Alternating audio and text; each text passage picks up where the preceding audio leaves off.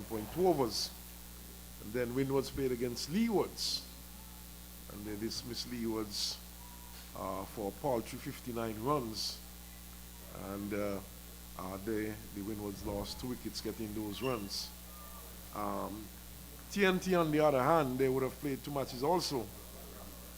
And against Barbados, they scored 161 from 43.5. And Barbados got those runs. They scored 162 for 4. Ram Harak will pick up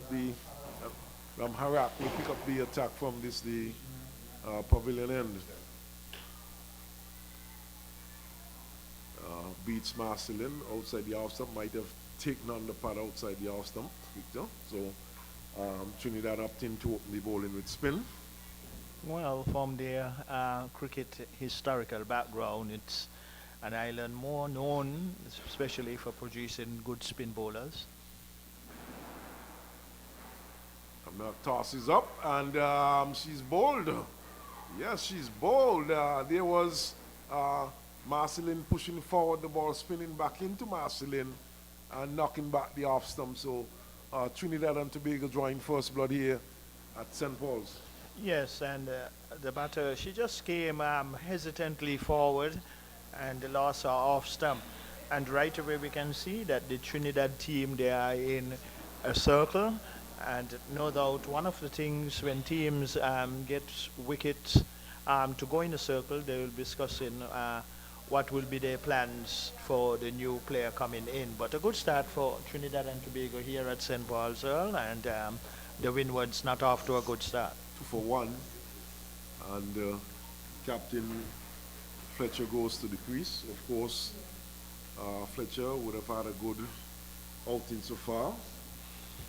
In the first match, she would have scored some 44 runs, not out. And she joins Edward. But the conditions here are very nice, Victor. Yes, rather picturesque. Yeah. Looking out at the ocean. Yeah, I like this ground very much, and the picture of it, they are very spacious. And we had a conversation before the game started, really, and comparing size at Warner Park when it was at its original, but this one by many, many yards bigger and spacious. But lovely cool breeze here too, as it is an open ground. So even though the sun is shining in all its glory, the players will have, as we can see from their jerseys, blowing in this nice breeze coming across the ground. So, well, they would need a partnership here now, the Windwards, Earl. Yes, certainly a partnership is required at this time.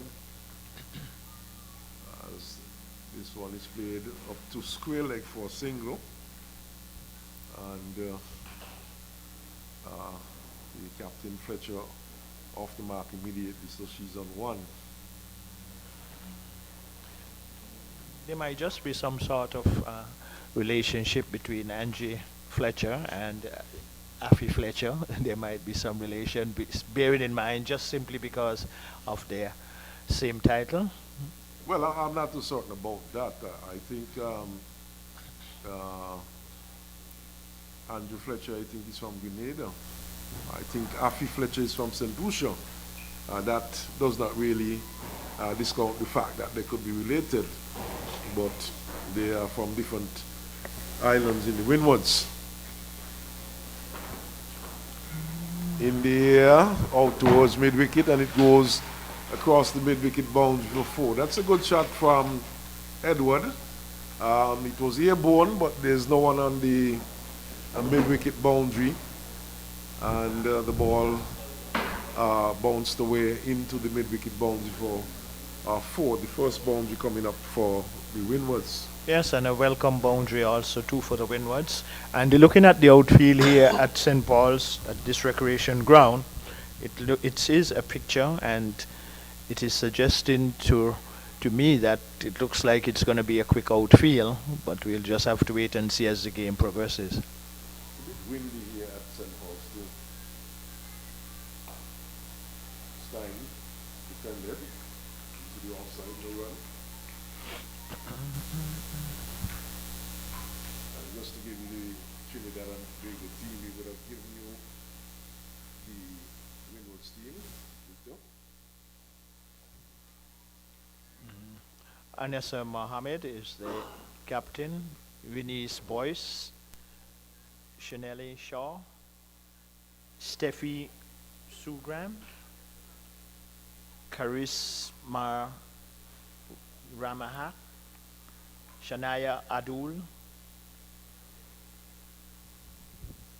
Kedijaz Mitchell, Samara Ramnath, Dijender Joseph, Celine O'Neill, Kobaima Alexander, Brittany Cooper, Shalina Samaru, and Liam Kirby. So they had it, the team for TNT by Victor. As you see, it's Alexander continuing from the far end. And the Fletcher will face. Fletcher opting to bat without a helmet.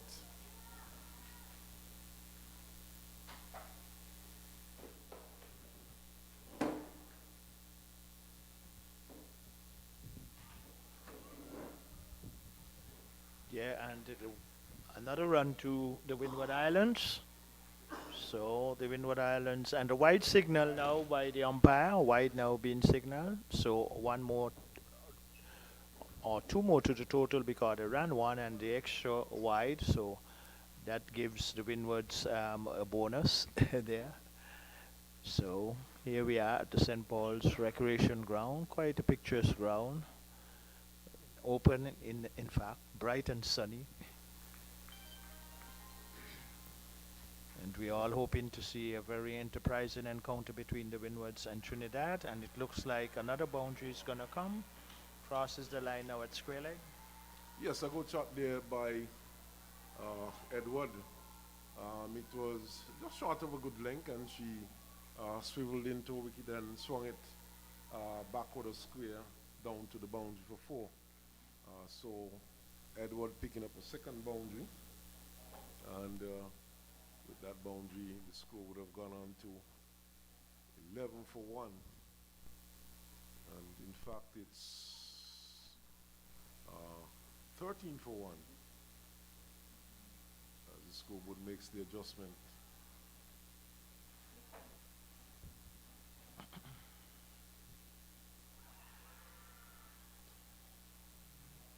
Struck on the pad. She was looking to swing it into the onside, but perhaps that one might have pitched outside the leg stump, and it was a half-hearted appeal, but not supported by the umpire Jacqueline Williams at the far end. So it's still 13 for 1. Alexander, slow medium pace. Here is Edward looking to force into the onside once more, and once more taking on the pad, perhaps taking higher this time, and perhaps the delivery might have pitched just outside leg stump. So Edward's looking to go across the line quite a bit.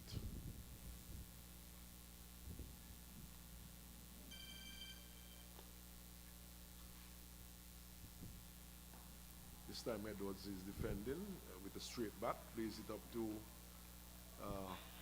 wideish mid-off, and it's fielded and no run. So slip in place, the captain Anissa Mohammed is a third man right back on the boundary. Offensive shot once more from Edward.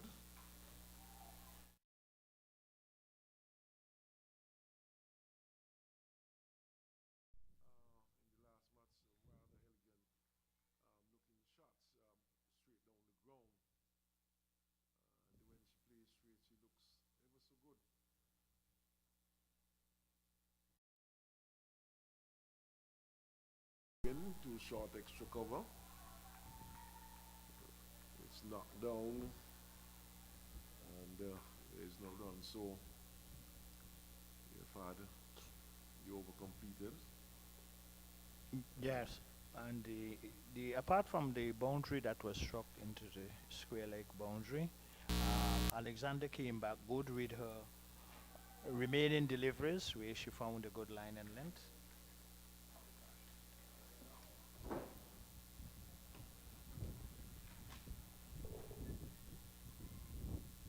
Well, Ram over continues.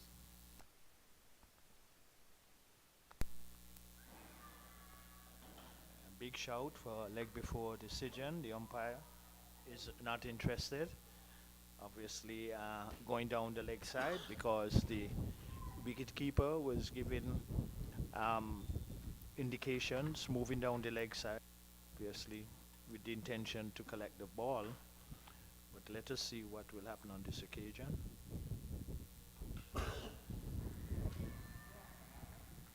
No run, just a defensive stroke. And Trinidad and Tobago keeping things quite tight at the moment here at the St. Paul's Recreation Ground. A delivery played out to cover. So bowling to their field, and this is the bowlers. More, they haven't really given away a lot of loose deliveries thus far, Earl Smitten. Yes, they're certainly bowling well. This is, of course, the challenge for the Windward Islands. They have won their first two matches. They won their first two matches by bowling first, but by the captain Fletcher, who's in good form. Just laid it down to third man to pick up 2 runs. A nice late cut too. Also used the pace well. The ball got close to the boundary, but not good enough to cross the line. But in any 2 runs, Affy Fletcher. So Fletcher goes to 3. Fletcher goes to 3. Here she playing down to mid-on, but finds Sugwin in the way and she can't score.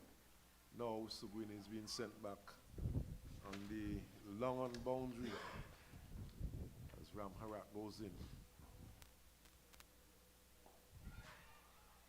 Here born there by Fletcher coming forward and attempting to drive into the offside the ball.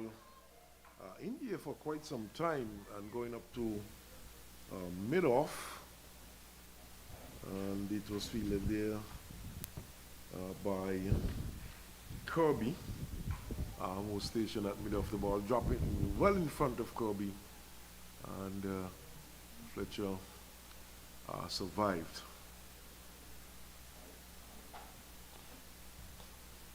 But it would be Alexander to continue from the far end. She has a slip, third man right on the boundary, backward point, cover, extra cover, mid-off, mid-on, short mid-wicket, a short backward square.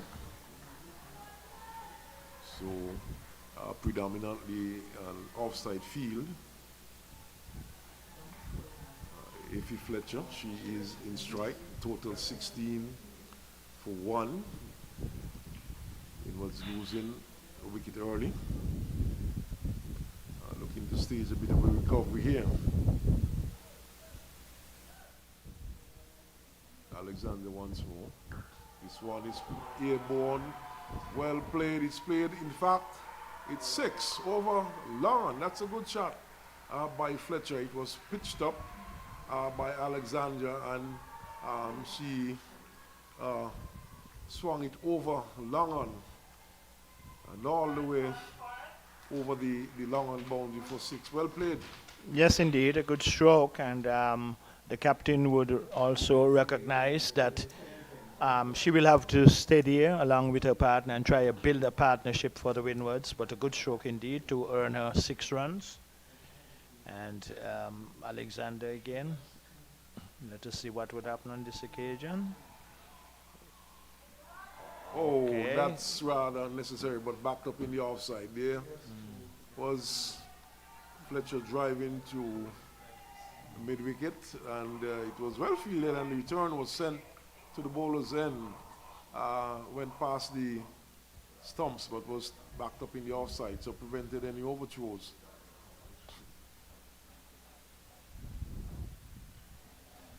Alexander pitches up. This is a lovely shot, driven out towards the cover boundary.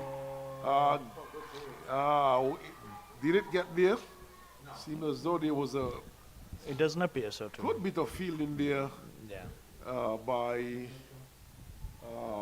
look, I think it's Sugwin. Yeah, it's a good piece of And, fielding. 2 runs there to Fletcher, but she's looking good.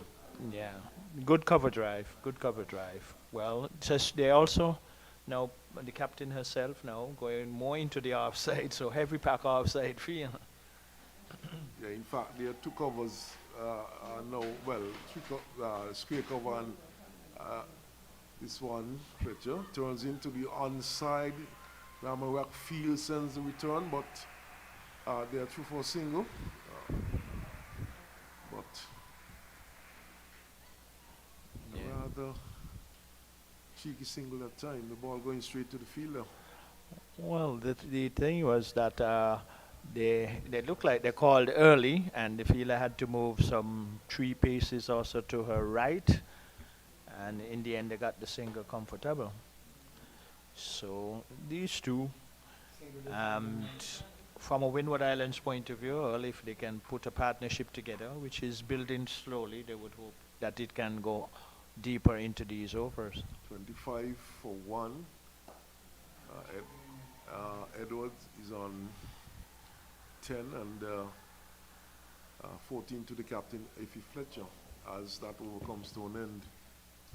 But certainly these two staging somewhat of a recovery for the Windward Islands. Yes, and the appropriate person is there at the crease for the Windward Islands too, Effie Fletcher, who is the captain, and 2 batters now having a mid-pitch conversation. Most likely might be working out that keep just getting the 1s and the 2s, and when they lose deliveries, if they present themselves, make the best opportunities to get boundaries. Well, the action continues here at the St. Paul's Recreation Ground. Windward Islands batting first after being sent in by Trinidad and Tobago. Another run to Effie Fletcher. Well, and she looks a good player in truth. First time I've seen her in this tournament so far, but thus far what she has demonstrated, she knows a lot about batting. Fletcher, of course, plays predominantly as a leg spinner for the West Indies senior team. But certainly, so far I've seen, this is the 3rd match I'm witnessing her batting, and she has certainly shown that she has the ability to bat.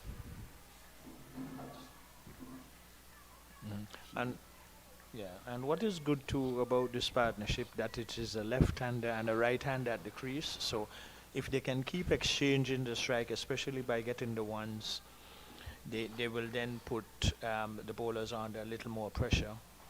That every delivery you'll have to think about bowling it in a different way to particular batters. Well, the left-hander is now on strike, and these two trying really to put a good partnership for their team, the Windward Islands.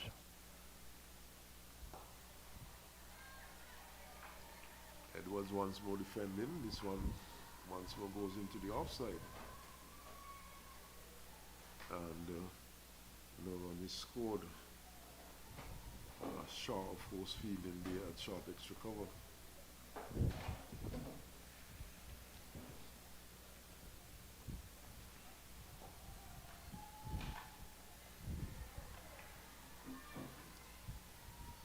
So it has been very difficult for Edwards to face this tightly packed offside field. There's a slip, a backward point, a point, cover, extra cover, mid-off, all in run-saving position. This time she gets it up to long on, down to Kirby for a single. And with that single, the total will now move on to 27. And Edward with that single has gone on to 11. Well, these two, they are doing good for the Windward Islands, and Trinidad and Tobago, though keeping things tight. Not the bowlers have not been giving away many loose deliveries, but the Windward Islands, after being inserted by Trinidad and Tobago, they lost one wicket thus far. There's gonna be a bowling change from the southern end. We'll wait and see when he turn it back. What is the number on the back of the jersey? And Joseph, Joseph. the Nijaba Joseph, in fact, is the bowler picking up the attack from the far end. She is marking out the longest run, so she, no doubt, will be bowling uh, some medium paces. So far, she has a slip, third man right back on the boundary. There's a backward point, cover extra cover, mid off. And on the onside, there's a square leg, short mid wicket, and a mid on. So Joseph from the far end, and she's bowling right arm over.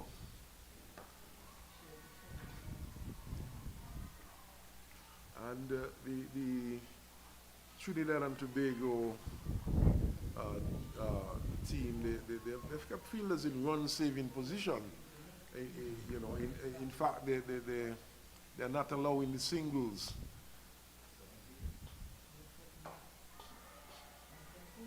This time it's driven straight up to the diving figure of Kirby. She stops well, but she cannot prevent a run. So it's one more to the score. It will move on to 28 for 1. And that single will take Edward on to 13. Yeah. And the captain, Effie Fletcher, is back on strike. And Trinidad and Tobago, they are very tight within the 30-yard circle, and that on occasions will apply pressure on the batters. Some indiscretion at times comes in, but we have not seen that. And from a Windward Islands point of view, they would hope that no indiscretions come in at this particular time.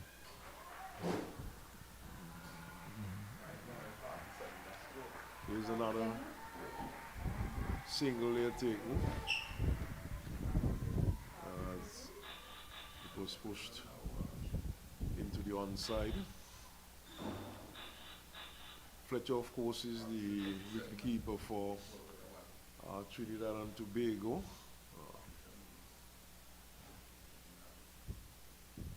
She stands behind now and crouches as Joseph. This one is whipped into the onside. Should get at least 2 as the ball is well stopped inside the boundary there.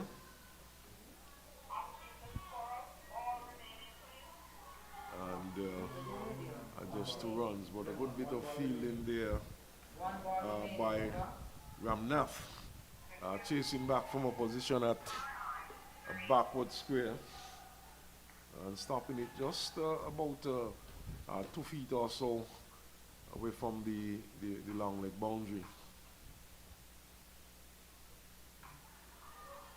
Edwards is looking to force into the offside. Might have taken the outside edge. The keeper not holding on. And the over comes to an end. It's 31 for 1. The Windwards recovering nicely after losing an early wicket. Yeah, and these two put in a good partnership together for the Windwards, and Effie Fletcher as the captain and the right-hander, the short of the two. And these two would really need to go deep into the overs and give their team a very good total. But on the other hand, Trinidad and Tobago, they will have other ideas, and still maintaining with spin from the pavilion end, and keeping things tight within the 30-yard circle is very important, always in the shorter version of cricket matches. 31 for 1. Ram Harak continues. Fletcher looking to force into the onside, but finds short mid-wicket in Ramnath Fields, no run.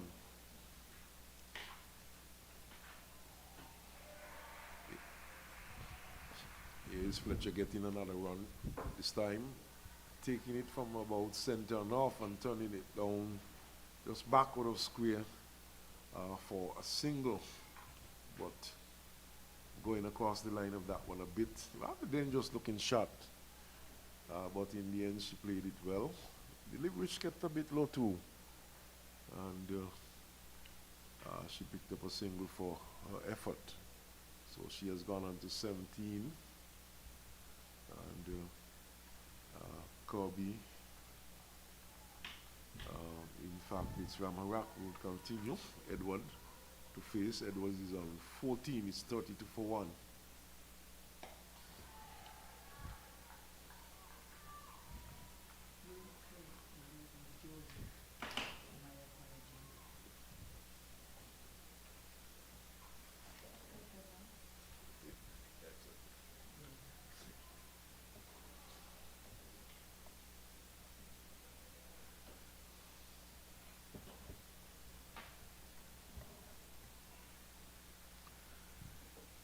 Ramawak once more.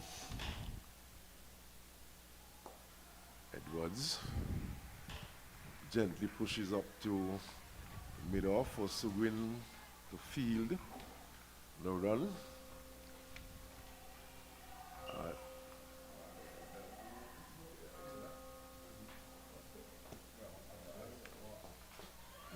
Here's Edward getting a single down to Kirby, who is on the coming off the long on boundary, and with that single the score goes to 33 for 1. But this has been a very good recovery from by the Windwards. They lost their first wicket with the score on 1, and we have had some 7 overs bowled so far. Tickled into the onside for a quick single. The return is rather poor there from Samaru. A short backward square, not getting to the ball as quickly as she could have.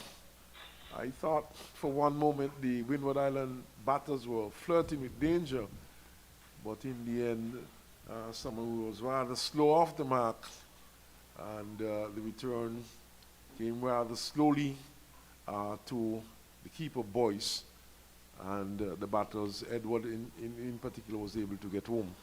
Yes, if Samaru was quicker off her mark, she would have gotten to the ball more quickly and presented a more opportunity to break this partnership. But Afi Fletcher, the captain, is there. She's looking good.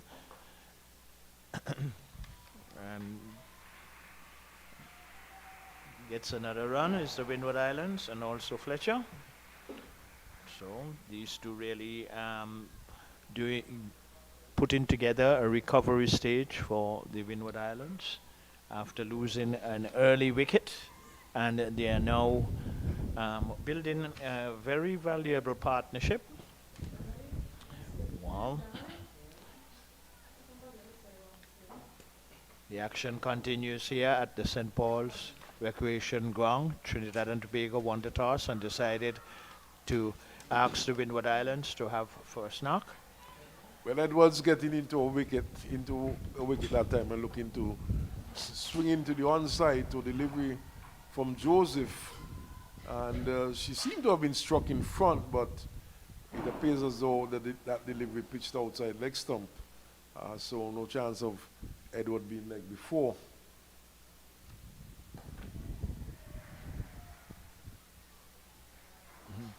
Joseph once more. Edwards is pushing nicely into the offside, and she can't score. Well, it was good that they decided not to go for that run, because the ball was struck straight to the fielder and there was no run. But coming in to replace Earl Smitten would be Clement O'Gara, who's going to come into the microphone's position, and the Windward Islands batting first after being inserted by Trinidad and Tobago here at the St. Paul's recreation ground, lovely sunshine, picturesque view. Good morning to you, Clement, and welcome to St. Good Paul's. morning, Victor.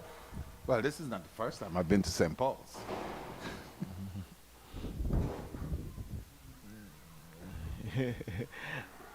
Well, we are in a very historical area of the island, also Which island? of St. Kitts. Oh, okay, just making sure. Not sure I heard that this morning. But good morning to all the listeners and viewers. Welcome to the third round of the CG Insurance Women Super 50 being played here in St. Kitts. That's right, and the matches being played at Warner Park International Stadium and the Connery Cricket Centre. But here we are looking at Affy Fletcher, the captain, and these two are putting on a good partnership for the Windward Islands, quite appropriate in the circumstances, Clement, who is better known, pardon me, as Monarch, more popular known as Calypsonian expertise. That name was his in those times of his successful Calypso career. And really, but here now Still we is are. Vic, I never changed. Okay. I'm sorry. I have my humblest apologies. Yes, but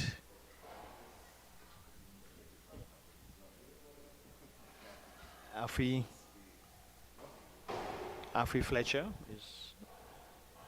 is going to be on strike, heavily packed offside field. Nice cool breeze coming across the ground. A delivery, pitch just on or about off stump. Fletcher played it back down the track, and no further run to the total.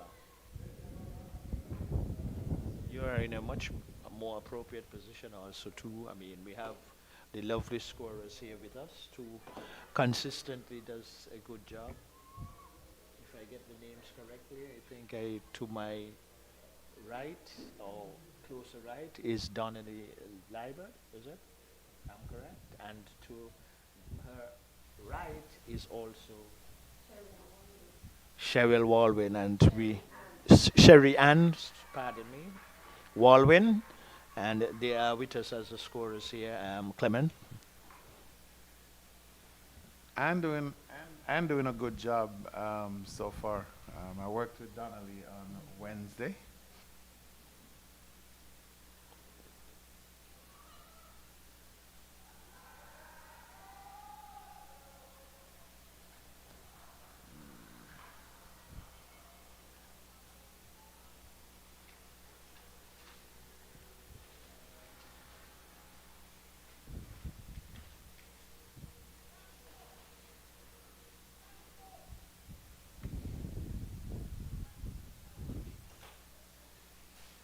In the game. I've seen Barbados in this tournament in two matches thus far, Clement, and they look very organized, very professional, um, doing a lot of basic things right, what cricket requires, and so forth. So, as as defending champions, they have started off like how champions should be defending.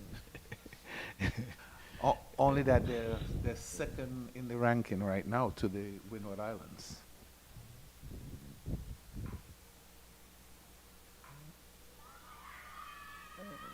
Oh, and the partnership is broken now. Out stump is the left-handed Edwards out stump. Out stump. So the second wicket going down for the Windward Islands, and a partnership which was developing between Affy Fletcher is now Edwards is going back to the pavilion. So a welcome wicket for Trinidad and Tobago, breaking the partnership there between these two. So two wickets going down for the Windward Islands with the total now On 38. 38. 38 for two. So Trinidad taking their second wicket so far this morning. And of course, as you said, Vic, it's a pretty nice day here in St. Paul's. Got a good cool breeze blowing across the land. But as I was mentioning earlier, as it relates to the ranking, all the teams have played 2 matches so far, and the standings would be Windwards won 2 of 2, 8 points. Barbados 2 of 2. Well, they won 2 of 2 for 8 points. Trinidad and Tobago and Jamaica 1-1 last one, 4 points. And the Leewards and Guyana, of course, are in the cellar, and they play today. So somebody's going to get off that 0 points. Well, that would be good for either team if they can get off of the 0 points and get into the equation, and that will be very important. But Trinidad and Tobago, heavily dependent upon their spinners. Zaida James is the new batter, and it was the last ball of the over that got Edwards out. So it looks like Captain Mohammed is now going to be coming in from the southern end. So we have Captain Mohammed, and she'll be bowling to Captain Fletcher from the Windward Islands. Yeah. Anessa Mohammed, right arm off spinner. And she was excited about that delivery. We would not know fully the reasons, probably just beating the bat or... Well, she's a wily competitor. I mean, she's played at the highest level, so I'm sure she feels as if that she can dominate here. Well, it should be a dominant factor for her coming from the higher level and more experience and knowing, and also too the responsibility of being the captain of this team also is another added incentive to Anessa Mohammed. Has been a very successful bowler for the West Indies in the international circles. And one of the things that she is not afraid to be doing, but more so, she flights a lot of her deliveries. And she is inviting the batters to come out of their crease or take opportunities and try to go over the top. But these two now need to again try to build another partnership even better than the previous one. And the important thing is Affy Fletcher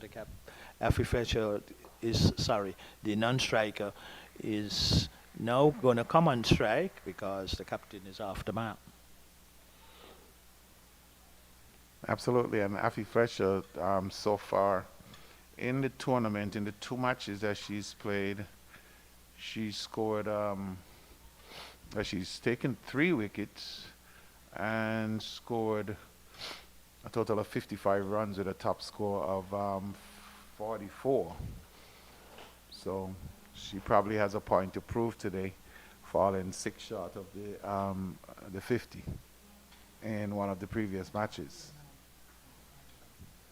Well, that had to be a good innings in terms of what the team compiled, and having had 44 out of that, so that might actually go down as a little record in certain circles. 44 not out. 44 not out, yes.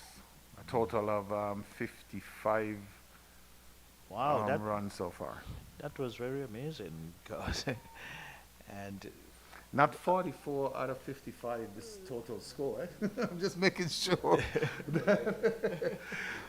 In her 2 matches, she's compiled 55 runs Okay. with a top score of 44 not out. yeah, top score 44 not out. There you go. Well, that is good.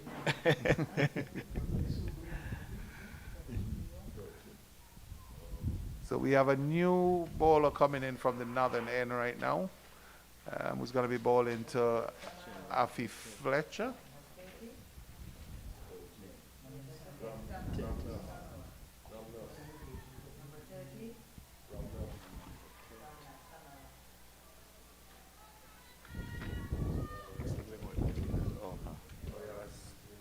Number 30.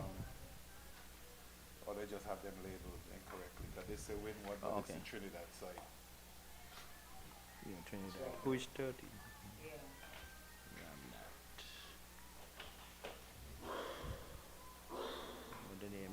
Ramnat here.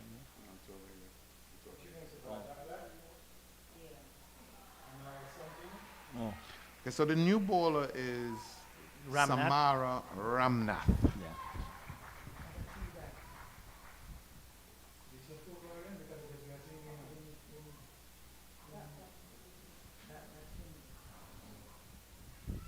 All right, and she's taking up the attack from the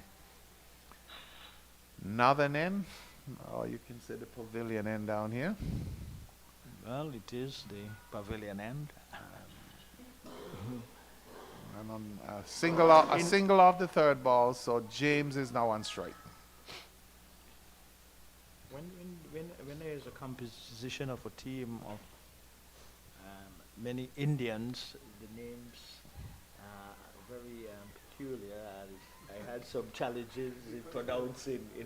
I'll be honest. I had some challenges in pronouncing some of the names appropriately. We got to be honest with ourselves, and everything takes practice like anything else. So.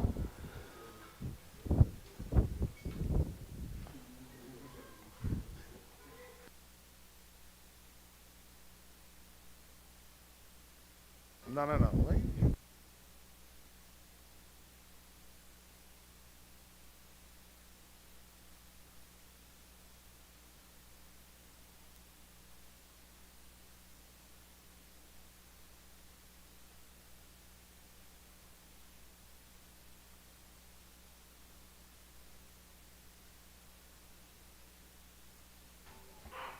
Well, the wind is getting quite windy here, but pleasant for the players, no doubt, out into the middle.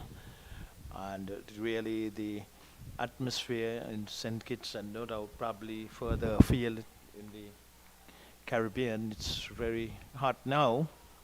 Well, on the past few days in St. Kitts, the weather has been very nice, and obviously Nevis might be the same. Well, it gets even hotter in St. Kitts, of course, for the summer. We're calling it the summer of fun here in the Federation. Got lots of activities coming up, and I'm be happy to tell our listeners and viewers about that a little later.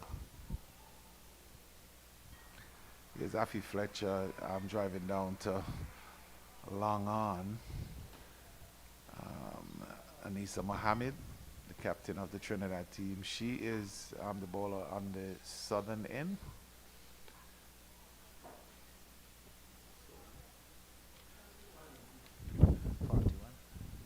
41 the score for two at the moment. Windward Islands trying to build a score here.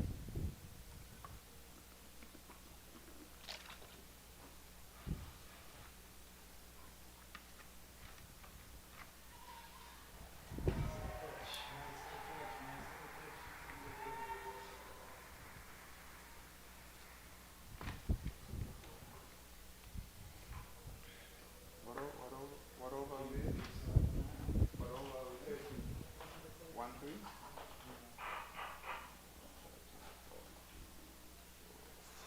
43 is the total.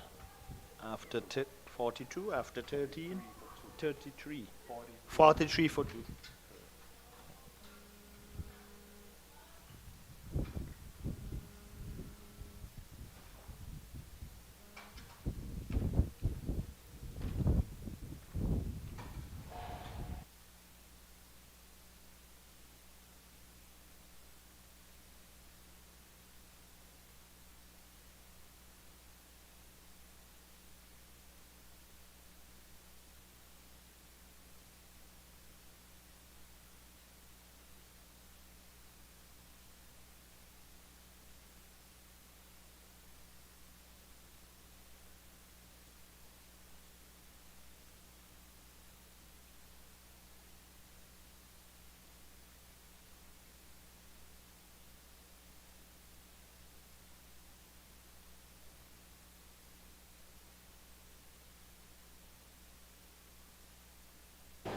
And that's 4 runs, Vic.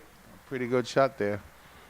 Yes, and using the timing well, not placing a lot of emphasis on power, more so timing, and this St. Paul's Recreation Ground, it's raced across. it it it it it raced across the ground Yeah. swiftly, so the You know, outfield is very quick. well, Quite funny. the I was pictures. I was here on Wednesday. I saw the match Trinidad and Tobago versus Jamaica, and the outfield was a bit sluggish. So maybe it's Some improvement. well. I think the right hand side over here. I guess I can't say offside or leg side, depending on which way you're facing. But that's the end of the 13th over. We're getting ready for the 14th over, and the score is now up to 47 for 2. The Windward Islands looking to build a score here at the St. Paul's Recreation Ground against Trinidad and Tobago, of course, who took it all the way down to the wire on Wednesday against Jamaica, winning with only 1 wicket, winning by 1 wicket, I should say, in a tightly contested match, even though the scores were just in the 120s. Yes, and it's very good when teams can bat out the 50 overs and do not allow um, teams to really bowl you out and still so many overs remaining. Well, it has happened in all. It has happened in the matches previously, whereby the overs. A lot of teams left a lot of overs that they did not bat out or being bowled out so far in the tournament, and that is Yeah. not a good sign Well, I going think I forward. think Earl is saying that the 43 point something was the most overs faced by any of the batting teams in the tournament so far.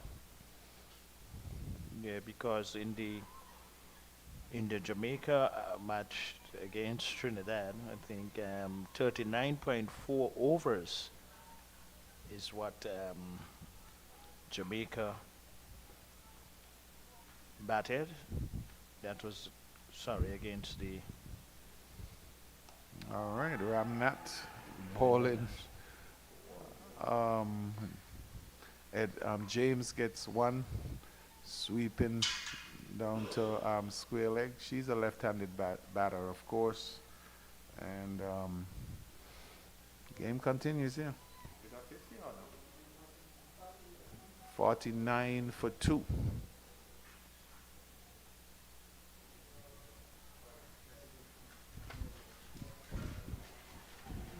And that's a wide going down the leg side from Ramnat. 50 in 84 balls, 49 minutes, 3 fours, 1 6. So the Windward Islands have Well, achieved their first objective, is to get to that 50 mark. well, those two batters will have to try and put a partnership together because given a reasonable total for Trinidad to go after, which is yet still far away, would be very necessary to challenge them. But um, 2 wickets going down for the Windward Islands after being inserted by Trinidad and Tobago here at the St. Paul's Recreation Ground.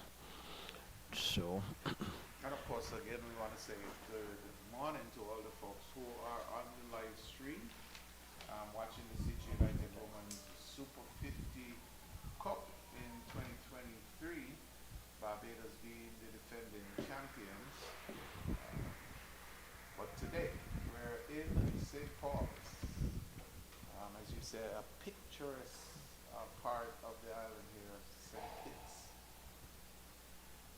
at the St. Paul's Recreation Ground, where Captain Anissa Mohammed of Trinidad and Tobago will be bowling to James from the Windward Islands. 50 for 2.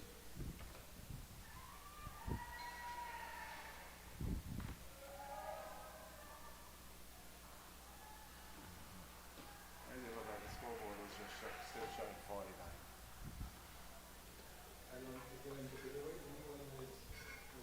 Okay, probably that's what they missed then.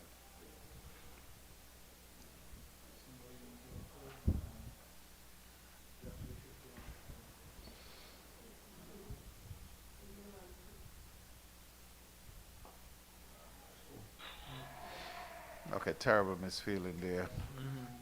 Looks like Ramharak.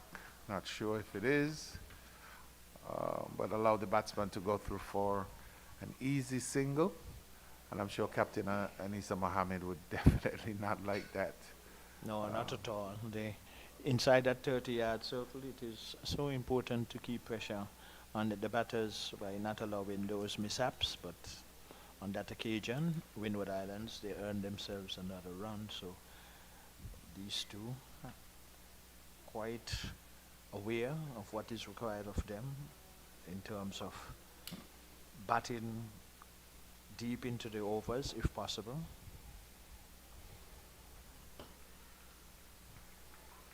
And maybe today is the day that we see a team bat the full 50 overs. Well, we would hope that eventuality come to pass. And I hear some murmuring from my, from my colleagues in the back.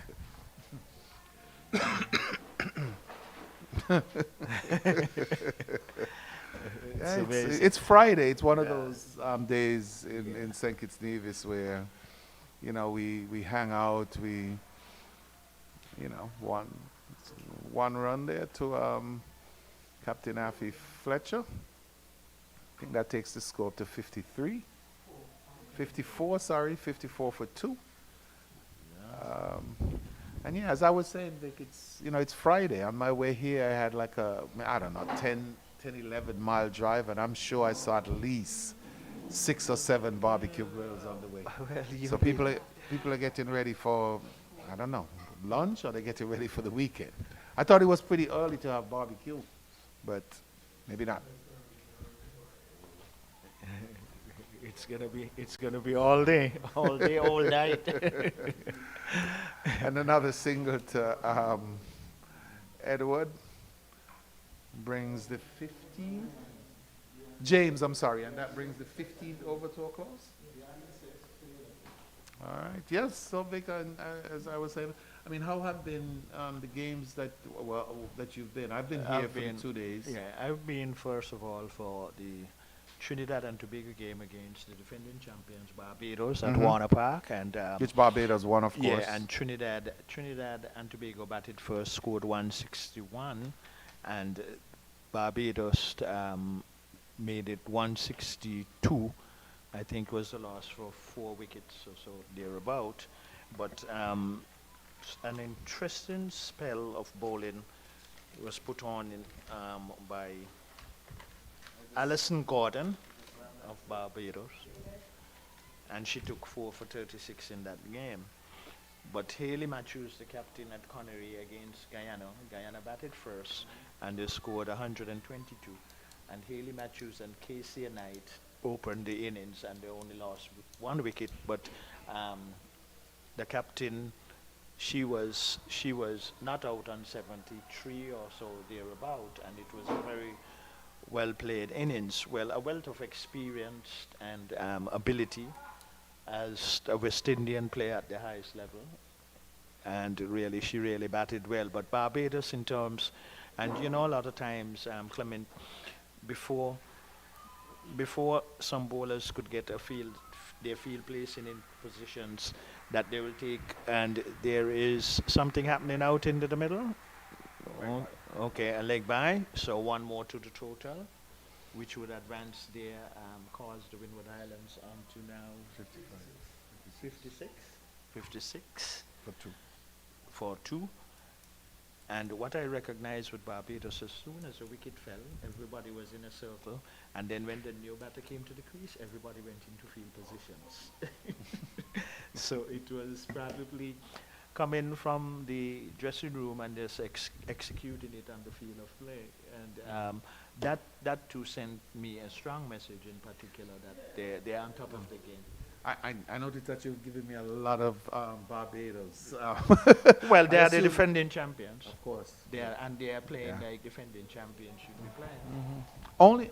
Only that they're in second place to the Windward Islands so far, and the Windward Islands has the leading bowler in the tournament thus far, Kiana Joseph, who took a hat-trick against the Leeward Islands in the Wednesday match. She has 9 wickets so far in the tournament. Well, I guess any bowler in this tournament can take a hat trick against the Leeward Islands.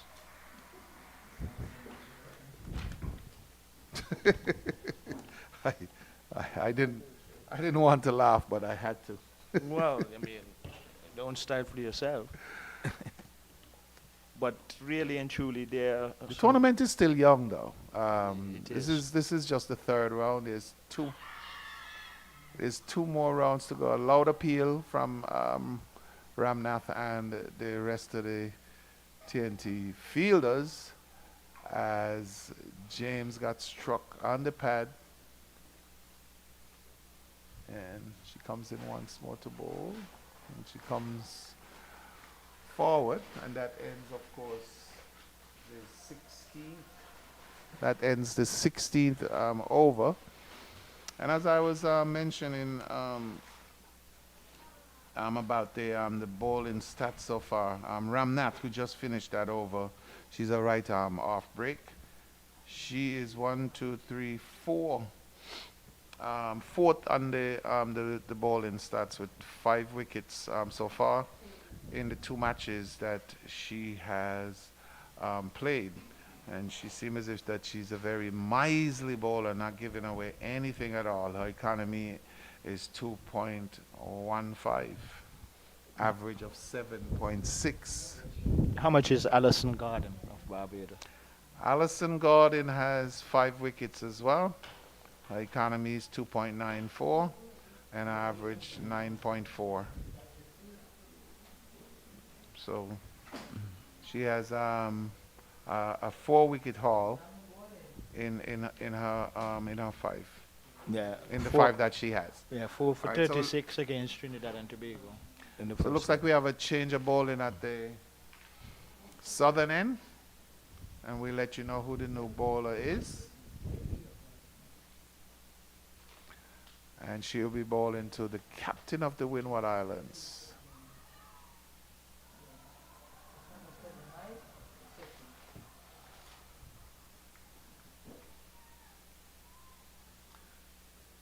So it seems that Steffi Sugrim is the new bowler coming in from the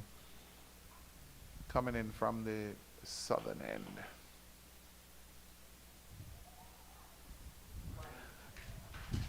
And there's a wide from Sugrim going down the leg side. And she's currently bowling to Afi Fletcher and Captain Anissa Mohammed.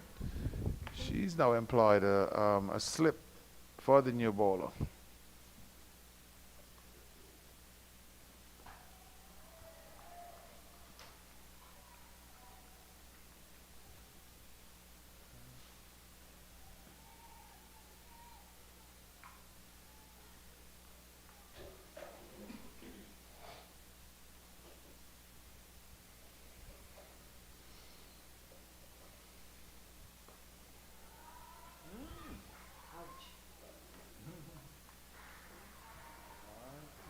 It looks like some luck just favored the Windward Islands there in that instance, whereby the fielder at cover fell to the ground and where the batter was almost mid-pitch. But I think what probably saved the batter that the fielder was not in a position to really throw properly. Yep. A lucky escape there. And Sugrim seemed to be causing some trouble here to Afi Fletcher. This is the most uncertain that she's looked in her innings so far. Yes, Sugrim is. 26 runs thus far for Fletcher. All right, and that one goes through the fielder there at out to long on for a single. So Fletcher, of course, moves up to 27. Well, Sugrim is getting some flight and spin on the ball. Well, probably a contribution of the strong breeze coming across the ground might be just giving that added incentive to her left arm spinners. And really some bunks too, and good even bunks where the keeper got it cleanly. And now the player's going to have some refreshments, quite welcome and deserving. And I will just make way for Earl Smitten, who will come in and join you. Clement. 59 for 2. The Windward Islands of 17 overs, 27 to Fletcher and 11 to James. Current, and I want to welcome back Mr. Earl Smitten again to join us here in the commentary position. And again, if you're just joining us, we want to say welcome in to the CG Insurance Women's Super 50 Cup being played here in St. Kitts. We're in the third round of matches so far. Well, welcome back in. Well, thank you, Monarch. And so far, you guys were saying that it seems as though no team might be batting out the 50 overs, but the way the Windward Islands have looked so far, they appear to be probably, they might be the first team to get close to that 50 over mark. We have seen Captain Fletcher. She's looking solid, she's looking good. She has had runs in the tournament so far, so her confidence would be high. James, who would not have had much of a chance to bat in the tournament so far, bearing in mind that the Windwards had bowled first and dismissed Guyana for 79, and then they dismissed the Leewards for some 59 runs. So And made it in a canter. in a canter. So the middle order of the Windward Islands has not been exposed so far, but James is looking good. Dapple figure left-hander. She has been looking good so far. So the Windwards are looking pretty okay. Yeah, I mean, they seem to be the team to beat so far in the tournament. But of course Barbados have won their 2 matches as well. But when you look at the opposing scores of teams that play the Windwards, I mean, that's something to think about. And as I say, of course, reason for that would be that, I mean, their bowler, Kiana Joseph, she's at the top of the ranks after the first 2 rounds as well. Their batting looks like, and as you say, not much of the batters have been, exposed because of the low scores that they've had to make. So it looks like Marceline with 41 runs is in the top 10. Well, she's at number 10. And Afi Fletcher, she has 55 as well, with 44 not out coming in one of those games. So, okay, we got our signal from the umpire that we're back from the water break. And this is Ramnat. Looks like she's going to be continuing from. But having said all of that, though, even what you have played against what might be considered to be two of the teams in the tournament. Well, 2 of the teams who have scored a pointers yet. It reflected in the score that both of these teams, Guyana just scored some 79 runs and The Leewards 59. 59. Yeah.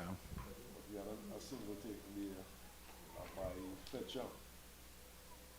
And Leewards, though, they have not been in this tournament as long as some of the other teams. Correct. So they're still in the teething stages. And in addition to that as well, I mean, I know on Wednesday, I guess after the first round, I looked at the scorecard and didn't see Jazara Claxton on there. But I was later told that she is actually doing her exams at the SEMS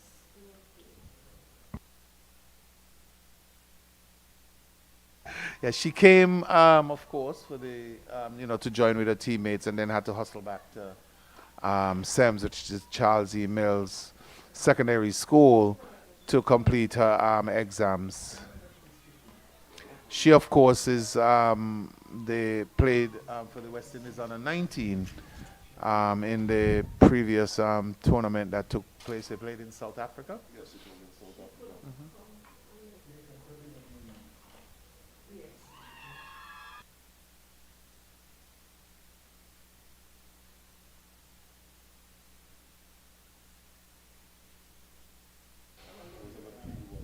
Supported by the umpires.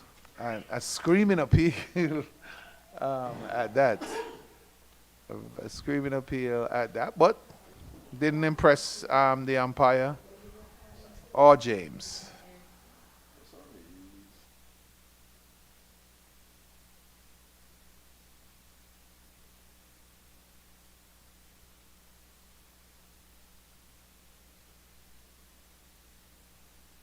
Well, there was one famous gentleman who did a lot of that and became probably the best batter in the world. Well, James is no vision, of course.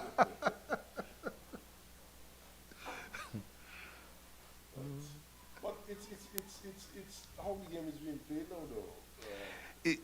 It is, and it's so far in the tournament. When I looked, there's 100 in the first two rounds. There was 130 boundaries and only 13 sixes.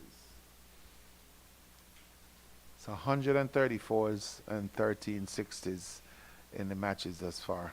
Well, they've had 1-6 in this match so far, struck by Fletcher. The boundaries are fairly short.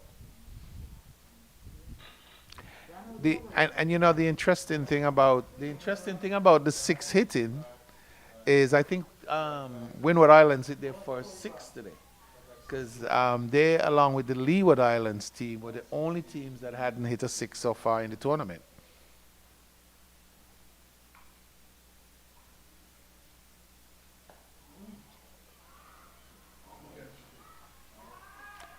The Lagos James, it was a full pitch delivery, and she looked to tug it into the onside, got it as far as mid-on, not really timing it, and probably getting a bit high up on the bat.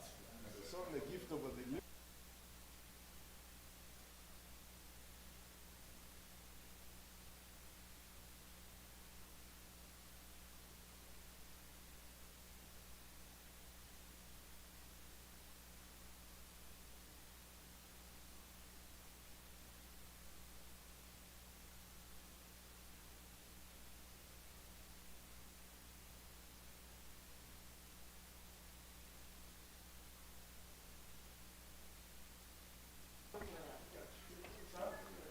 So, Well, 61 for three. We're in the 19th over, so some 30, just over 30 overs to go. Windward Islands are just lost a wicket. A pretty simple catch. I don't know if it was a slow ball, if you could tell. it was full pitch.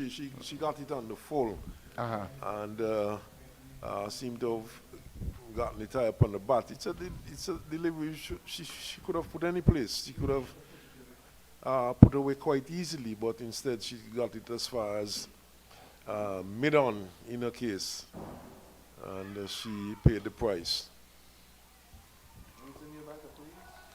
Homer is the new batter. Homer is the new batter at the crease. She's right-handed, and immediately an appeal went up against her. So Ramnath picking up a wicket. In fact, that's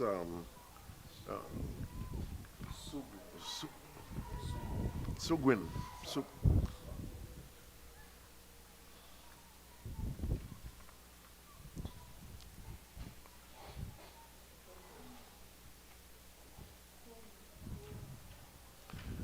But Monarch, as I said earlier on, this is where the Windward Islands will see the real quality of the batting for the Windward Islands. The middle order has not been tested in the two previous matches, Hmm. and it's left to see what they do have in store. So this is going to be a test for them. Yeah. Hence, probably the reason why Trinidad put them into bat. Oh, yes, certainly. Well, it's a good batting track. We have not seen any devil out there as yet. It seems to be a good track to bat on. But looking at all the scores, the 2 games played here so far, nobody's gone past 130. Certainly not. So probably good reason for Trinidad and Tobago to up to insert the team. If I'm not mistaken, I think the highest score so far was the winning score by Trinidad on Wednesday.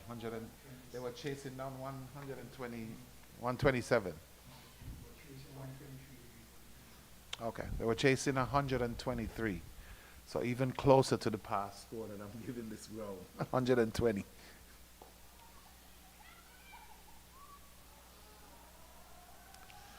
We've seen a lot of sharp singles being taken by the Windward Islands team, and quite a number of them. And perhaps if the feeling for Trinidad and Tobago had been a lot sharper, there might have been a couple of runouts. Yeah, but I think it's a good thing though that they're pressuring the feelers, and I think that's probably the reason why they're missing, because they're challenging the feelers with sharp singles, and I think in this type of cricket you need to take your singles. Of course, we've had a great debate in the Caribbean about dot balls amongst our senior men's team. We were the boundary hitting team, but we haven't won anything hitting boundaries lately. Well, that is quite true. And probably they have not hit enough boundaries. Because I guess the other teams would have worked out how to restrict our hitters. Because at times you have struggled quite a bit, and the boundary percentage has certainly gone down. Yeah, absolutely. And of course, as you know, West Indies just named the side that will go to the qualifiers in Zimbabwe for the ODI tournament. Well, actually, they've named 2 sites. One goes to the UAE. All right, that's a great shot through the square position there on the offside backward point by the new batter, Homer. And she gets off the mark, of course, with a boundary. And just to let you know that James, how much you need, James? 12, 13? All right, James was caught, saw ball Ramnat for 11. Homer is facing now.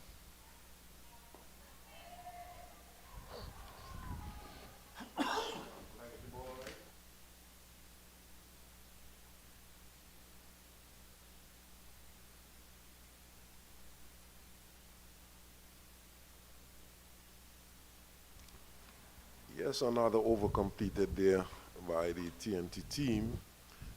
We saw a wonderful shot in the over by Homer. She really timed it well. Just got it slightly backward of point and to the boundary. The emphasis there was on timing, and it was really a pleasant shot. So Sugrim continues from the southern end, and they're not wasting any time here. They're trying to get through these overs as quickly as possible. They're making some adjustments in the field now, as the fielder is sent all the way back on the square leg boundary. what I've noticed though for Trinidad and Tobago throughout, they have kept fielders in run saving position. Uh, Even though the Windwards batters have been able to get some some quick singles, as I said earlier, challenging the feelers. think had the fielders been a lot quicker off the mark, they might have had a couple of runouts. But certainly the TNT bowlers, they've kept it fairly tight. Yeah, and I love the aggressiveness too of the Windwards batters.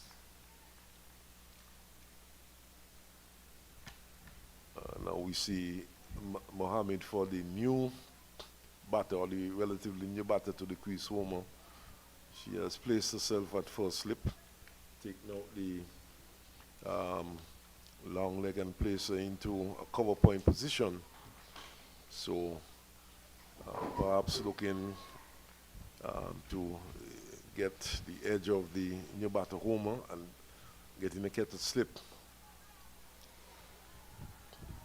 Of course, there's two other games taking place at the moment. Jamaica is taking on Barbados out in Connery, and the Leeward Islands taking on Guyana. That's the cellar dwellers at Warner Park.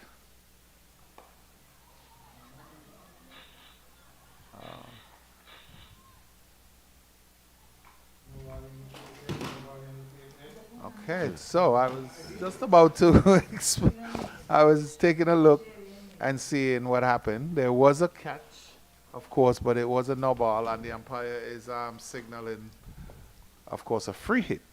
Yes, it was Shah who took a catch, and for one moment we would have thought that, It was the fall of the fourth wicket. yeah, but there was no excitement out there, and we only looked up to see that the The out- umpire was signaling no ball and then free hit. And for the free hit, the field flung a bit far and wide. Mid-off Inshaw has gone back to long off. And it's a lovely shot. Straight Monarch. down the ground for four. Afi Fletcher making use of that free hit. And making use of her feet too. Ex- She chipped down and really drove it well down to the straightish long on position for four. Wonderful shot. Absolutely.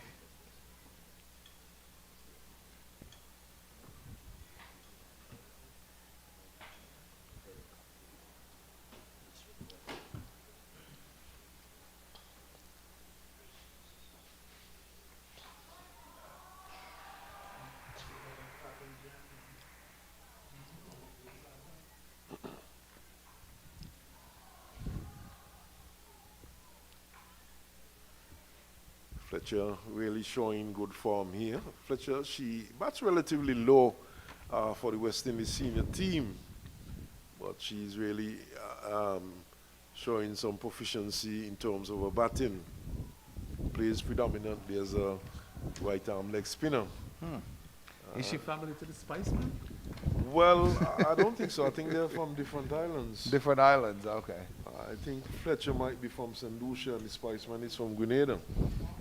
Okay.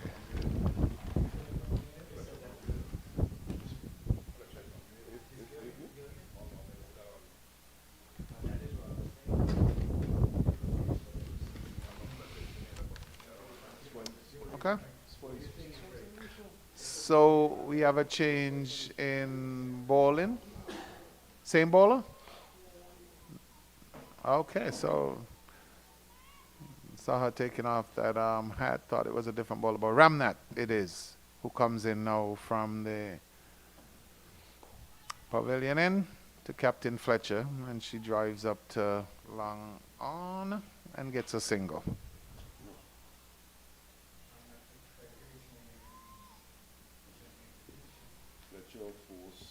Fletcher, of course, who recently became a mom, hails from the island of St. Lucia. And this is good for West Indies cricket. Good that she's making runs.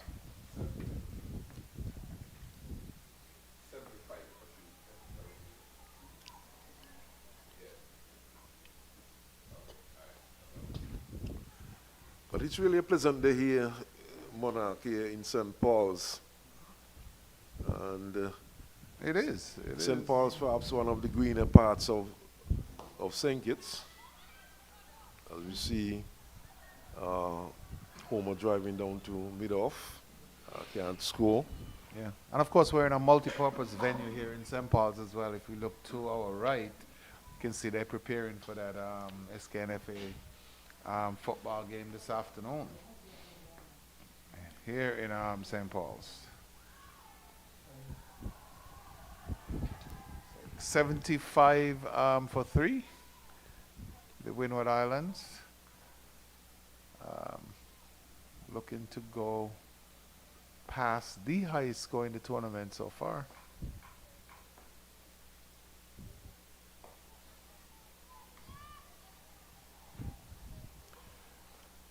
And of course, the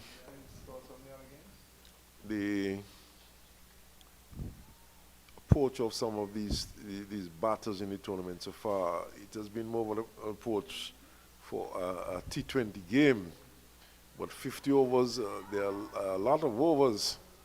And, there's quite a lot of time to bat. And based on what has been happening so far, if a team goes out there and tell themselves that they're going to bat the 50 overs, I feel that they could be putting themselves in a very good position to win the match. Once they are bent on batting for the duration of the 50 overs. Yeah, I definitely agree with that. We haven't had, as I said, the highest score so far is just in the 160s. We need to see, these young ladies getting up to over 200 kids. You're not going to beat anybody in the world making 160 unless, you go back to the days of West Indies dominance to find those bowlers who can defend that total. Well, we certainly don't have those bowlers, and the game is evolving. Teams are getting better, and that should be Kirby, number Kirby, Leon Kirby.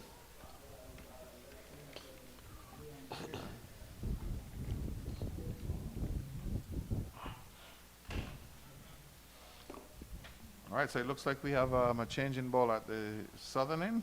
Right arm medium pace bowler Leanne Kirby. She comes into the fray, and she'll be bowling, of course, to Affy Fletcher, number 9, who has come out to bat without a helmet. Yes, she has been batting without the helmet throughout. She has a thick mop of hair on her head. So probably she considers that to be her protection. But somehow she has not opted to go for the helmet. She's on 36, waiting to face Kirby's first ball from the southern end. And short and wide. And punish. And punish. There you go. Down to backward point for 4 runs. So that takes Fletcher to 40. And again, getting close to her 44 not out that she made in the previous match so far. So Kirby will have to try again.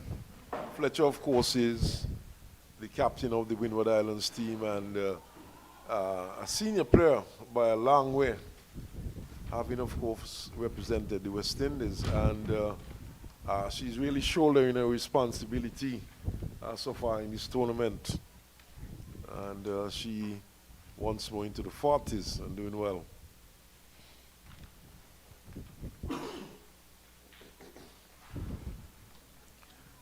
And of course, teams, we know teams would like to win matches, but at the same time, we would like to see the improvement in the batting of the team in particular. The bowlers, they would have picked up wickets, but in a number of cases, the batters certainly they have been giving away the wickets in the tournament so far.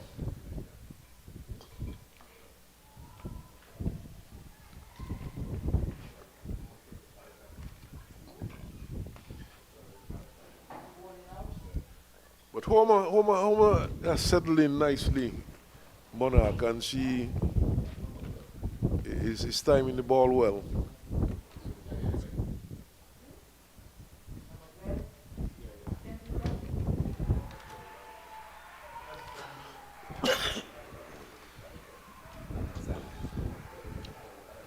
But there we had another good shot for four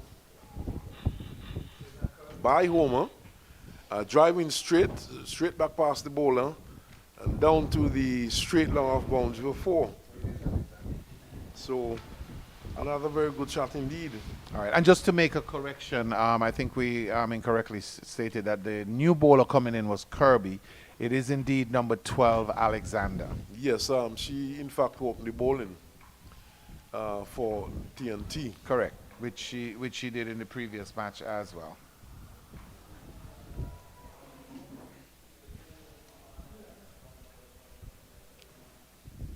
Kobe, of course, I think she's jogging towards us. She would probably be positioning herself down at long on the boundary. Both of these women powerfully built. It's easy to mistake one for the other. Yes, Kobe is down at long off, just right below us, Monarch. Absolutely. All right, yeah, and she's there. She is utilizing some water, I'm assuming, to eliminate the perspiration. In spite of the fact that we have a really nice breeze blowing across the ground so far. Of course, we don't have the sun shining down directly on us, where we are at the moment, but the players do.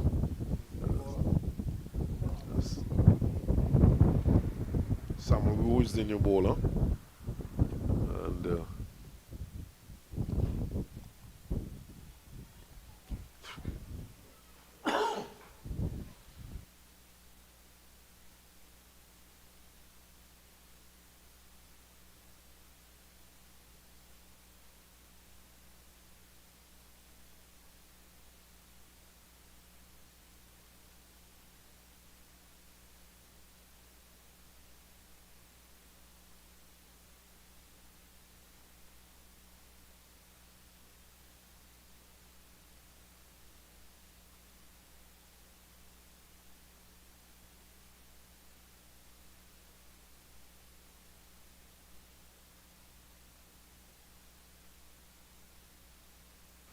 And so Samaru is the new bowler, bowling in her cap from the pavilion or the northern end with a score of 85 for 3.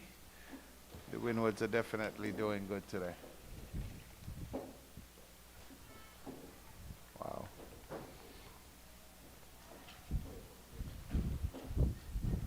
All right.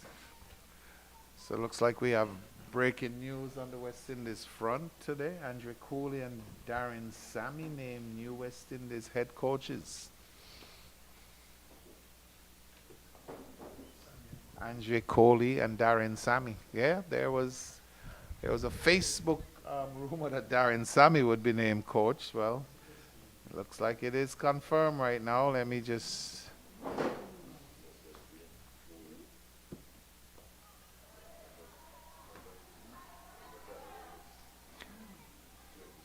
So it says, Cricket West Indies announced the appointments of the new head coaches for the West Indies senior men's teams. Andre Cooley has been appointed head coach for the Test and A teams, and Darren Sammy has been appointed the head coach for the white ball one-day international ODI and T20 international teams. So there you have it. Welcome back, Vic. Big news. Yes, indeed. Darren Sammy has been elevated. Yes, and really, I like the idea when players who have had practical success get closer, or an association like now as being coaches, and the responsibility and the wealth of experience of Kohli coming in also as coach, it can be an added incentive because then the players of that caliber will be able to share in different situations what might be more appropriate or less appropriate to do and so forth and various things. Because one of the things I was asking, which I don't go into name calling, a local coach, that I know that a lot of spinners would bowl deliveries from 24 yards. What would you instruct the batsman going in? Who would going in? What to expect and what to do? All those things Kohli might be able to address, having have that wealth of experience as a batsman at the highest level. Why did you laugh, man? Huh? Tell our listeners. Huh?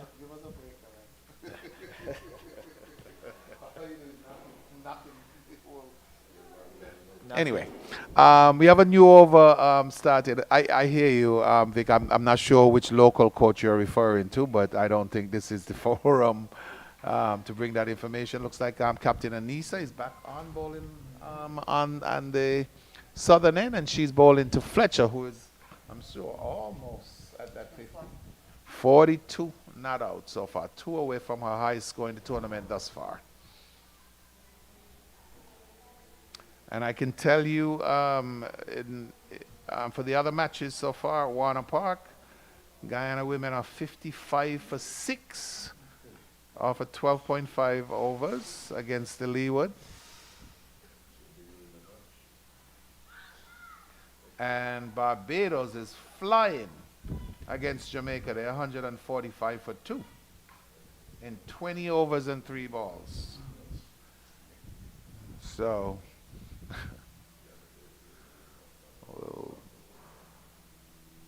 Okay, there you go. Fletcher drives down to long on, gets another single, takes her closer to that 50 that I'm sure she's aiming for today as her first target.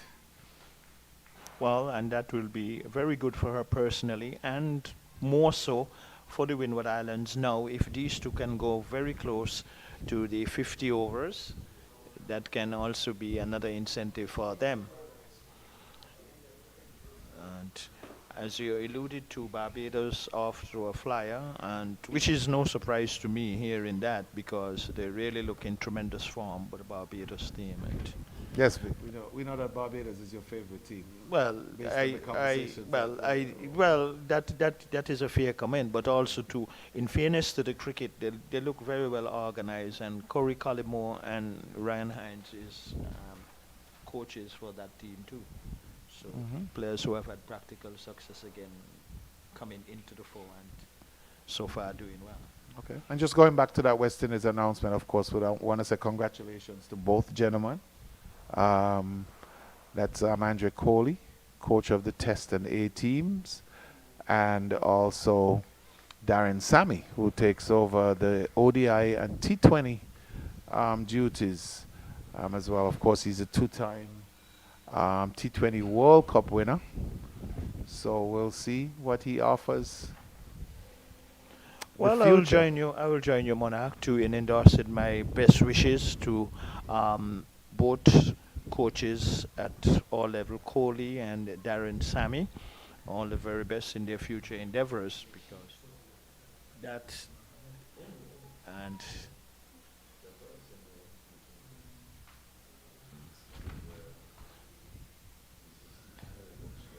well, I can say I personally.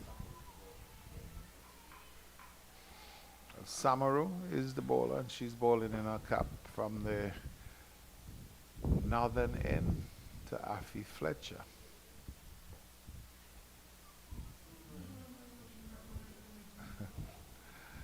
And she drives this one down to number 13, Kirby, and some slappy outfield in there, giving Fletcher an extra run. So there's 2 runs.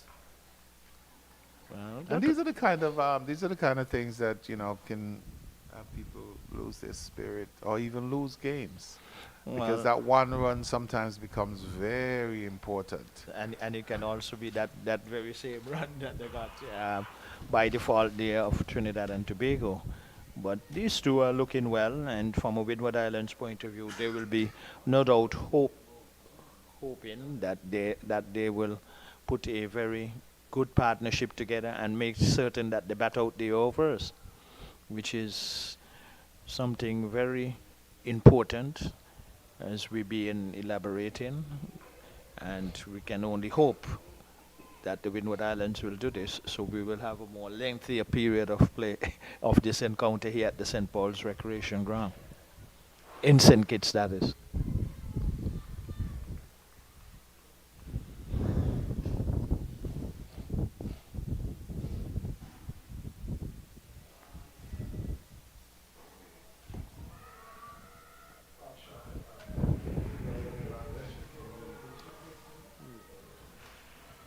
Well, a lucky 2 runs here for Homer. One went in the air but fell short of the fielder, Yeah, and they had to chase it back to the boundary. So 2 runs. and that is one of the reasons to why feelers on the outfield in positions should be moving in with the bowler. She was caught a little flat-footed there. The ball was airborne for a while, but they eventually got 2 runs. So the end of the 26th over here. So we're just over the halfway mark.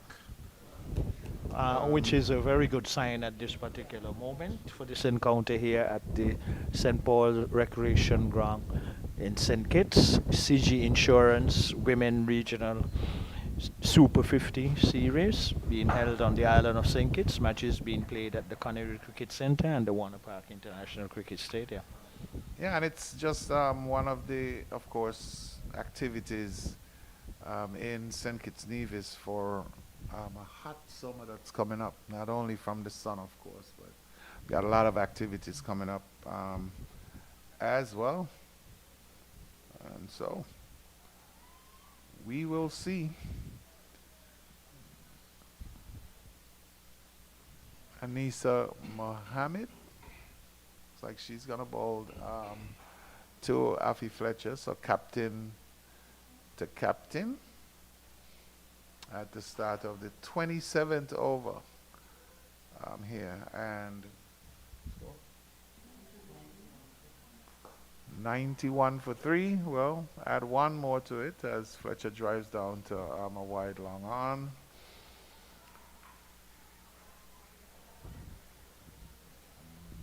And she's inching closer to that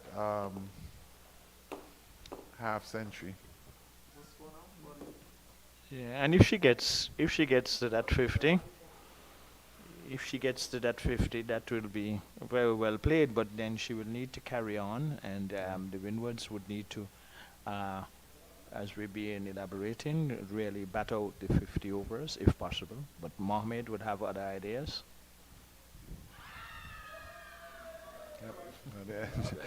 All right, that's the end of Homer. Anissa Mohammed pitched one outside the off stump, drove at it, took the edge. We heard the edge from here, Victor. Well, your ears are far brighter than mine and better than mine for certain. So I would not really have an issue there. There was But that was a slight hesitation, but yes. Homer caught wicket keeper, Ball Mohammed. Well, and Mohammed came in at the appropriate time because Trinidad and Tobago really needed to get amongst the wickets, and she being the most experienced player out there and the captain, and I thought that her change was very appropriate, and she has gotten the result. So, All right, so number 73, Kiana Joseph. She comes to the crease right now to join her captain, Afi Fletcher.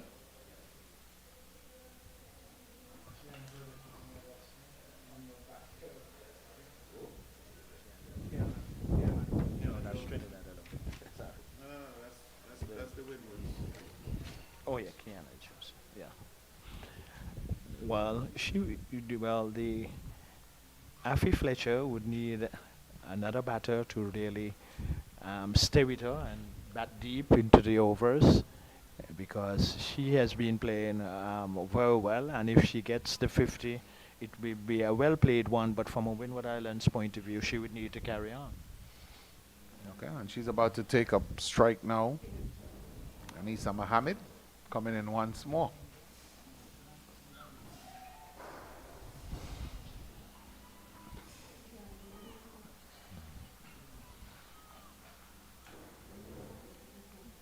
Very good spinner is she, over, especially at the international level. So you would expect coming from the international level that she'll be very dominant. At this, the regional level, it's the CG Insurance Women Cricket Tournament here in St. Kitts. Another run to the Windward Islands. So they're putting, or the scoreboard looking a lot more respectable than in matches that they had previously so far. Well, of course, they didn't have much to chase down against Guyana. They were chasing 79 against the Leewards. They were chasing only 59. And in most of those situations, Monarch, I usually be a little humorous and say, what can change the complex of matches like that if a bowler gets a hat trick, which is rare, which is very rare. But Mohammed, what I like about her as a spinner, and usually in the Super 50 as this one is, the CG Insurance Women's Super 50 Regional Cricket. Nice stroke. It's gonna go. She should get 2 runs. That is Afi Fletcher. Getting closer to the 50. Is that the 50 or 49? 49 and Okay, so 49 for Afi Fletcher. Okay. Well, we're gonna confirm. We're gonna confirm the score.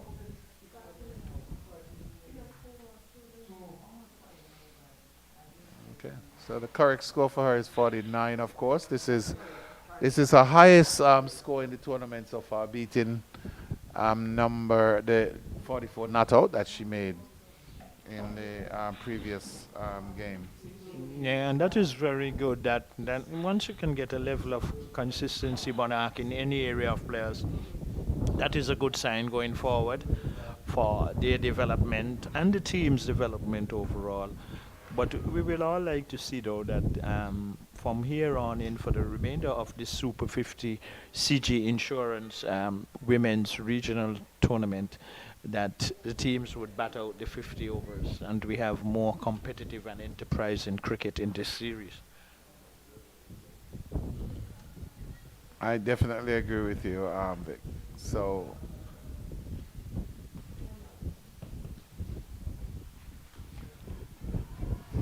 Samaru is now bowling from the northern end, and she's bowling to the left-handed Kiana Jones, the hat-trick taker in the tournament so far.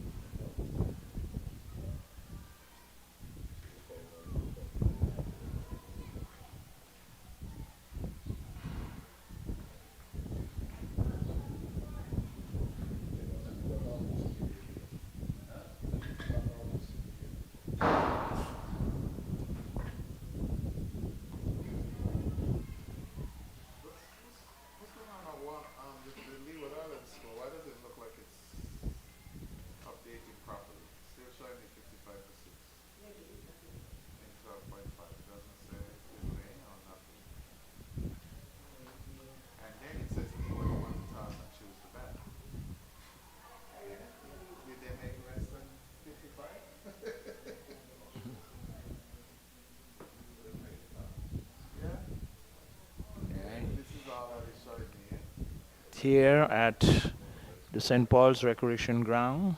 Sabaru from the northern end.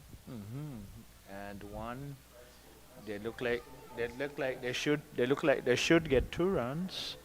Eventually, they are safe for 2 more runs added to the total. And really, the Windward Islands here trying their uttermost best to post a challengeable total for Trinidad and Tobago in this the CG Super 50 regional women's tournament, and at this actual venue is St. Paul's and St. Kitts recreation ground. Very nice ground, picturesque ground, and the players with the nice cooling breeze, even though the sun is shining down, very hot out there, still the players will have some sort of comfort with that little breeze coming across the ground, man. Absolutely. And in looking at the temperature at all the grounds, St. Paul's is the coolest right now. All right, here comes Afi Fletcher's 50 or first 50 of the tournament. 68 balls, 89 minutes, 2 fours and a 6. So congratulations to Captain Afi Fletcher. She is now brought up her first 50 for the tournament. Yes, and very well played. Very well played too. And a lot of times you can evaluate an innings in the circumstances and situation. And I think that this 50 also has demonstrated that in circumstances when it is challenges, she has risen to the occasion.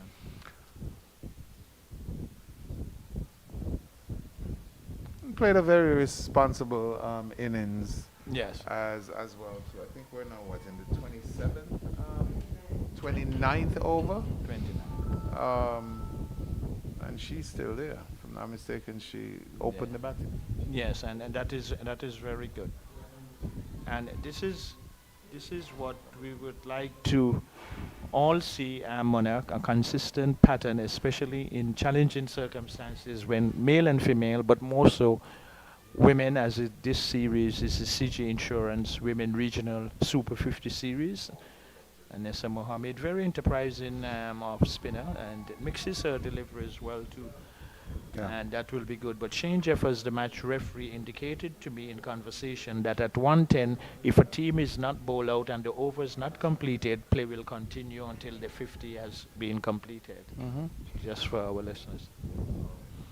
Yes, and Afi Fletcher batted at number 3. Yeah. That is the correction. Of course, the first wicket went down so quickly. She may as well have opened the innings. Yeah, and that is what makes her 50 so valuable to her and to the team, the situation and the circumstances. That is what both of us have had that conversation about, the mental toughness, especially in critical situations, and that's a good sign. It is. Yeah. Definitely.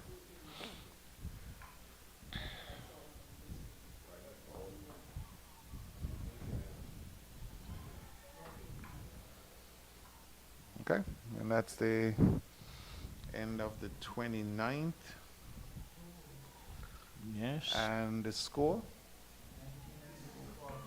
99 for 4 here at St. Paul's. And don't forget, Vic, we got, as I mentioned earlier, this is the first of many activities. Sporting and entertainment coming up in St. Kitts, of course. On the 26th of this month, the Leeward Islands Masters Tournament kicks off right here in St. Kitts, May 26th to the 28th. And if you're fitter, like some of the folks here in the room. Yeah, what are the teams participating in that tournament? I think it's, from the list that I saw, I think it was like 6 or 7 teams. I think St. Croix was the last to confirm, if I'm not mistaken, but I'll try to get that information for you. And of course, on the weekend, I'm sure I'm going to see you at Break It Down, right? At where? You got to be joking. All right, this one is running down. That brings up the 100? Yes, it is. So 101, 80 deliveries, 7 fours and 1 6. So that's the Windward Islands bringing up their score. So Vic, I was, talking about the summer fun that we're planning to have here in St. Kitts. I'm expecting to see out at some of these events. What time does it start? 4 a.m. You'll be up. You're normally up After running that, along the 50 no, not to get running there. no more. No, no. Oh, no, you no, walk no. now. The legs can't carry me to run no more.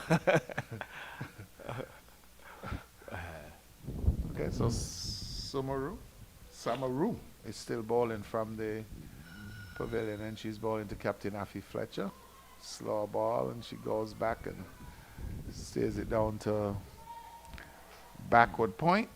We're in the 31st over. This is a very promising sign into the 31st over. Oh, Oh, and there she goes. Short ball, pulls it straight to the field at short mid wicket.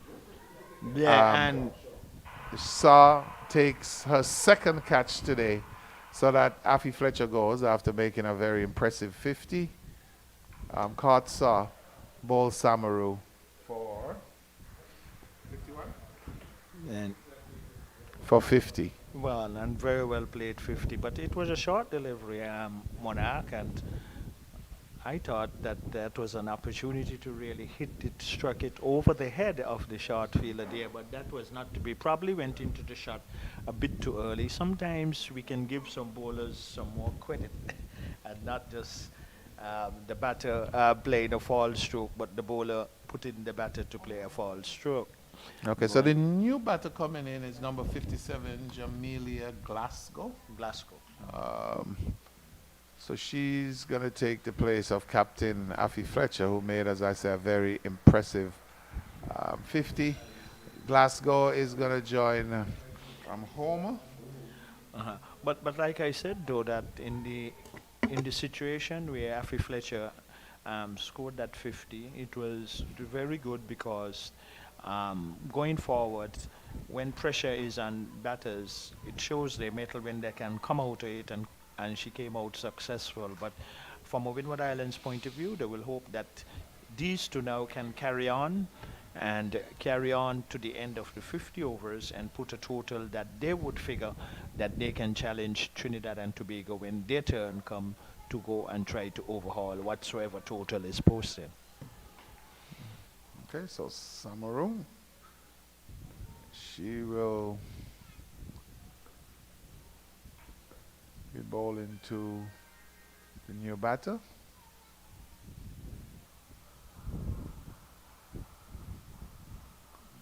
And she gets off the mark immediately. Pushing. The matches that you have seen so far, including this one, how pleased are you overall with the fitness of the teams in terms of their fitness level? Well, for what I've seen so far, with most of the games not going the full amount of overs, it's kind of hard to tell. Good. And then we haven't had any games where anybody was really going helter-skelter as it relates to the scoring, except, of course, for Barbados today. They're now blazing away at 173 for 3. One what? 173 for 3 in 25.3 overs. And who are the batters individually? Which most likely the captain might be one there. Anyway, here at the St. Paul's Recreation Ground in St. Kitts, and this is a very historical area, part of the island, and it has produced a lot of good athletes, both football and cricket. And here we are now witnessing the CG Insurance Super 50 Women's Regional Cricket. And it's all happening here. And Anessa Mohammed, the captain, coming from the southern end of the ground here. And quite appropriately so, She is the best bowler in her team, and she'll have to try to take more wickets. Well, Vic, you asked about the score in the Barbados, well, the individual scores in the Barbados game. Kaisia Knight made 4, Haley Matthews 31. Kaishana Knight, she's 97 not out off of 80 deliveries. So, getting close to be the first centurion of this CG Insurance Regional Women's Tournament. Getting close to get to the 100 mark, so that will be a very good achievement if she does.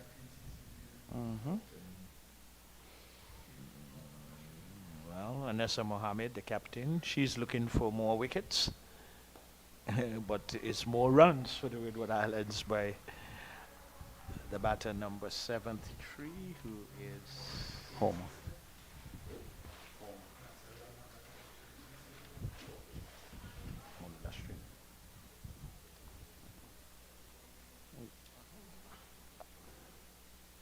Yes. Looking for another wicket, but not on that occasion from that delivery.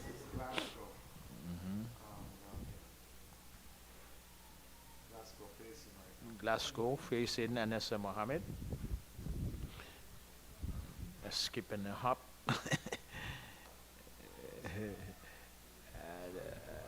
Batter's gonna get another run, so all the runs matters now for the Windward Islands in whatsoever form or fashion that they can get them, but even more so relevant.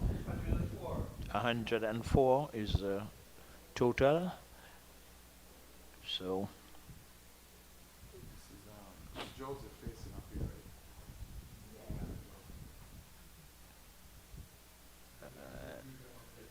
the left-hander.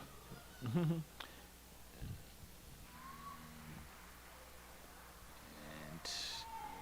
it's completion of another over. And let me just take a look at the score again.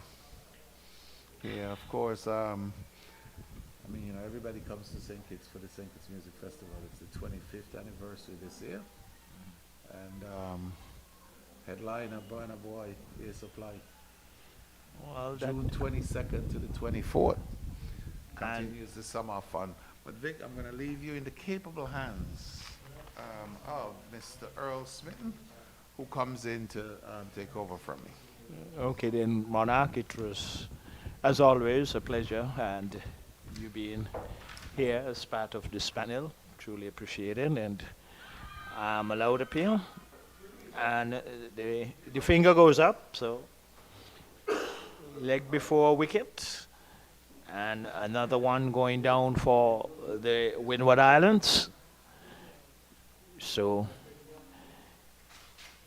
here at the St. Paul's Recreation Ground, it is Trinidad and Tobago up against the Windward Islands. Trinidad and Tobago, they won the toss, and they decided that they would send the Windward Islands into bat. So lovely weather for cricket right now, and throughout at the other venues also too, at Warner Park International Cricket Stadium and the Conner Cricket Centre. So it was like before, the batter was given out. Good morning, Earl Smitten, if it is still morning. Welcome back.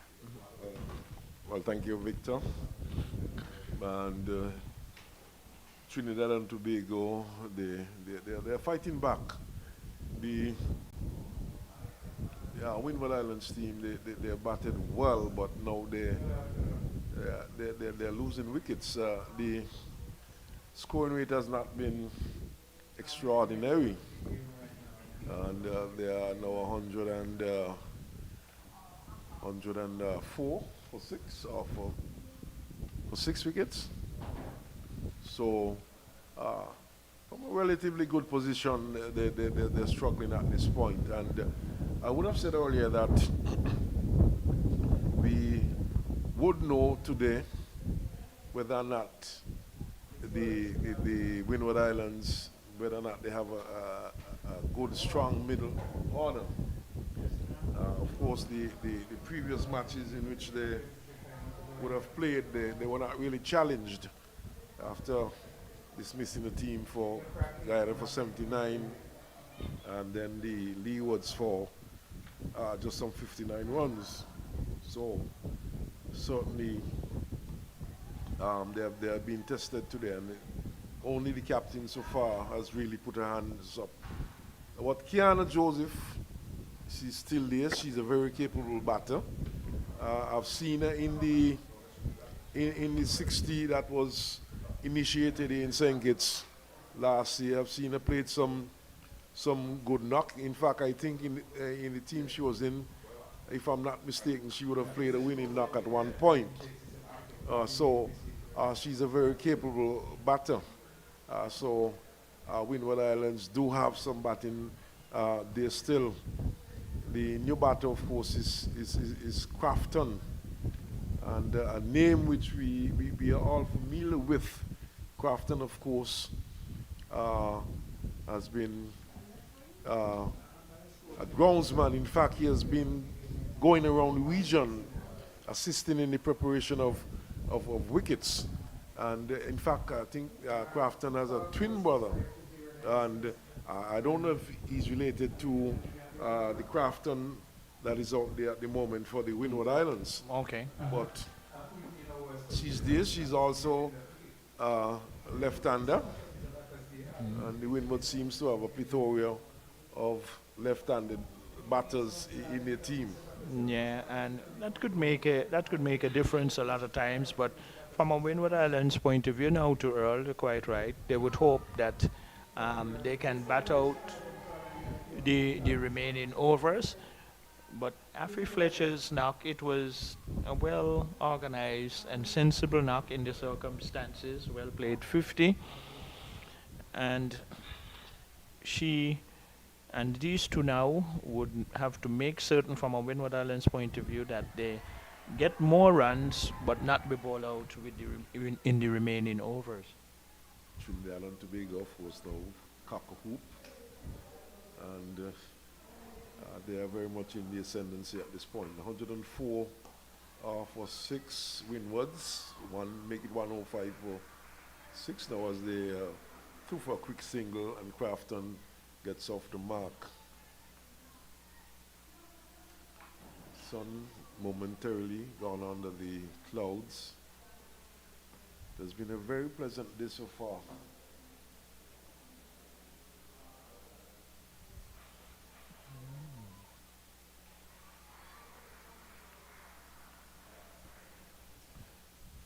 Scoreboard in the southeastern corner, rather busy.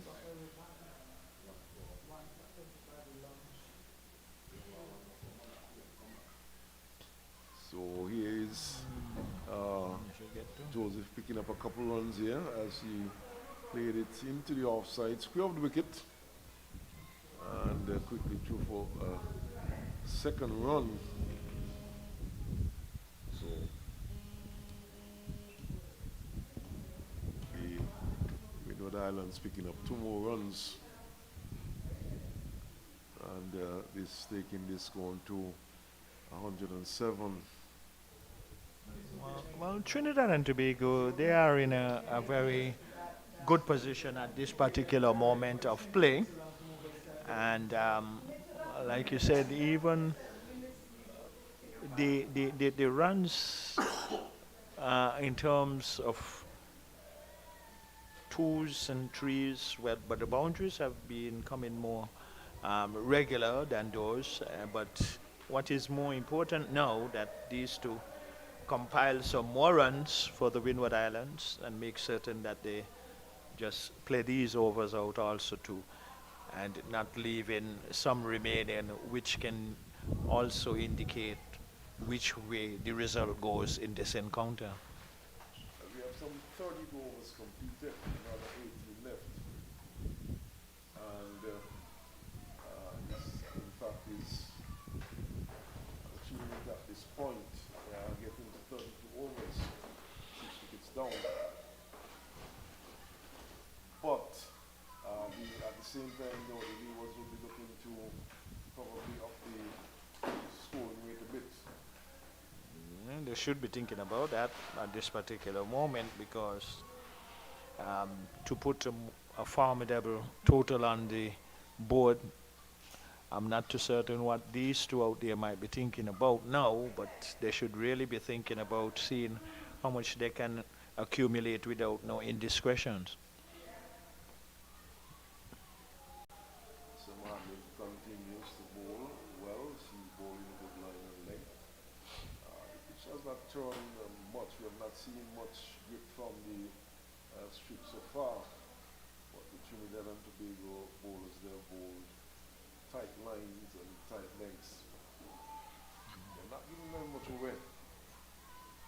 That's right. They've been very tight and more so bowling to their field positions that being set. Well, Nasser Mohammed, very experienced and not afraid to fly deliveries at all.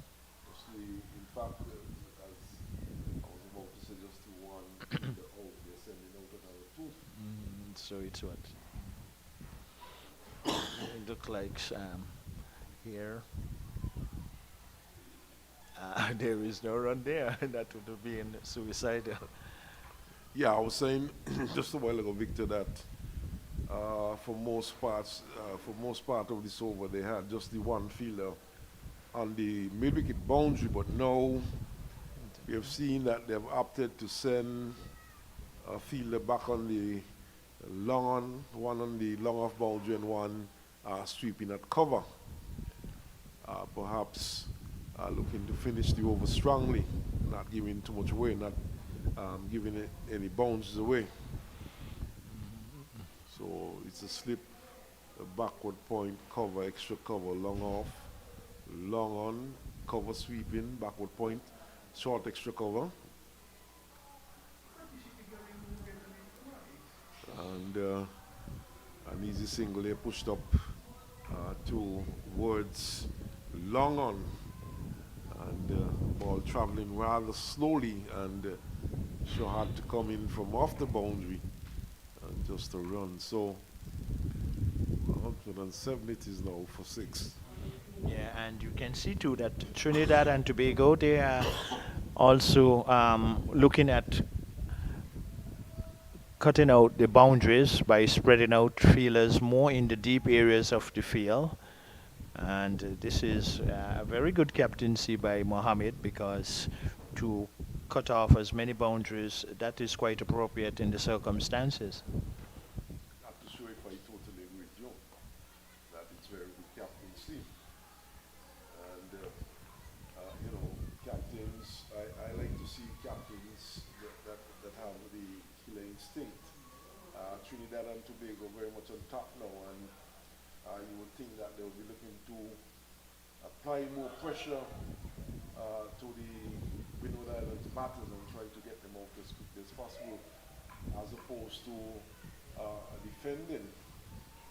But I guess that's my way of looking at it. You probably see it differently. Yeah. I'm on the other end of the spectrum. I think it's not good captaincy at this point to go on the defense a bit.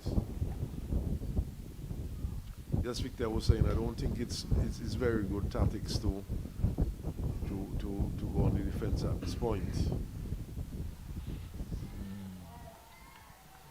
Yeah, because being on top, and that has a lot of value into to your point there, and it is that when you're on top, just keep the pressure on top all the time, because then too you can just put the batsman into some indiscretions if you have the fielders closer to it, they're trying to go over the top. So that is a very good alternative way of looking at it. But here is one, another run. Or they can come back for 2, and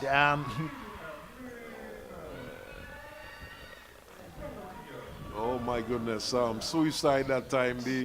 There was a bit of fumble there by Brittany Cooper on the long on boundary. She quickly retrieved. The batters were looking for a second run, and it's Crafton who's run out.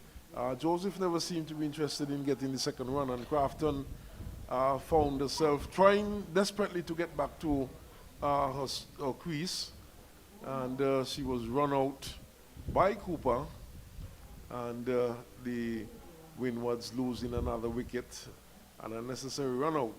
Ball was played down to long on. Cooper came across to her right. She got there. She knocked it down. She did not pick up cleanly. Fumbled a bit, but she quickly retrieved and sent the return to the keeper's end and found the batter stranded. But there again, to Brittany Cooper, she fell to the ground, and I thought whereby she would have had, and which she did, she got up and she recovered the ball, but in falling to the ground, I believe that the 2 runs could have had, but it wasn't to be. Another wicket going down for the Windwards, and play continues here at the St. Paul's Recreation Ground. 106 for 7. This is a good shot though. Swung away by Joseph and down to the square leg boundary, just slightly back out of square for 4. So the new batter Noel coming in for perhaps the first match of the season so far. She would not have played in the first 2 matches, but she replaced Tracy Byron today in this team. And she is defending. In fact, that shot was played by Kiana Joseph for 4. And the new batter, of course, being Noel. So Victor 112 for 7. And the Windward Islands really struggling at this point. Yeah, with a modest total, I would say, at this particular point of the game. So Trinidad and Tobago, as you quite rightly said, Earl, which I'm in agreement with, that keep the fielders closer inside the 30-yard circle, invite the batters to have an opportunity to believe that they can go over the top, and you might just end up getting more wickets by that added pressure with the fielders more in a closer position, instead of trying to be more on the defensive side by spreading out the fielders. Well, the bottom line, Victor, is that Trinidad and Tobago, they're on top, and Yeah. when you're on top, you do not take your foot off the jugular. That's right. You try to press home the advantage, and of course, teams and captains should have the killer instinct. But it's a bowling change from the far end, and I think that's Ramnarak who comes into the attack. Well, Earl, you understand the game just like anyone else, and that is fair comment in the circumstances and situation, and really not just even, and even sometimes when the delivery is of a good length from a slow bowler, for example, and the fielder's inside the 30-yard circle, you could try and hit straight. You know. Ramnat? Ramnat, in fact, it's Ramnat, but I think she needs to take a haircut. Why? She has this long flowing hair, which is covering the number on her back. But it's Ramnat. It's bowling right arm off spin. Slimly built, tall, long flowing hair down the back. So, Ramnat from the far end. Ramnat is not afraid to give it to me that time, Victor. Yes, and as you're talking about the hair, when the strong breeze that is coming across the ground here at the St. Paul's Recreation Ground, then we could identify the number more clearly. Yes, indeed. It's a strong breeze all day. Okay. Here's one driven by the new batter, Noel, Camina Noel, down to long off for first run. So she gets off the mark, she gets her first run in this tournament. She would not have played in the first 2 matches. And surprisingly, Victor, Tracy Byron, who would not have had a chance to do much in the first 2 matches, she was left out today, probably a tactical move, but it's a new over continuing from the pavilion end, and it's Samaru will go in and bowl from this end. You see Noel defending. So 113 for 7. 114 in fact. Noel getting one down to Cooper, Brittany Cooper. And there are a couple of players here, Victor, who would have represented the West Indies team. Brittany Cooper would have. Of course, Anissa Mohammed, who took somewhat of a sabbatical. She was out of the game for a while. And she's back. It's good to see her back playing. And here is a misfield, which is, in fact, just giving her a run. And the guilty party there seems to be Ramnath, who is at backward square. But a number of players here, Kirby for Trinidad and Tobago. We saw Boyce, the keeper. She was in the 60 last day in St. Kitts. This one is in the air, goes past the outstretched hand of Samaru and goes down to Kirby. Not Kirby, sorry, Brittany Cooper, who is at long on, but a single in the end. So the Windwards, they will be looking to get as many runs as possible. There some 16 overs after this left. This is a good shot, Victor. By Joseph this time. It slows up inside the cover boundary, inside the extra cover boundary. But they were able to get 2 runs. But a good shot nevertheless. She was onto the back foot and punching into the offside. Well, once you're not getting the boundaries, those 2s and 1s are very important also too. And obviously, if the batters get any loose deliveries, really try to hit 4s or 6s.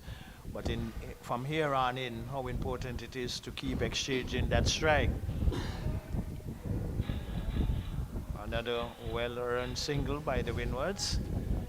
And every run from here on in now is of value towards whatsoever total they will end with. So score has gone on now to 120 at the end of over number 35. So another 15 overs left. That's a lot of batting, Victor. Plenty. 15 overs. 15 overs is a lot of overs. And a lot of times, even before a 50-over encounter starts, and this is the CG Insurance Women Regional Cricket Tournament right here in St. Kitts, that 300 legal deliveries must be bowled if no weather interruptions or anything else. So that within itself is a lot of balls to be bowled legally. Plus you get your wides and your free hits and so forth. Well, we are seeing a bowling change from the far end. It looks like Ram Harak this time coming back into the attack. She marks out a run. Ram Harak, of course, would have played for the West Indies also. Yes, and of other teams too, there are many other players who would have played at the West Indies senior team in this particular CG Insurance tournament. And this is good to see that these women are competing against each other, but also at the same time learning from each other in the various departments. Ram Harak is a bit short and punched up to cover for a single. And return is a long one in from off the cover boundary. Sugrim is the fielder there. Now she is being called in for the new batter Noel. She's been called into inside the circle. So there's just the mid wicket back on the boundary in Shaw. Yes. And Karina Noel trying to look for more runs, and quite rightly so. Looking to. But feel is a slip, a backward point, cover, extra cover, mid off, all inside the circle. And an attempted slash outside the off stump once more by Noel. And she missed it completely. On the onside, there's a backward square mid-wicket right on the boundary, and there's a straight short mid-wicket inside the 30-yard circle in the mid-on.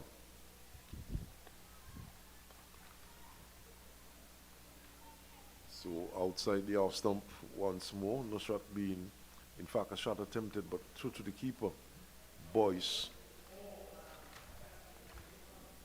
120, it is for 7.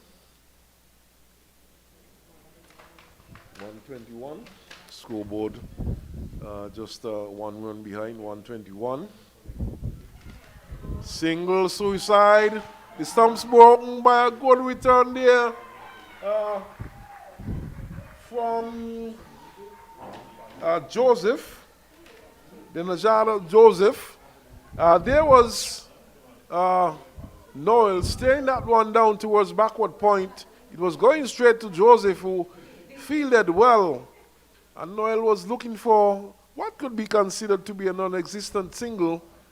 And the return from Joseph was right on target from side on it, struck the stumps, and she was on her way, being run out, well stranded.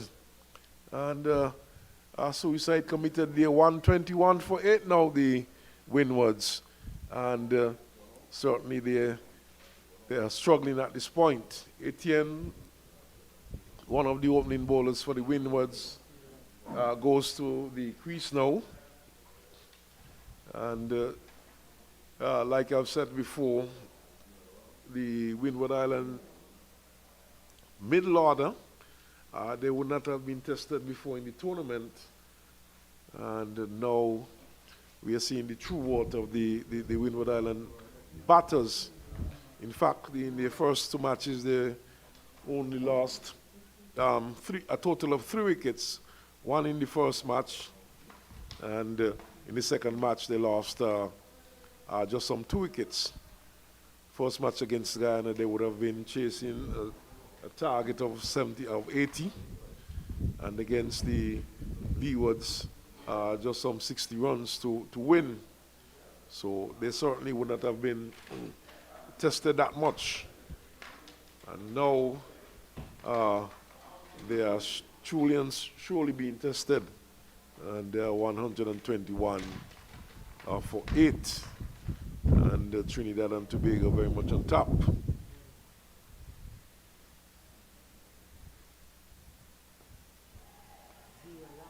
Etienne defends, the over comes to an end. And at the end of that over, 121 for 8.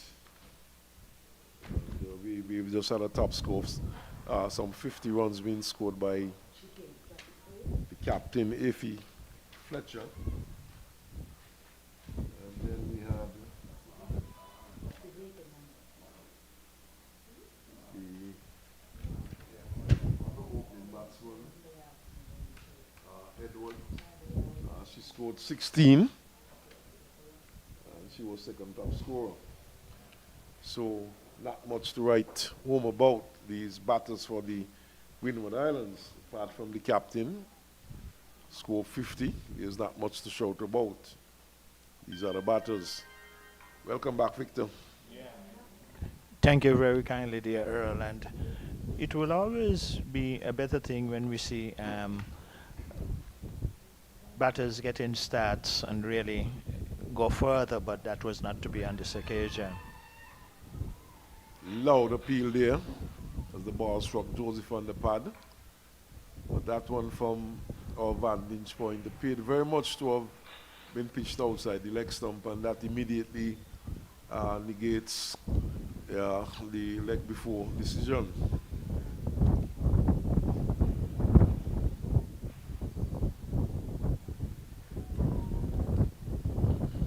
Surprisingly though, Anissa Mohammed, she's persisting with a deep mid-wicket right back on the boundary, and Kirby is also on the long on boundary rather wide, and there's a cover sweeping. And this is a new batter at the crease. A new batter, Nah, Etienne, should have had an end. and certainly very much on top. 8 wickets down. Etienne steering to backward point, short backward point. Alexander fields, and there's no run. Yeah, and even more so with the new batter at the crease, I don't think there's a necessity for her to have it, the feelers. But here is another welcome boundary for the Windward Islands, and then this will do their cause great deal. Good shot by Kirby, and perhaps Anissa Mohammed knows something that we do not know. Perhaps she knows that Etienne is an aggressive player, and she did show that with that delivery. It was a poor delivery though. Going down the leg side. Going down the leg side, slow. The batter had a lot of time in which to swing it away to backward square for 4. Now she defends. And it's 126 for 8. So useful runs for the Windwards. How many overs remaining? We have another 14 overs left after this one. See, that's it.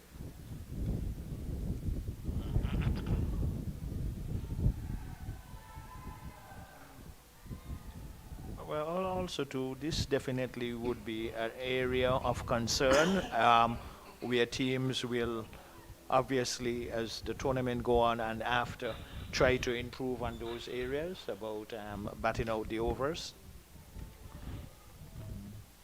Yes, certainly. And this, of course, is the 3rd round of this tournament. And I'm pretty certain that the teams and management, they would have sat down, they would have discussed where they have been going wrong.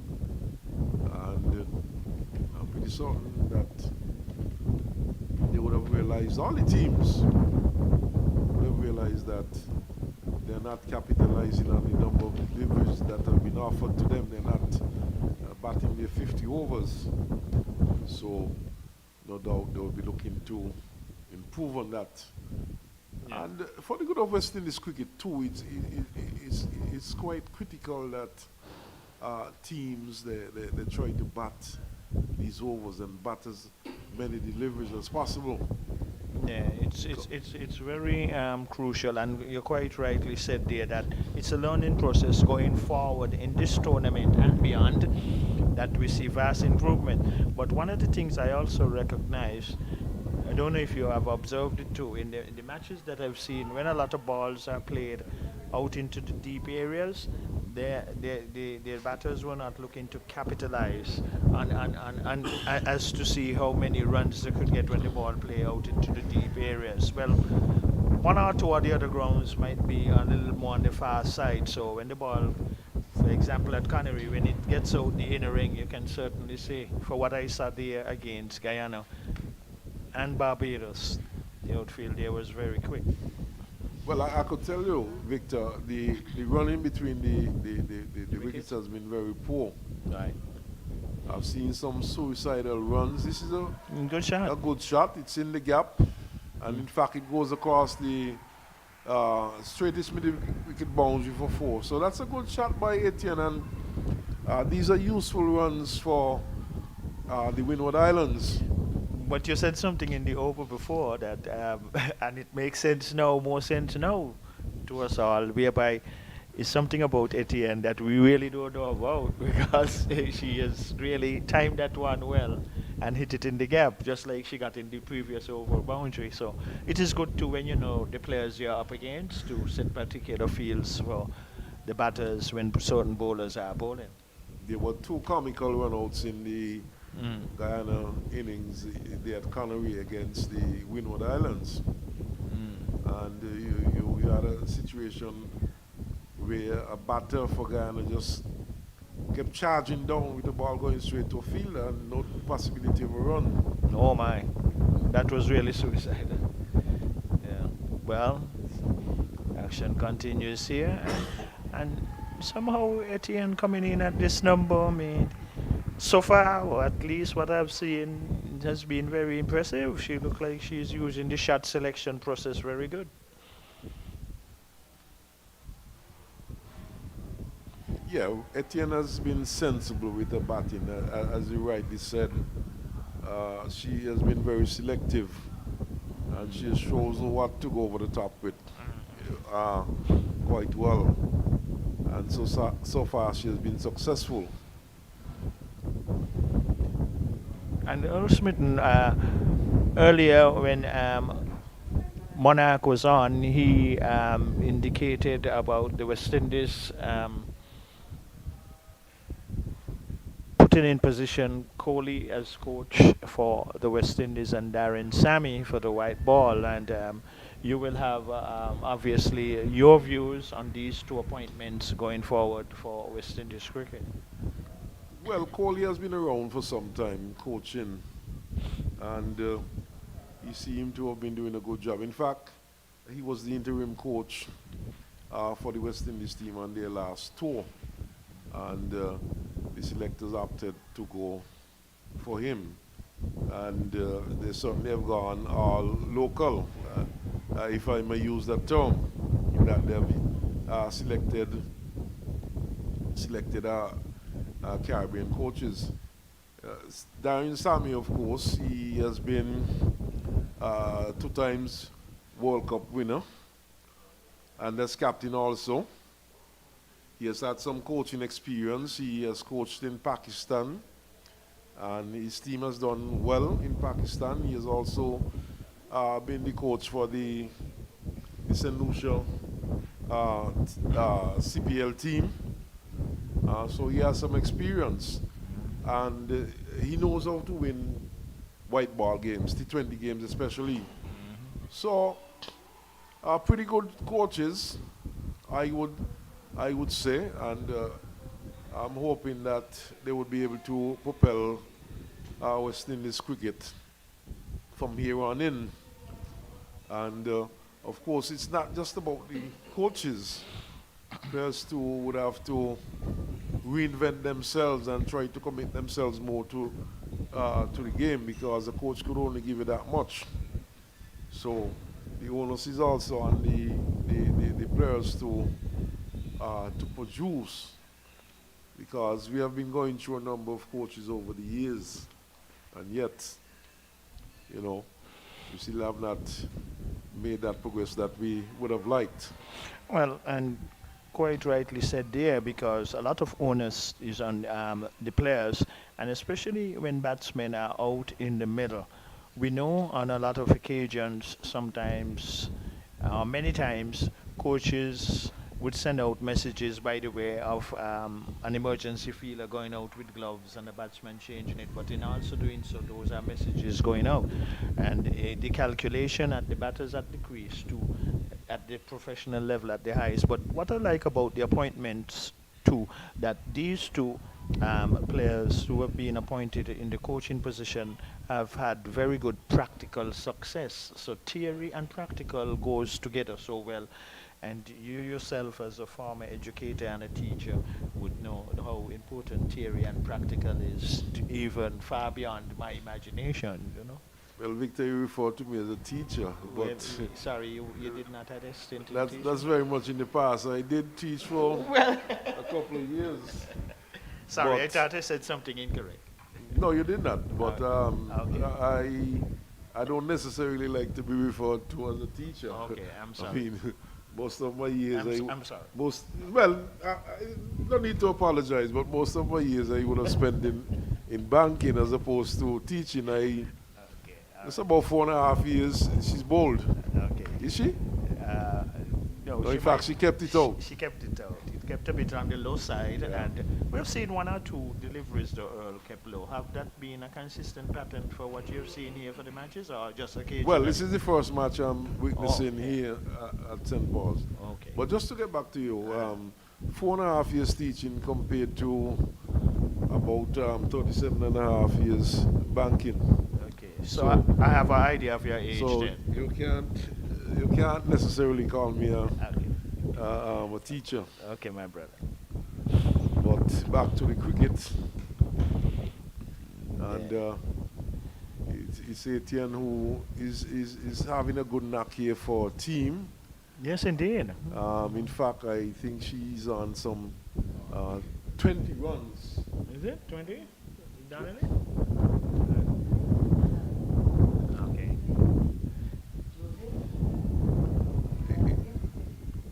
The scores for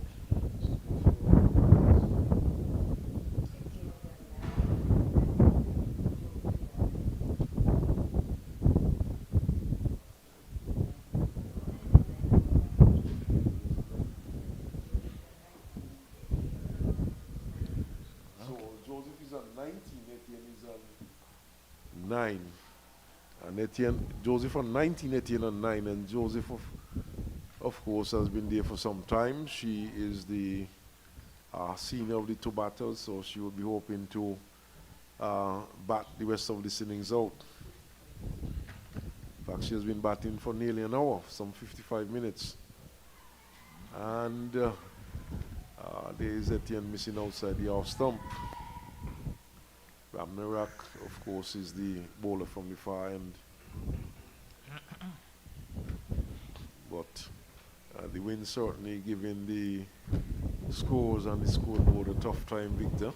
With the Don't know where the total for the Windwards, yeah, it's very strong when here at the St. Paul's which cricket is in ground. fact 133 for 8. Yes, comical. Well, my goodness. It was a question of stop, start, stop, start. Joseph was looking for the run. Etienne started, stopped, started, stopped. In the end, she decided to go through for the run. And the return was a very weak one to the Okay. non-strikers. And in fact, Etienne seemed to have hurt herself. Yeah, And yeah. that seems to be somewhat of a growing injury. You see some players going out there. She seems to be okay. Yeah, it appears that she's okay. Fell to the ground in the process. She actually died. And really, after, as you quite rightly said, so many times stuttering in hesitation, but luckily in the end made it. But here is a situation I think again the feeling was a bit poor though. on that occasion. Yeah, the fielder got into that quickly and sent a quick return to the bowler's end. Etienne would have been stranded a long way down. Yeah, it could have made a big difference in truth. Well, the out cricket too, and Might all be- areas. Might be the captain, Anissa Mohammed, who might have been guilty of that feeling lapse there.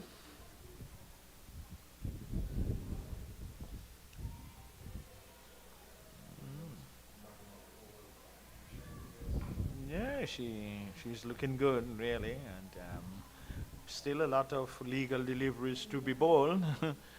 And the last pair is at the crease for the Windwards. Here, no run. That concludes another over. So still a lot of overs still to be bowled, and here is the situation arising again, Earl, where overs, and it appears, but that they might or may not get through to that 50 overs, but anything can happen in this game of cricket. Well, another 10 overs left. So it's a possibility. The thing though is that even though they might get to that 50 over mark, the scoring rate has been the progress has been rather slow, and they're just at 133 for 8, and we have had some 40 overs completed. Well, they have gotten far in terms of the overs. That's the Windward Islands. 40 overs. They are there for. So it will be real good if this pair now can put on for the next 10 overs. For the next 10 overs, if these two can bat out those remaining overs, that will be good from a Windward Islands point of view, but if they should be bowled out, it would not speak too well for them. Well, Bowling change from the pavilion end. Kirby comes into the attack this time. And she has a short third one, a backward point, cover sweeping, extra cover short, mid off. And there's a hoik out to mid wicket by Etienne. Shaw comes in off the mid wicket bound to field, no run. So on the onside, long on, mid wicket deep. In fact, it's Joseph who comes back into strike now, the left-handed Joseph. Etienne, of course, right-hander. So it's Joseph, Kiana Joseph.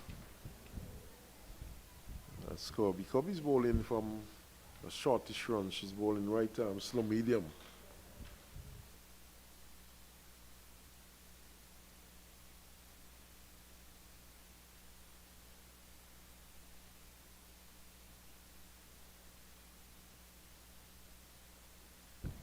one is the run that they get. So every available run now for the Windward Islands is of uttermost value to whatsoever total they will finally conclude at. But Trinidad and Tobago, they will be looking to wrap up this last wicket too as soon as possible. 136 for 8, Kirby.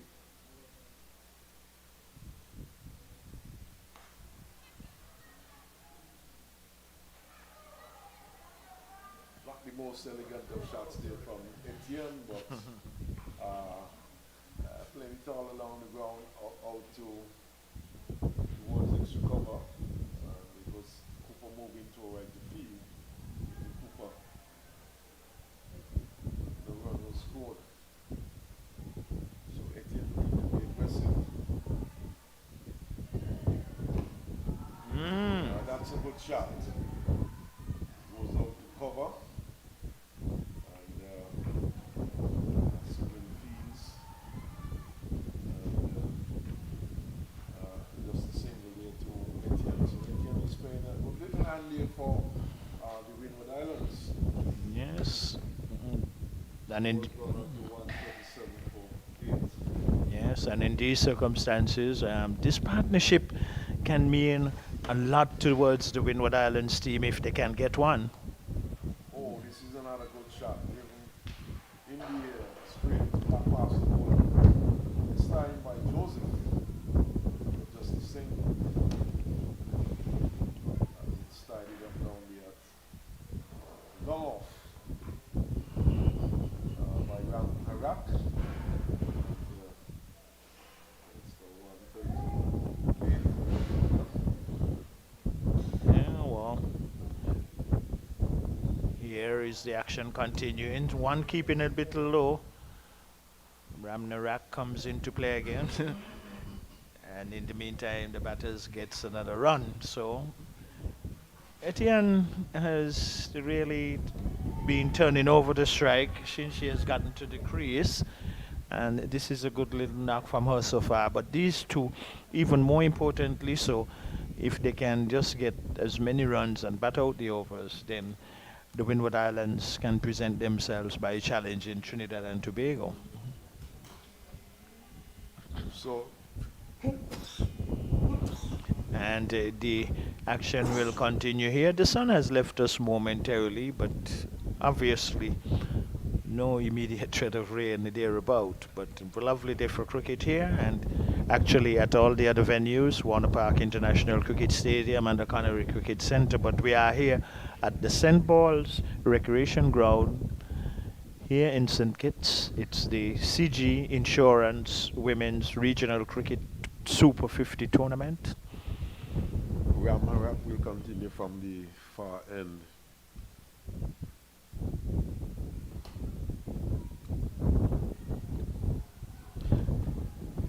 Yeah, and apart from playing some aggressive shots, Etienne has defended well, and that is always important.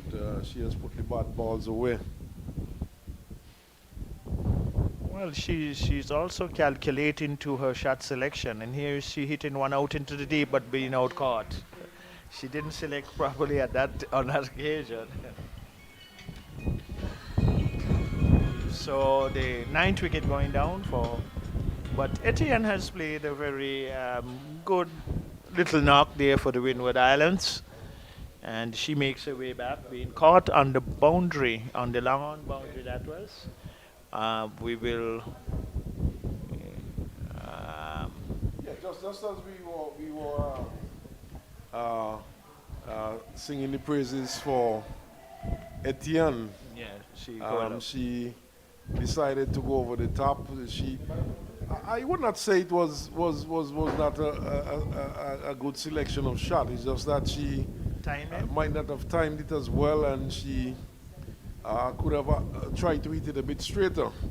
The Yeah. ball was there up in the black hole to be hit, but she played it right down the throat of Alexander, who was on the long on boundary, and Alexander took a good catch. But a good little knock there by Etienne. She scored just some 10 runs, but um, 10 important runs, of course. One never knows Yeah. how important these runs could be. Could never know in truth, and they really. Anyway, this now is the final pair for the Windwards at the crease. Surprising, Victor, the keeper, Fontaine, the keeper for the Windward Islands coming in at number 11. It's not normal in cricket that you see a wicketkeeper going to bat at number 11. Yeah. Most of the time around 6 or 7. Wicketkeeper 7 or 8 or 6. Yeah, Marceline, in fact, was the keeper used in the first match against Guyana for the Windwards. But Marceline certainly did a very poor job. And I suspect that Fontaine is probably the frontline keeper, but Marceline is the better batter. In fact, Marceline comes in the opening slot. So perhaps they'd use Marceline as a makeshift wicketkeeper. But in the second match against the Leewards, we saw Fontaine behind the stumps, and now she's back into there, but batting at number 11. Yeah, and it is not a usual or normal thing to see a wicketkeeper batting at number 11 most of the times, and it happens whereby some wicket keepers have opened, and it's no difference here, but most of the times consistently there'll be around 6 or 7 in batting lineups where a wicket keeper comes in. But there was an alternative move for that, and really Anessa Mohammed is going to continue, and she's going to try to see if she can get this last partnership broken and wrap up the innings of the Windward Islands. But at the other hand, the Windward Islands, if they can bat out these remaining overs, whatsoever total they get, that will be a good one. 138 for 9, the Windwards, and with top score 50 from the captain, A.F. Fletcher. And no doubt Joseph would be looking to go on the attack. That's the last wicket there. Another 8 overs left. So Anessa Mohammed is operating from the northern end, sporting number 14 on the back of her jersey, down the leg side. And obviously that might have just brushed the batter on the way through because no signal came from the umpire. The wicketkeeper held well. Yeah, Well, Victor is just another 6 overs after this, in fact. Scoreboard a bit behind. I think they have their challenges there. It has been very windy. It has been very windy, and from time to time we have seen the numbers being blown away. Short, and played. In fact, it goes past Alexander on the backward point boundary and goes for 4. But rather lame attempt there by Alexander to cut that one off. Yeah, and it looked like it might have just spun away to her left, but the judgment on her behalf was not good in the deep out there. But a very valuable 4 runs to the total for the Windward Islands. And really, every run here on it matters to them now. They're getting closer to the 150 mark. 144. It is for 9. So Mohammed. This time Joseph is defending. Joseph.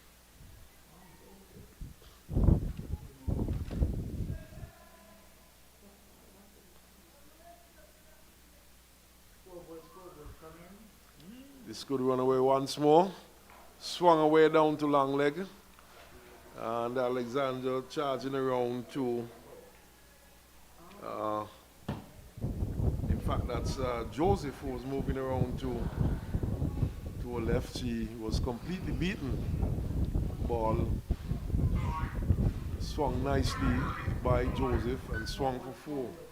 Yes, a very loose delivery from Anessa Mohammed, going down the leg side for the left-hander, and she executed it nicely and got 4 more runs. So they're getting some boundaries now, the Windward Islands, but they will need to play out the overs. Joseph is looking to get to the offside, but can't beat backward point. But Joseph is up in the tempo now. She realizes that it's the last bat at the crease. It's now 140 for 9. Yes.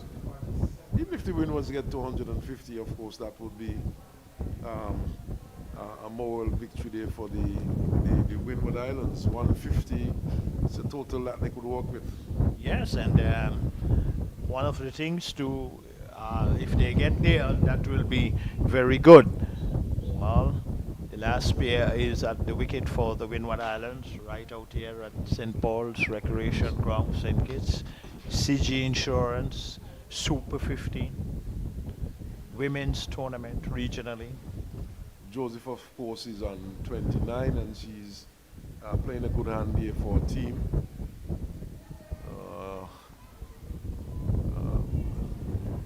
Delivery outside the off stump that time from Ramnarak. It was shortish and just wide of off stump.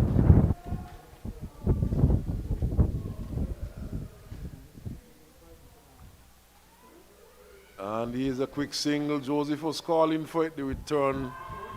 In fact, it's going into the onside, but some are saying too, but obviously Joseph is looking for the strike. So initially she thought of a second run and then decided against it. Ball being overthrown, beating the keeper, and going into the onside, which now becomes the offside as the left-handed Joseph comes into strike. But it's obvious that Joseph is going to look to attack and ask Fontaine to defend.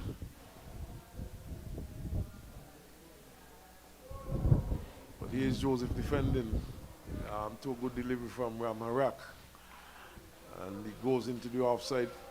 And it's Brittany Cooper who's fielding, moving to her right from extra cover. Well, probably if the non-striker did not get too far, as she got past the presiding umpire now, she got too far, so she wasn't able to come back for the next run. But here is more runs for the Windward Islands. Oh, and here we see suicide. It was wide. It was, the ball was running down to fine leg. The batters were through for the first run and then decided to go for a second. And it found Joseph coming back for the second run, being stranded just short of a crease and giving out, run out. Well, and she is down on the ground still, so let us hope that it is not too serious an injury if there is one. But since she dived into that position, she is still lying at the ground. She's now getting some assistance though from her physios, but we will hope it is nothing too serious in that vein. But Joseph, of course, is a very critical part of the Windward Islands bowling attack. In the first match against Diana, she would have picked up some 4 wickets. And against the Leeward Islands, she picked up 5 wickets. In fact, she got a hat trick in that match. So the Windwards would be hoping she's still there on the ground, prostrate on the ground. And we see she one has of the been here coaches quite a while. for the Windwards going out. I think the coach's name is Emmanuel. He would have played some youth cricket. He would have played for the Windward Islands in youth cricket. He would have played, in fact, he would have played some cricket with people like Stuart Williams and so on. So he's one of the coaches for the female team. But Joseph is still on the ground, and we are hoping that there isn't too much damage done to her. And, you know, in cricket, one never likes to see Anyone getting injured. Yes, And indeed. we are hoping that she is not in too bad a shape. But She has not left the ground. she has not left the ground from the time she got to the ground. But just to tell you that with the fall of that wicket that went out, the Windwards, they ended up at 150. In fact, yes, I'll get some confirmation on this score in a while, but 150.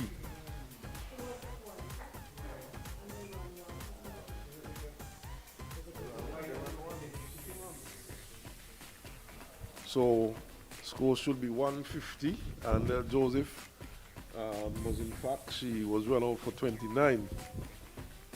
So 150 on the board, and runs on the board is already there. And in this game of cricket, any outcome can come in this match, and it's always difficult to give a foregone conclusion as to how it would end. But 150 and a modest total on the board, and Trinidad and Tobago, when they get their opportunity, they will have to go out there and try to get 151 for victory. Well, the stretcher is out there too by the assistance from the Red Cross, which is here at all, and not just here, but at all the venues. And she's now going to be taken away. So obviously we will get some information as to her condition as the game progresses later on. So Joseph about to be stretchered off from the field. We are hoping that it's just a question of she being winded and no serious injury, but we'll have to wait and see. And the Windwards, of course, the Windwards women would be hoping that she would be okay to bowl in the second innings. Of course, she's a key part of the Windwards attack, having picked up some 9 wickets in the tournament so far, including a hat trick.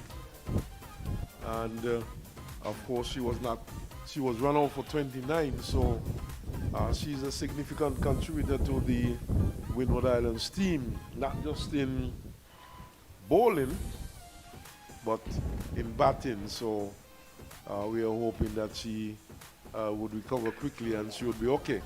Yeah, and if so, because of her bowling success too, that will really, if she is not in a position to continue, that will be a big blow for the Windward Islands bowling attack. But we all hope that it is not too serious an injury and that she'll be okay. But 150 has been posted by the Windward Islands right here at the St. Paul's Recreation Ground, where we are witnessing in St. Kitts the CG Insurance Super 50 Women's Regional Tournament. And really 150 has been posted, and that is a modest total. It's already there. Trinidad and Tobago, when they get their opportunity, they will have to try to overhaul their total. But that's how it goes for now here at the St. Paul's Recreation Ground. Well, 150 is not exactly a modest total bearing in mind how this tournament has gone so far. Victor, it's a total which I would say would give the Windward Islands a fighting chance.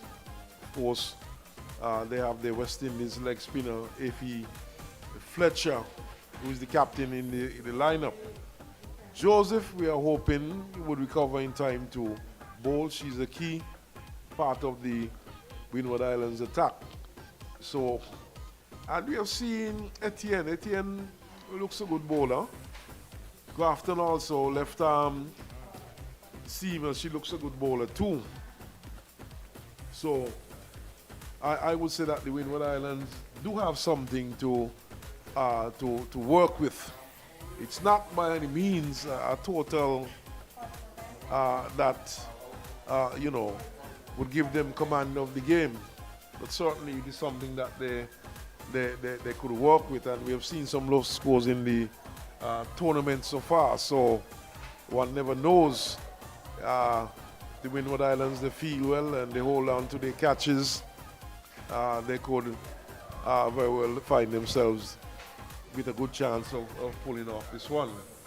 And if also too in defense of the 150 that the Windwards posted on the board, if they would get early wickets when Trinidad and Tobago go at the crease too, especially in the first power play, that would make a huge difference in terms of the complex of the match. But that is only speculation on my behalf, but at the same time.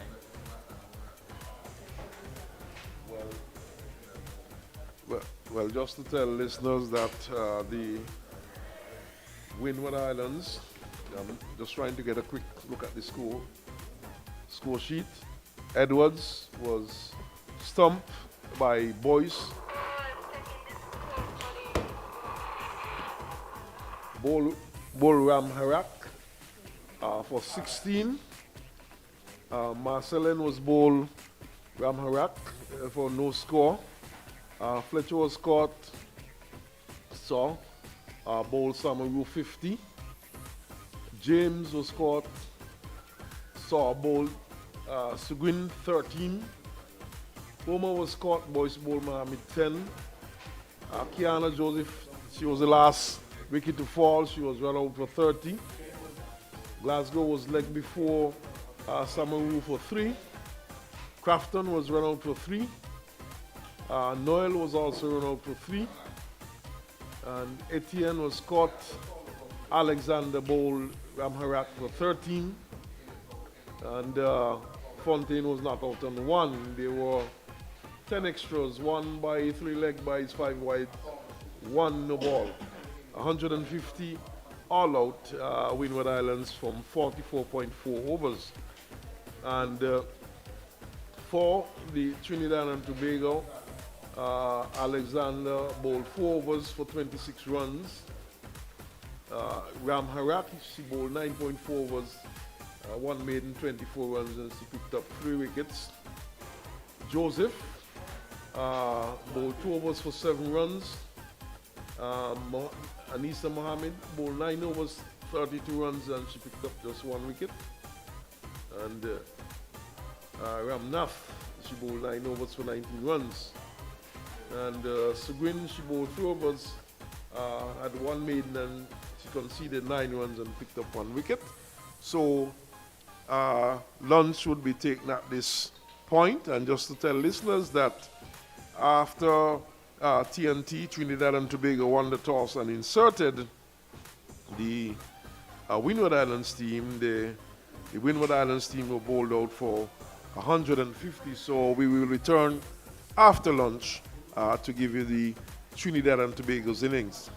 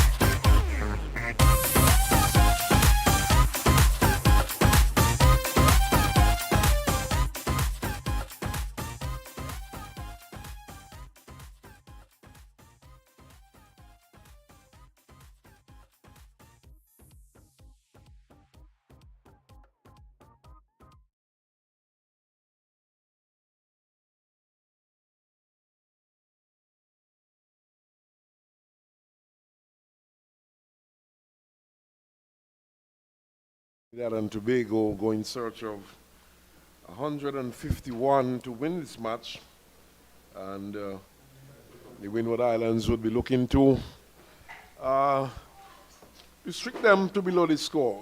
The opening batters for TNT out there, it's Boyce who will take first strike, and the fine is Saw, the other opener. As this one is short, lifting from the opening bowler there for the Windwards, that's Glasgow. Janelia Glasgow. She's opening the bowling from the far end, and I suspect that Etienne will pick up the attack from this particular end. Good afternoon, Victor. 150 to defend. Good afternoon, Earl Smith, and really, and this look like the first boundary gonna come. No.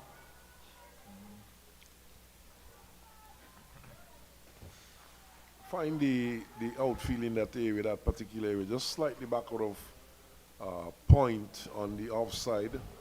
On the western side of the ground, the outfield appears to be rather sluggish. The ball slowing up, and the batters being able to get just some 2 runs.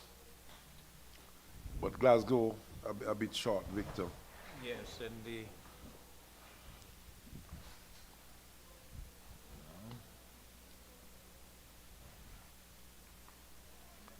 That's much better from Glasgow, but it's angled down to third man for single. Etienne the fielder, but a much better delivery that time, much better length on about the off stump. well, the Windward Islands, they will have to try their very best, and especially if they can make early inroads into this Trinidad and Tobago batting order, then game on here at the St. Paul's Recreation Ground, CG Insurance Super 50 Women's Regional Cricket, right here in St. Kitts.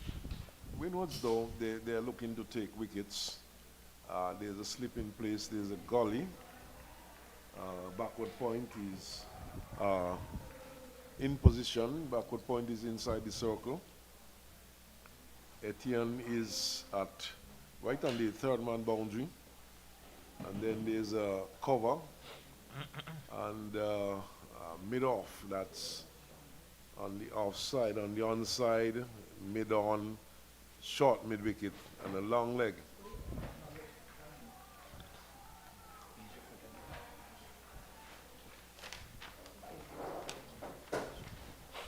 So 150 scored by the Windwards, with the captain Afy Fletcher getting 50, and Joseph getting some 30 runs, but she seemed to have been injured when she was run out. The last wicket to go.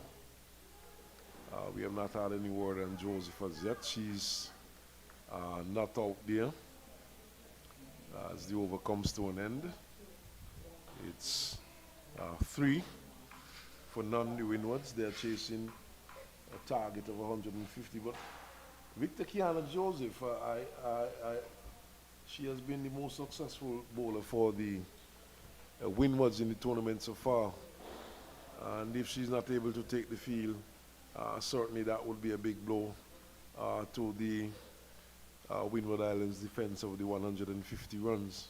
Yes, indeed, it will be a big miss for the Windward Islands. But Etienne is going to open the attack from this another end, but that will definitely, based upon her results in the matches before and now absent, and we would really hope that she is not seriously injured.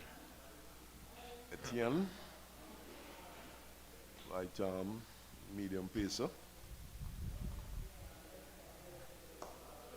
This one was in the air for a while from Boyce, playing it back to the bowler. But I like how the Windwards starting, though, the field placing there by the experienced Afy Fletcher. She has opted to use the first slip and a gully. There's a third man back on the boundary, point, cover, and mid off. Boys gets another run, and this will take this score to 4 for no loss. Magic figure, of course, being 151 for TNT. The onside field, Noel is at mid-on. He's a short mid-wicket and he's also long leg. Millington aborts a run. In fact, remarks a run. Well, the appropriate thing for bowlers to do, if you're not too comfortable in approaching, it's best not to deliver the ball. And Etienne had on her thinking cap immediately and did the appropriate thing. Well, that is going to be very important to bowl in wicket-to-wicket deliveries, that if the batsmen make any mistakes, then you either get them bowl, LBW, or caught behind. But so far, these two openers for Trinidad and Tobago, they're looking for every available run, because I realized I ran the first one quickly. Here is another single. Running quickly again. The ball was traveling slowly down to Noel, who is at mid-on. She's a bit deep. And the ball was traveling rather slowly to Noel, and it gave the batters enough time to pick up a single, so picking up a second run.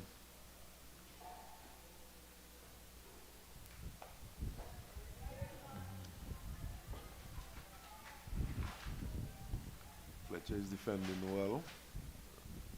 Looks good. Gets in well behind that one.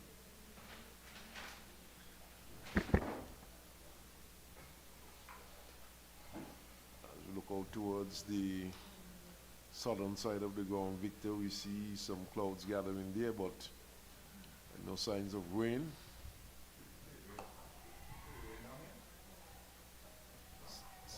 No.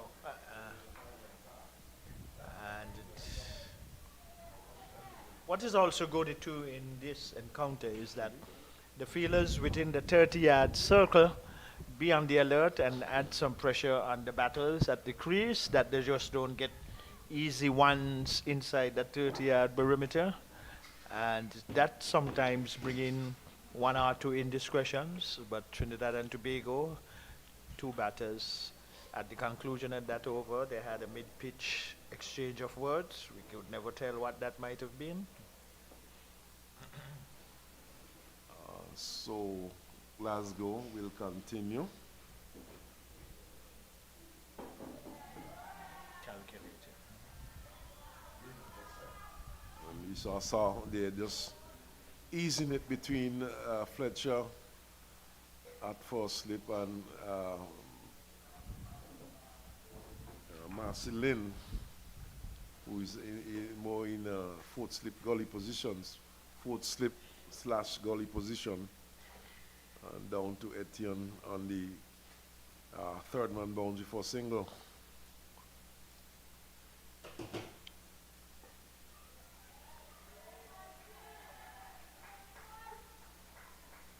So they're picking up the singles. They are playing the balls into the gaps, the TNT batters, and they're looking to rotate this scoreboard.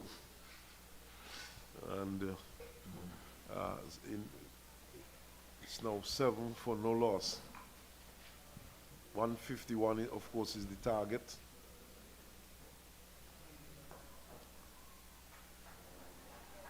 Well played again, and another example of looking for the singles there. Victor Sargos turning it into the onside and taking the pace off the ball, not looking to force the ball into the onside, and was able to get an easy single. Yes, soft hands is relevant, and once the fielders have to move either left or right, and the calling is good, the run is on.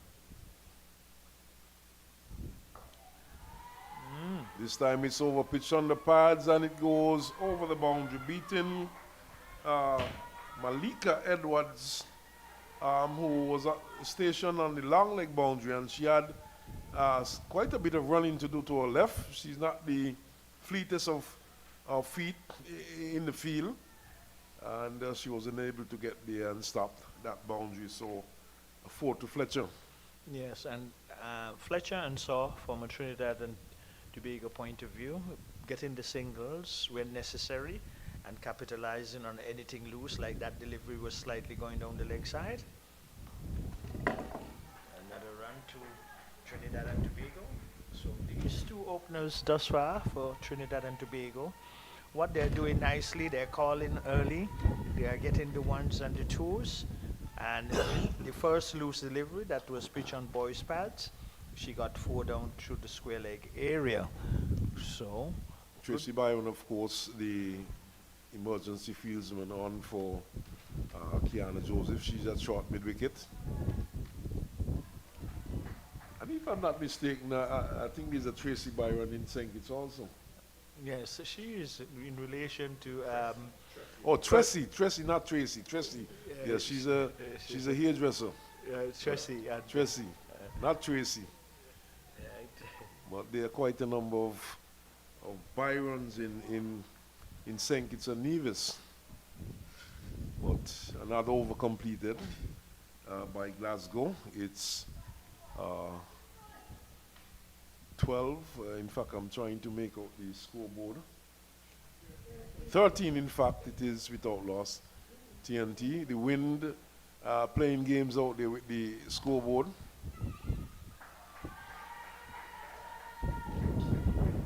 Here is another good example of a well-taken single, Victor.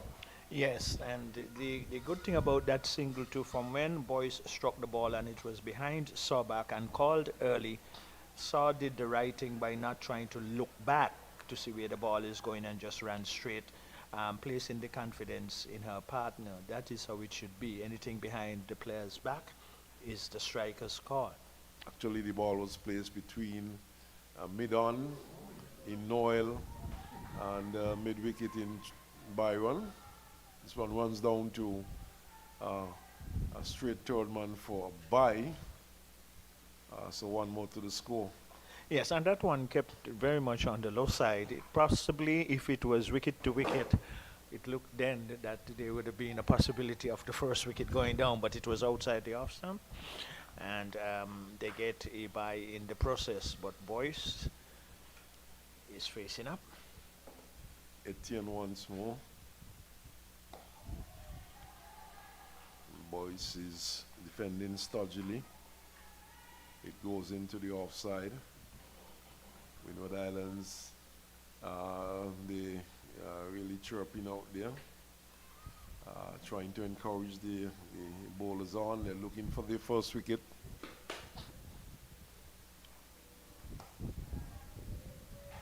But Boyce is looking good, Victor. She has been timing the ball well.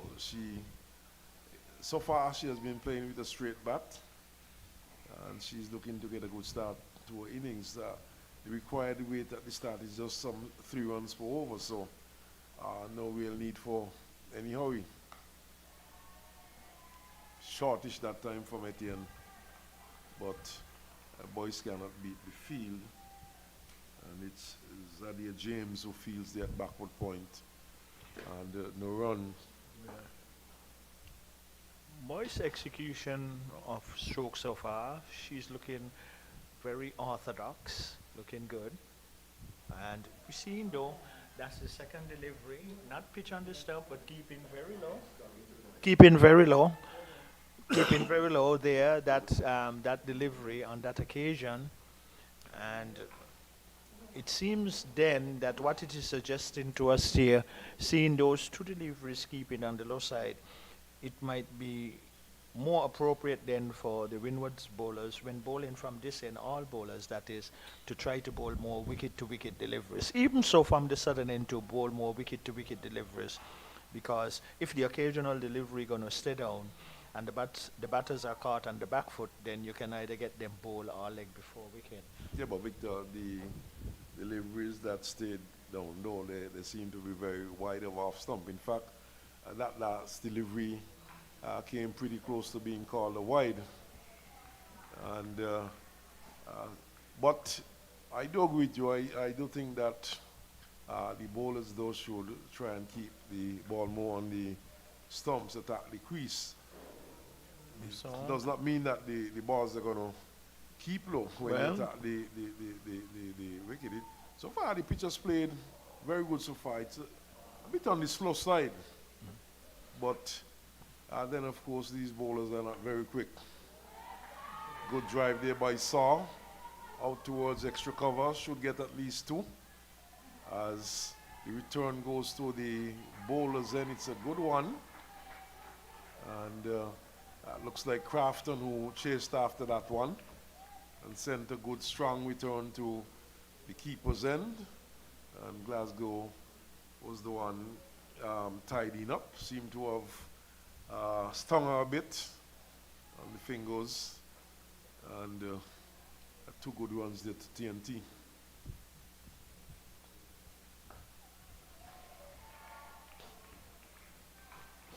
yeah, it's no guarantee that even though two deliveries kept low at this end, that it will continue that process. But I thought that the thing is that when the one stays down, if it's wicket to wicket, then you can get results. Not saying that bowling wicket to wicket in every delivery it will stay down, but one or two might just eventually creep in. Oh,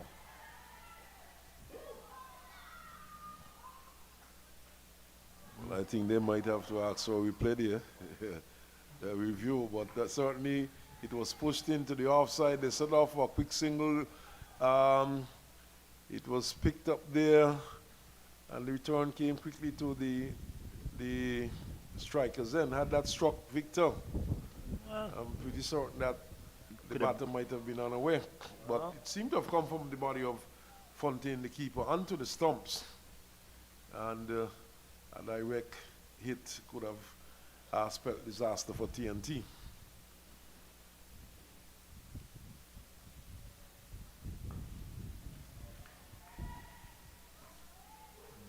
Boyce is getting nicely behind that delivery, and she looks good playing orthodox.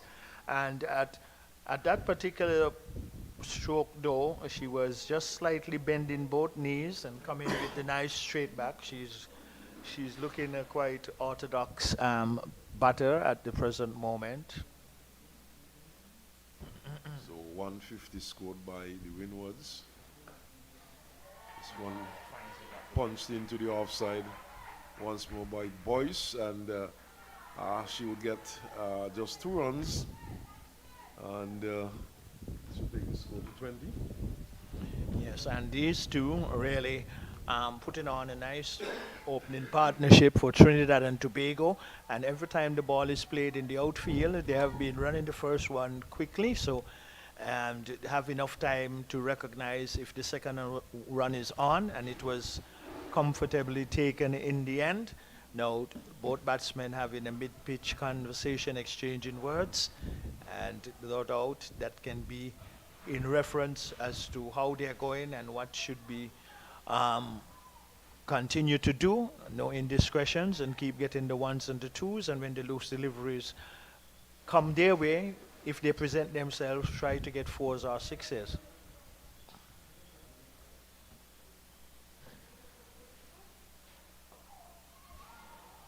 Okay, we sent back early. And no, oh my. The sloppiness come into play there where what shouldn't have been a run, the fielder coming in from cover, throwed it wide of the keeper, and it went into the onside. It had to be brushed up, so they get another run. So we're in over number 6. We're in over number 6. And that's, of course, goal there by ATM. Etienne. Given back to Etienne. This field got tied up by Noel. He doesn't know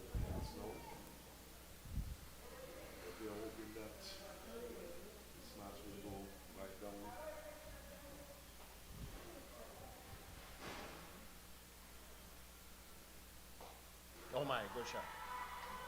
Gee. That's a good shot. It was short. Boyce was into a wicket and disdainfully pulled it through. Straight into the wicket for four. Yes, and good timing. And Boyce looks a good batter, really, placing and timing it nicely, and earned herself for more runs. So these two saw and Boyce trying to really compile a good opening stance for Trinidad and Tobago, chasing 150, the target which was set by the Windward Islands when they were asked by Trinidad and Tobago to have first knock.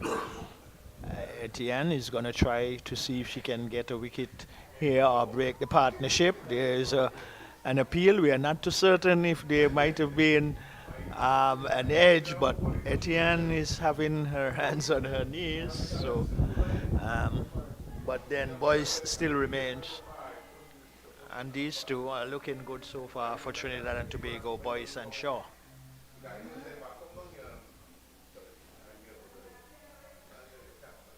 Punch it.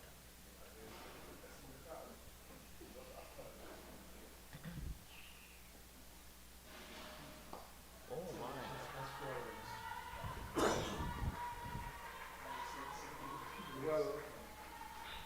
Well, Etienne is certainly showing the repertoire of shots, Victor. Yes, indeed, and that one was well played straight, and everyone have the choices of shots of favoritism, but I always like to see a straight drive, and that was well executed because it's the full face of the bat that batters would use, and Boyce is looking better and better as her innings progresses. She's gone through mid-wicket and now she's gone straight back over the bowler's head. And here's another pleasant looking drive. This time it goes up to Marceline, who is at mid-off. In fact, that's Malika Edwards, who feel that they're at mid-off and there's no run. But certainly she's looking better and better.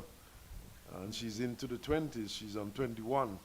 Yes, and great as it is, it's really a batsman game, and in this game of Super 50, which is the CG Insurance Women Regional Tournament being played here in St. Kitts, it's very appropriate for development of women's cricket in the West Indies. And this tournament, all the players would be able to take something that they have learnt out of this series when it's concluded. And in going forward, no doubt, all the teams, we would hope, would put on a much more all-around better performances when they meet again in this specific tournament. Well, we are seeing the first bowling change. It's going to be Xavier James to pick up the attack from. Well, we are seeing the first bowling change from the far end. It's going to be Xavier James to pick up the attack from the far end, and she would roll into Saw.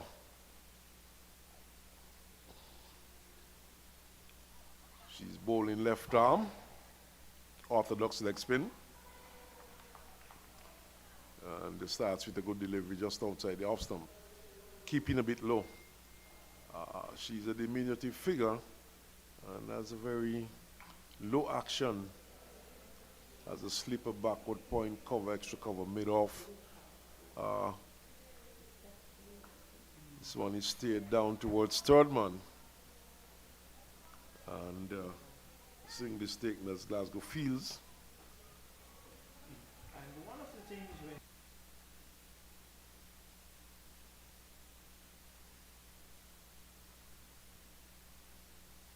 to adjust their line and lengths, especially when the spinners are in operation.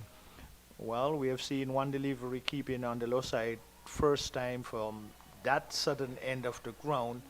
So if I was probably in the coaching area, I would probably send out a message and ask all bowlers to try to bowl more consistently wicket to wicket, because you do not know when it's going to stay down. But anyway, the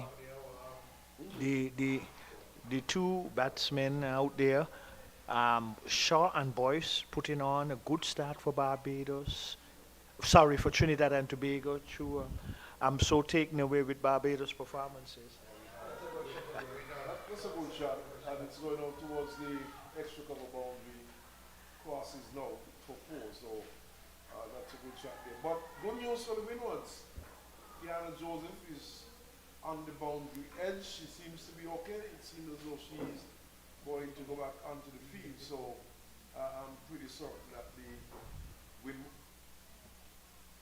Good news for the Windward Islands. Joseph is on the boundary edge, and she seems to be going back onto the field, so I'm pretty certain that the Windward Islands would be heartened by that development, Victor. That's why it's got 4 and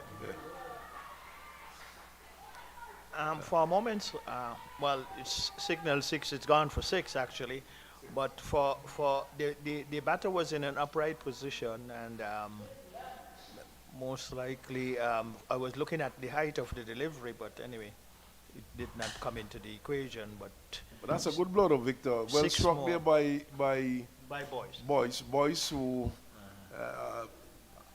is a strong-looking lass, well built, and she struck it powerfully over mid-wicket for a good 6.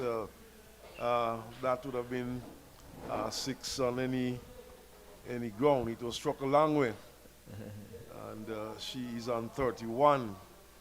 It's now 40 for no loss TNT, and this has been a very strong reply. On the other hand, the other batter is on 8. So TNT really getting a good start. And we've just had some 7 overs bowled, another 43 overs to go. And the thing also too that they have been taking the 1s and the 2s and really capitalizing on the loose deliveries by hitting 4s or a 6. That has constructed this partnership so far between Shaw and Boyce. But Shaw, the taller of the 2 and more slimmer in physique. So the battle continues out in the middle. Yeah, but we are seeing a bowling change. The captain, Effie Fletcher, is in the attack, and there is one keeping low, Victor. Yes, a ball on the wicket. It was just outside the off stump and spinning further away. So Fletcher with the first over, bowling right arm leg spin.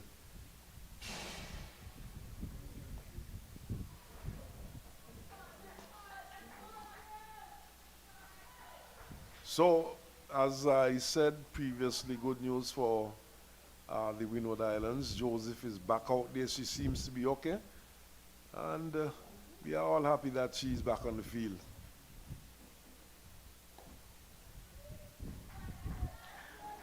I'm going to make a little prediction now on this match here and the bowlers, that we are going to see 1 or 2 wickets go down by the deliveries that keep low, either ball or leg before wicket.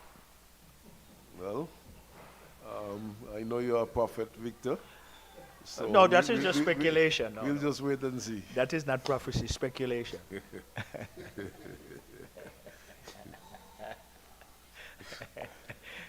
I like that. You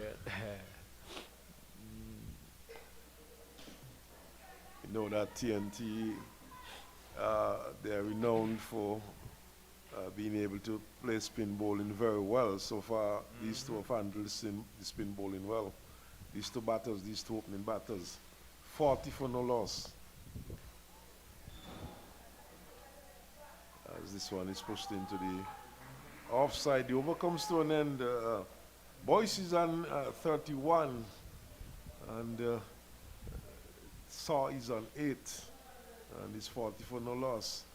And this is the prescription that the captain ordered these 2 opening batsmen to go and bat out here in chasing the 150, which was posted by Trinidad and Tobago, what done in the library, and Lady Walwyn are doing a very good job here scoring, and John Samuels in the background also too. So everything collectively is properly and efficiently in place, and we now recognize the sun has left us momentarily, but praise the Lord, there's no sign of any immediate rain, and we will hope this series continues in this good sportsmanship environment too. Yes, you're going out there to play competitive, but at the same time, that camaraderie and relationship matter. Of course, Kiana Joseph is going to be a key figure in this lineup for the Windward Islands. They're gonna get two.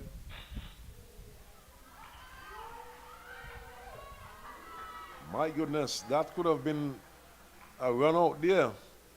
There was Glasgow chasing down towards the third man boundary and sent a strong return to the keeper's end. Keeper did not take cleanly, dropped it. She dislodged the bails and saw us home, but that could have been pretty close had the keeper taken the ball and removed the bails. Yeah, and the keeper probably should have just slightly positioned herself in a different way, like get on the other side of the turf and have a better. Now she's doing yes, what she should have done first, with the. But oh my, another player, the keeper is. Oh well, she is getting up now, because we can ill afford any more injuries in any form or fashion. We just don't like. Well, That Victor, when it occurs. Victor, speaking about keeper nowadays, keepers have a tendency to to go in front of the stump as opposed to getting behind the stumps and taking the return from a position in front of the stumps. Well, a lot of times, all basics might go off of the the equation of cricket now that the game has evolved so rapidly. James wide of the off stump, and the over comes to an end. The end of that over, it's 43 for no loss TNT, going after 151 scored by the Windwards. Yes, and race two having a mid-pitch conversation, which is very important after every over to calculate or just to suggest to each other what they should be doing that they are not doing at the present moment, and what could be done, what is required now, how many more runs required per over. Should we bring in any indiscretions at this particular moment? I don't think that is a necessity. Good afternoon to Clement Agara, more popularly known as the Monarch. Good afternoon, Victor. Good afternoon, Clement. Welcome back. I take it that you enjoy your lunch. I did. And it was good that you got back in time, because I was wondering for a moment if I could have a second one. Second lunch? Well, You mean my lunch? I know that you have returned. You got it. And here we go. But good Down show. the ground, 6 runs. And that's Boyce is the batter down there, and she's really amping it up right now. And Yes, this indeed. looks like the captain bowling to her? Afi Fletcher. Okay. Yeah. And the thing is with this partnership to Clement, and I know you're very ambitious with it, the shot selection has been good. They've been running good between the wickets, and no indiscretions, and this looks good. And I'm not back in Trinidad and Tobago. Actually, I'm not back in any team. I'm really back in good cricket. And the defending champions Barbados are playing excellent cricket. Okay, can't put it no other way. I didn't ask that question. Vic. Well, I am telling you. You seem to be confessing something. I don't know. Well, it is good for my soul. Always. Is that for? One. No. A field out in the deep? Yes, feel out in the deep. That was a square cut.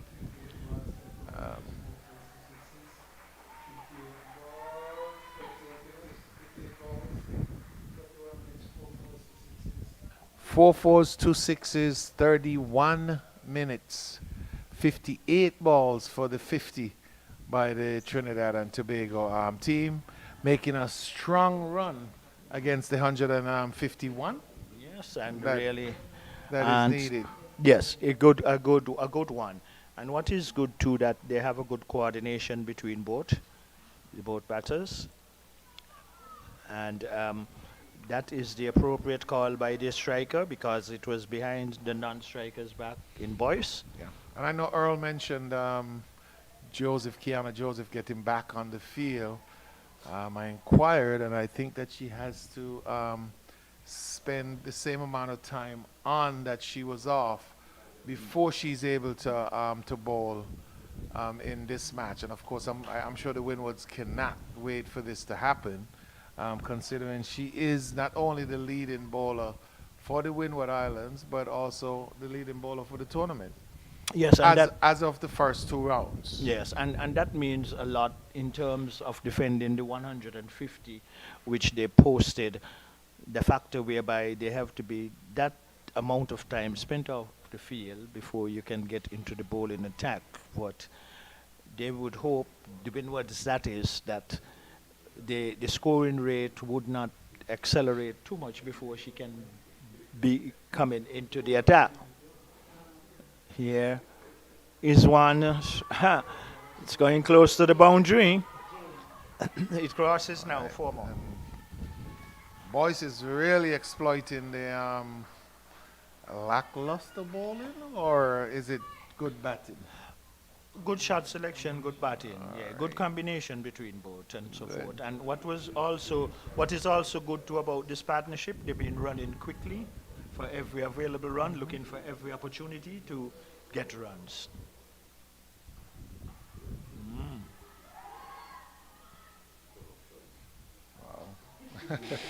Good setback. Yes, I mean that would have been definite suicide had they, decide to take that run. Ball dab down to point. Okay, and there we go again through the covers. There is some cover in the cover close to the boundary, so that results only in a single for Boyce. And the score moves on to 55. 55 without loss, Trinidad and Tobago in search of 151. And there we go, short again.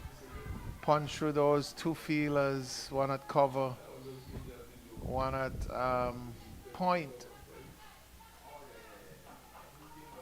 And the fielder on the boundary picked that up again. Yeah, and these two exchanged the strike well, eh?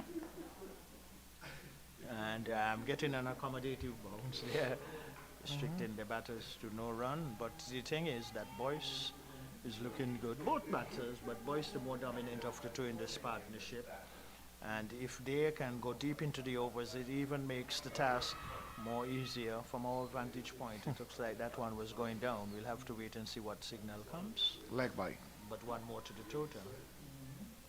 Yes, and that also brings up the end of the over.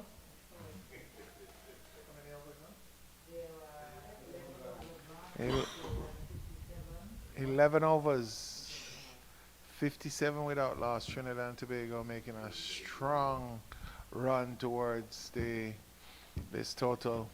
And I noticed the breeze has stopped down here. I don't know what happened. Since I left and I came back. Since you came back? No I know, it's just a coincidence. Not since you came back, it just actually, I was on my way to Basti. I was listening to the commentary, and the wind was very disruptive because it was just blowing. It was blowing straight into the mic. So I made a call. Well, you are a very experienced person. You're individual Monaco award many caps, and that is no surprise to many persons who know and listen to you. Yeah, but I'm actually not wearing a cap today. Well, I had one over there, which is a felt one. All right.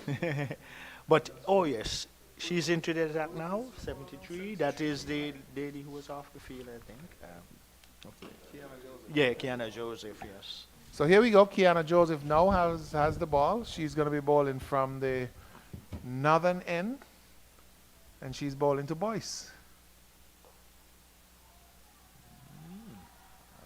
Okay, first ball. Left No arm run so orthodox far. spinner. Yes. Ball back of the hand. What did she mix them up? It looks like, well, that's the That's first the ball first I've one. So seen let from us her, look so closely. I'll Me too, have to me too, wait me and too. see. Me too. Yes, that's right. Okay. She has the player boys For, very quiet for the for first two balls. it looked more like an orthodox left arm spinner. I haven't seen anything from the back of the hand out of those two deliveries. So yes. All right. So First run from Kiana Joseph's over. And she'll now be bowling to Sa. well, it's good that it was not a serious injury. That she's back out there now and back into the attack for the Windwards, and she can make a big difference in this encounter if the Windwards going to really challenge Trinidad and Tobago in pursuit of the 150 which the Windwards posted. Well, Kiana Joseph operating from the northern end, pavilion end here at the St. Paul's Recreation Ground. CG Insurance Super 50 Women's Cricket. And a loud appeal. And the first wicket goes down, and she gives her dance. Well, she is a proven wicket taker. All right. She had a hat trick in the last game. She comes back onto the field after an injury, and she takes the first wicket. Yes, and really, yeah. Saw is the batter that's out. Yes, leg before. Yes, she goes leg before wicket, and now it looks like who, Joseph going out? Yeah, Joseph is the one going in to replace her, but really she has proven why she has taken a hat trick so far in this tournament, and that was a delivery pitch wicket to wicket, which I've been emphasizing on, that if they miss is either LBWR ball, not that one kept, that one did not kept on the low side, it just deceived the batter Shaw, and she was adjudged leg before wicket. Okay, so Saw leg before to Kiana Joseph for 11. That's the end of the opening partnership. Which was. And these, And looking at at least they gave a good start. yeah, looking at some of the other scores here. Well, I mean, we were talking about teams not batting out the 50 overs. Well, Yeah. Barbados certainly did. 318 for 8. Kaishona Knight scored 144 from 117 balls. So there we go. First team to bat out the 50 overs in the tournament so far. Trishon Holder made 36 and Captain Haley Matthews 31. That doesn't come as a surprise to me at all. So coming back here to say, oh, it does, I'm sure it doesn't come as a surprise to you. Because they're playing mean, good cricket, man. you've That's been- all I'm saying. Yes, you've been promoting Barbados all day long. Well, they're the defending champions, don't so know. defending champions always have something to defend. I Do don't you know. follow? Do you Did follow you get that call from Mia Motley last night or what? me? No, she would not like to speak to me. She would not like to entertain my conversation. No, but really and truly, it is good when you're in a position. Yes, people will know where our passions lie and so forth. But as you No, know, I certainly you know, understand no, you that. know it better than I do. Of When course, you're Bob. in a broadcast position, you have to be fair. You have to say what you see, and But because Barbados really, has been definitely playing well. and they're And being- based on the score today, and one of the things that I believe has contributed to it, which I'll have to find out, most likely they might have had ongoing leagues going in Barbados in different areas for women cricket. And then this would then, when you select a squad, you have a nucleus where you could select the most outstanding players coming out of your local leagues, you know.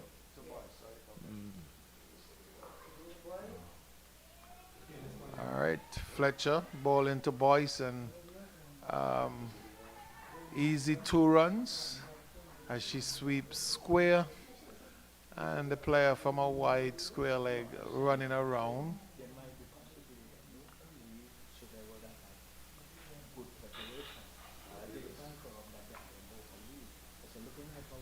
All right, and Fletcher be coming back in again to ball to Boyce. And she drives once more, taking the outside half of the bat And going out to the short mid wicket.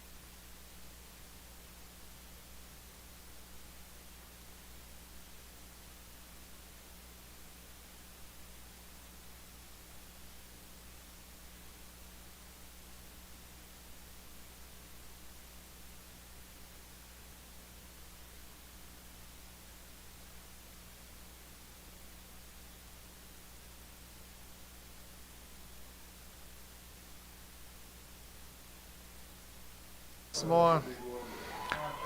All right, and that's another big one from Boyce. I mean, she is really dominating the batting today, and she's now at 50, 44 balls, 43 minutes, 5 fours, 3 sixes. An excellent innings here from opening batter Boyce for Trinidad and Tobago. Putting the pressure on the current leaders in the tournament so far, the Windwards and their captain, Afi Fletcher. Yes, and a very good knock by Boyce as she continues, and have been playing some very good orthodox strokes, and really that was one of my favorite strokes. Is hitting the ball straight. Always more easier that you would not give the bowlers an opportunity because you're using the full face of the bat. Well, here comes Joseph from the pavilion end, and she is Joseph. It's not a coincidence; it's reality. But she gives the ball good flights, and that is good as a left-arm orthodox spinner. Nice delivery. well, Joseph to Joseph reminds me of my Sunday school days. Of of Huh? of Well, if you hear Joseph and you're talking about Sunday school days, I mean, you should know.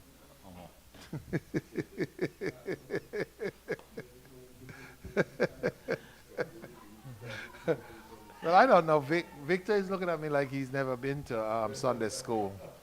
I don't know. We have atheists here in St. Kitts, so. No, I'm not one, eh? Definitely not No, gonna- I'm not one. I'm not one. Another Another big number. appeal, and here she go. Two overs, 2 wickets. Well, Joseph is well, doing the jig. indeed, and She's doing the jig there. I don't know if it's the St. Lucia jig or the St. Vincent jig, but it's a good jig for the Windward Islands. The second wicket is down, and down goes Joseph. Yes, and when Earl Smitten was on, he really said that she's going to make a difference for the Windwards if she comes back onto the field of play, and she had started in that vein. She has taken the 2 wickets going down, and really impressive in me seeing her for the first time. Looks good, and what is always a good sign too, when spinners are not afraid to flight it in the shorter version of batting. Yeah, and she's, I mean, she's definitely defeated the 2 batters that she's gotten out. And Well, we'll see what happens. Number 11, Samaru, well, is headed to the middle to take strike from Joseph. And I don't know, she came off the field in a stretcher. She went back on in shoes. well, she has got, and she's got 2 she has really set the stage for the Windward Islands to put up a good fight here against Trinidad and Tobago. Even Well, though what was your prediction earlier? You made a prediction earlier. about balls keeping long wickets being taken, Yeah. either LBWR. So this has nothing. These 2 wickets has nothing to do with I the don't ball think it was keeping low, right. right? I don't think it was right. To be honest, I don't think it was height. Or Probably. height or depth? Well, height or depth? Well, depth, sorry. I mean, I'm subjected to correction. I mean, no problem. I'm No not problem. try- No problem. But you're right. I'm not trying to correct you. We're not No, in, no, no, but I mean. we're not in school. No, it's all right. We're at the cricket Because, I mean, human, we will all err at times. I mean, So the new batter, Samaru, facing Joseph, number 73. that one kept low. That's the depth I was talking about. That's the depth. Okay. End of And the that's nice. second over for Joseph, another successful over. So she's bowled 2 overs, picked up 2 wickets, and enhancing her tally of wickets for the tournament so far. Prior to this game, she was leading with 9, picked up 2 here today, so she's at 11. Definitely the lead bowler in the tournament so far. Yes, and what I like a lot of times that bowlers get more of what they deserve in putting a batter into error than not always the batter making a false stroke. The bowler delivery that induces the batter to make a false stroke.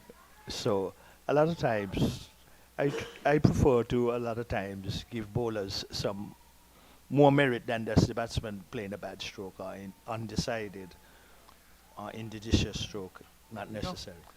Start of the next over, Fletcher from the southern end, bowling to the big batter boys.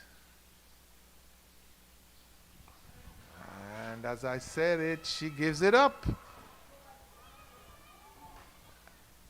Going for another one of those mighty swings, trying to go straight down the ground. The ball peeled off the outside edge of the bat, and the fielder in a backward point position took the catch. So Boyce goes down, and in quick order, 3 wickets are down for Trinidad and Tobago. So you can never say it's over until it's over. But at the same time, though, Boyce not using her feet to the delivery.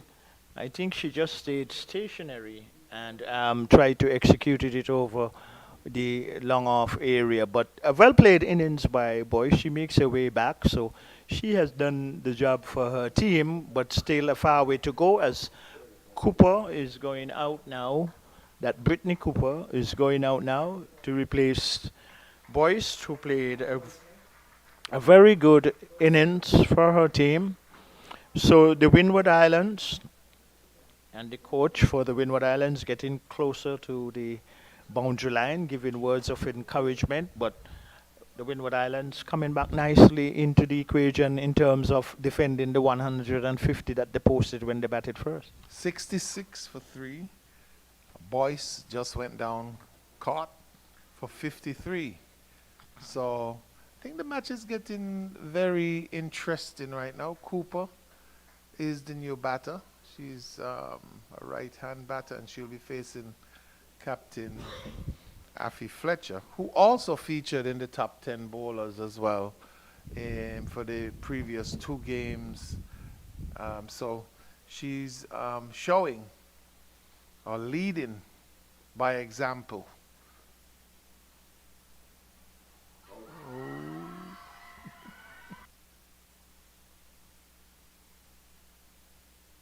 Wow. So another wicket goes down.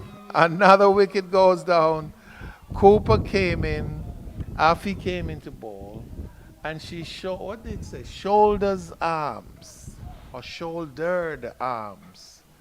And umpire took his own sweet and deliberate time. Oh, I'm sorry. Took her own sweet and deliberate time before raising that fatal finger that is sending Cooper back to the pavilion after only facing 1 delivery from Affie Fletcher from the southern end. Yes, and Affie Fletcher bowling one of the more difficult arts as spinners, bowling back of the arm, right arm, leg break and googlies. And when I saw Affie as a Fletcher as a wrist spinner coming from that southern end, when I saw the left shoulder dropping, and really, as most of the experts say, when you're going to bowl a googly as a wrist spinner, that whether it's left or right arm you're bowling, the opposite shoulder is going to go down, and the bowling arm going to come closer to the air. And right away, I saw the googly, and really, with the batter not playing a stroke too, and the umpire taking her time and making the right decision like before. So a very interesting encounter is developing here at the Yes, St. 66 for 4 Yes. in the 14th over, if I'm not mistaken, 14.3 overs so far.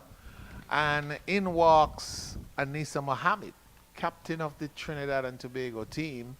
And they definitely need some kind of rear guard action right now in order to prevent the Windwards from running away with this one, which I assume it's very possible. Quite rightly said indeed. And wide. Okay, and there's it's a gonna get wide. close to the boundary. It is going to cross the boundary. Bonus. And more bonuses for Trinidad and Tobago. All right, so 5 runs To the total. to the total. And I'm sure the captain must be very disappointed. And what we failed to mention as well, that she was on a hat trick.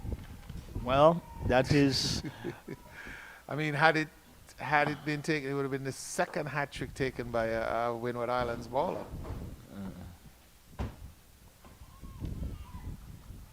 Okay, well, another single. and the captain is out there now, Anissa Mohammed. Yes. Well, she has watched 4 batters go down. In ideal And- circumstances now. And well, is there a word as unideal? I don't know what's the opposite to ideal. But well, she's the captain, and so they definitely need some rear guard action here, because the Windward Islands seem to be getting deeper and deeper into their batting order here.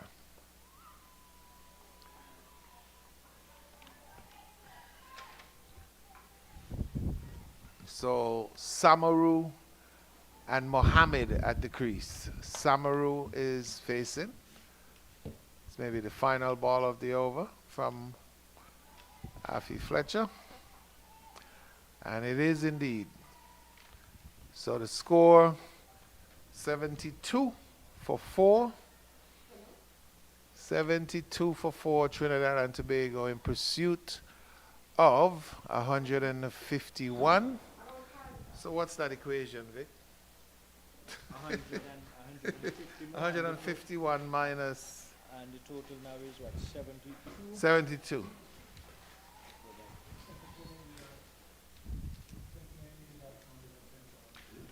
$79 needed from 110 balls. 210 balls. Yes, I was about to ask if that was US that he was counting it. Because this is 15th over is completed and 16th over is coming up right now. Here comes again Joseph, and she'll be bowling to Captain Anisa Mohammed. That's a full toss. Full Driven toss, back, yeah. driven back to the bowler. Yes. That's very nice of the batter. Well, some would claim it's better to bowl a full toss than a short delivery. All right. Well, we'll wait and see. Kiana has taken 2 wickets in her 2 overs so far. She's into her 3rd over right now. She comes in.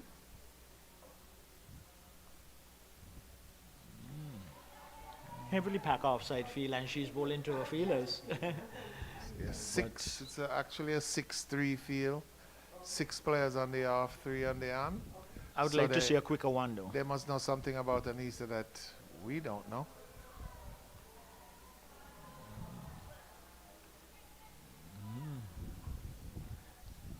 At this particular moment, I would say that the game is in the balance. Meaning so that either team have an opportunity to take it away. I do not know if you see anyone having a slight advantage at this particular moment. Well, I think with 210 or over 200 balls to go, 79 runs. I mean, it's always nice to say, well, you know, listen, you can just bat these as many overs, as many balls as you want. You're going to make the 79 runs once you decide, oh. That looked like a drop catch. It went to hand, yes, wow. it went to hand. And you Catch in practice almost. yeah, catches win matches, drop And catches lose Joseph, looks like the captain, my. Fletcher, was the one who dropped that catch Madness. in the slips. I mean, that would have been 3-3 for Kiana. She got some kind of special magic. Well, She has that magic, that knack of taking wickets, and she's proven it here today.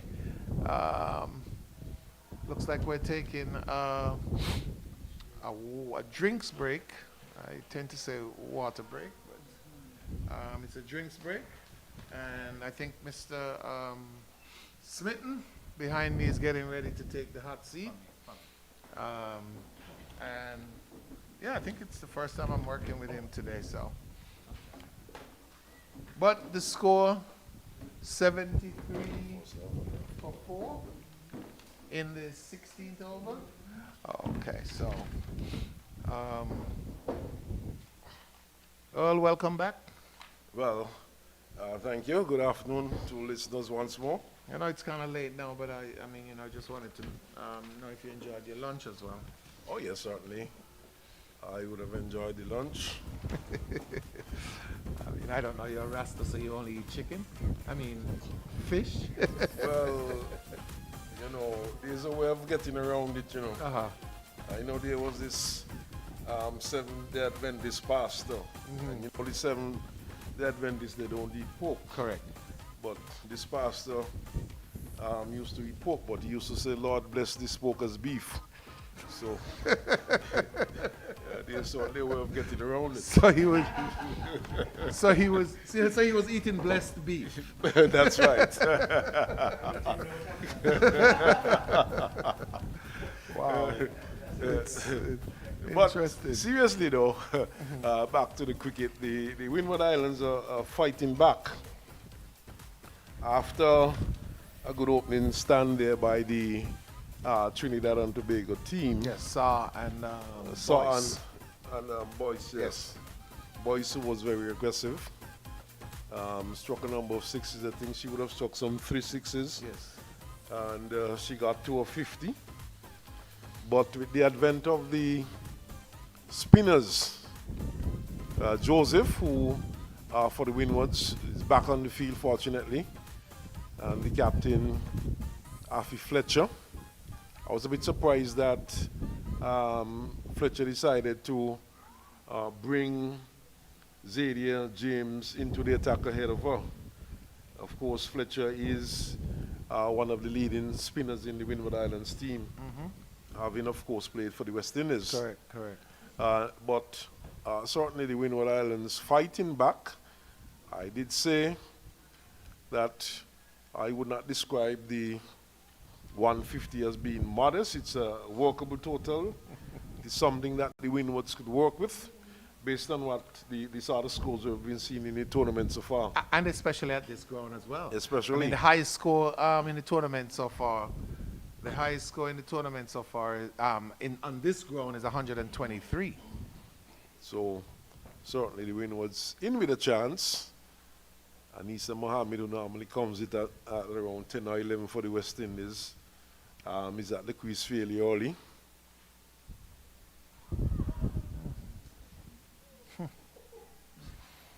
It seems as if it's going to be an interesting rest of the innings for Trinidad and Tobago. Looks like they're wilting to the spin. And certainly the confidence of the Windward Island team is up. Okay. And the wind seems to be coming back. So it's going to cool the place down a little bit more.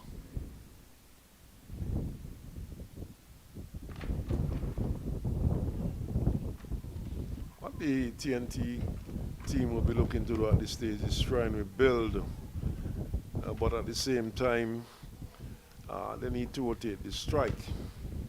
Yeah, but I don't think they need to do anything aggressive right now.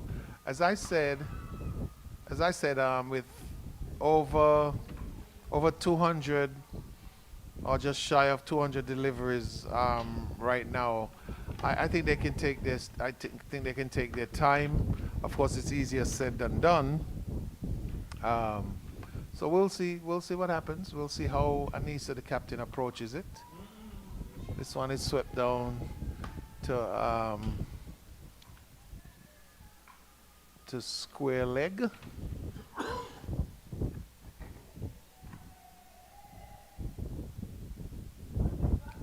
Just a single, it seems. Yes.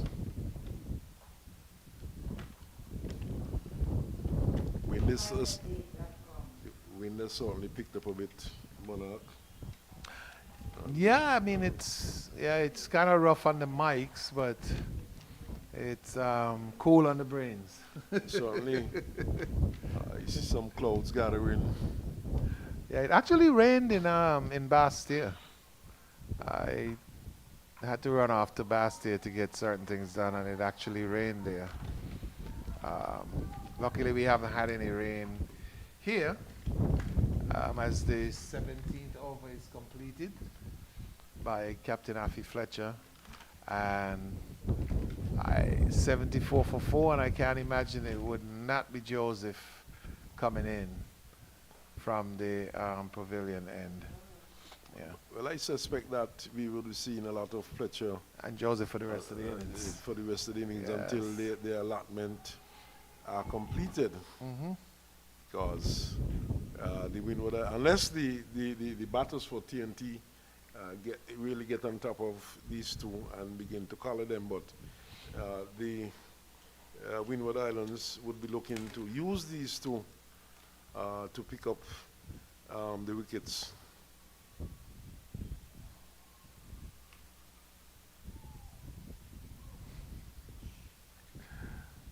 In the match when Joseph picked up the hat trick against The Leewards. the Leewards, she was pushing through the ball quite a bit, and I did say if she could give the ball a bit more ears, she could be a lot more effective. And just as I mentioned that, she started flighting and Throwing it up, yes. and right on cue, she picked up a hat trick.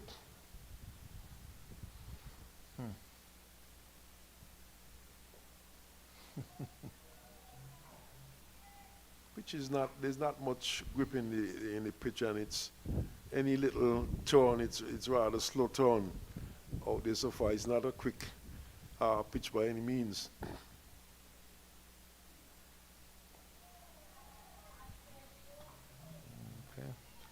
Okay. Looks like the patient game is about to take hold. Yeah, but they could be digging themselves into a rut. This patience game. There's one thrown way up in the air. Yeah, you could, it could be a question of allowing the bowlers to dictate. To get on top, yeah.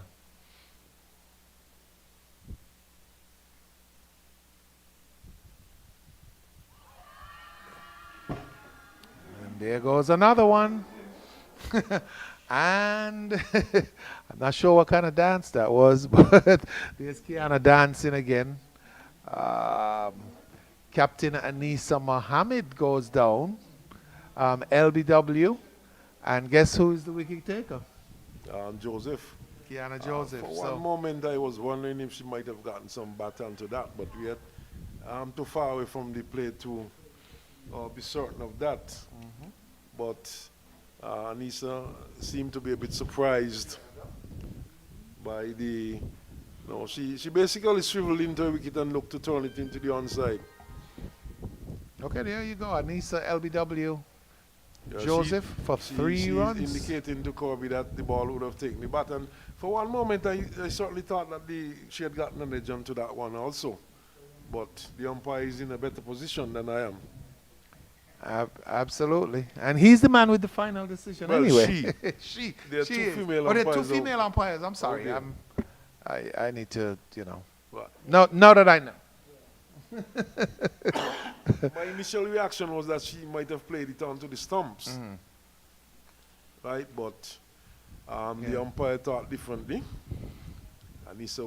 She seemed to be shocked that she was given out. So, um, that was the end of the over, actually. So a new over from Afi Fletcher is coming up, and she's going to be bowling to Samaru.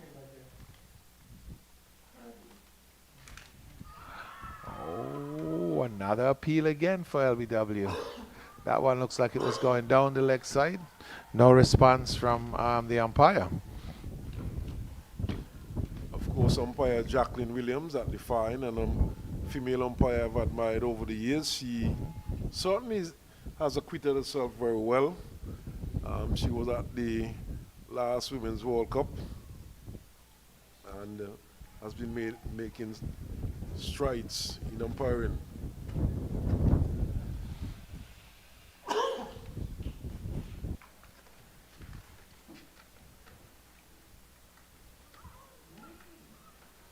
First time Monarch we're seeing a bit of bounce. Yes. So there's kind of a variety comes every now and then. Some kind of variety from the bowlers as Fletcher comes in again once more to Samaru.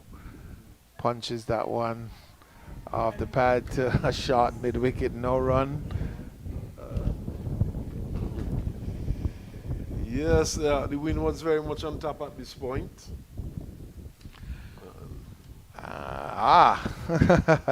Well, there you go. The 4 runs to Samaru.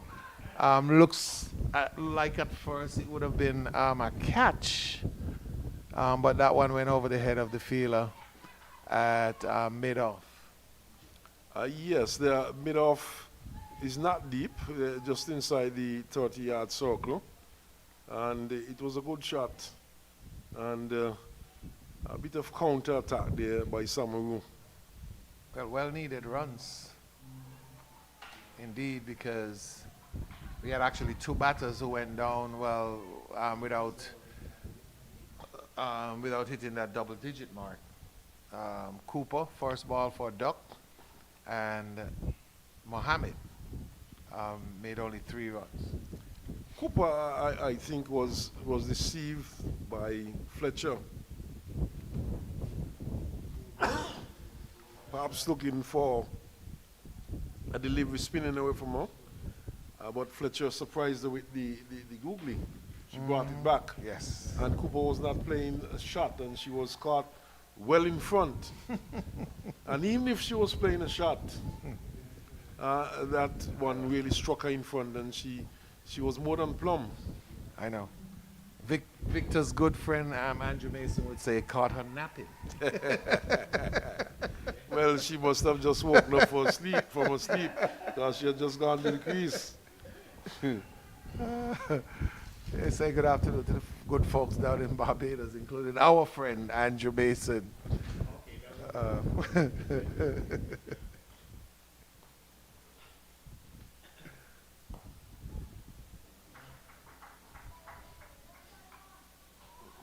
And that was a big wind-up from Kirby.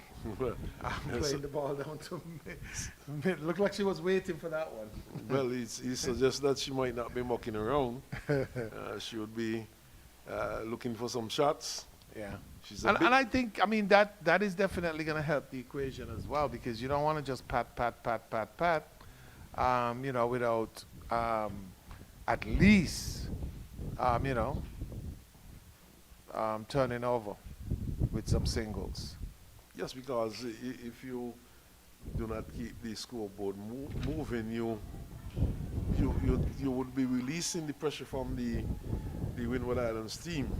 And once the scoreboard is ticking, every run that TNT scores would create some pressure for the Windwards. And here we see a very good shot by Samaru. Straight back over the bowler's head for 4. Yes. That's a wonderful shot.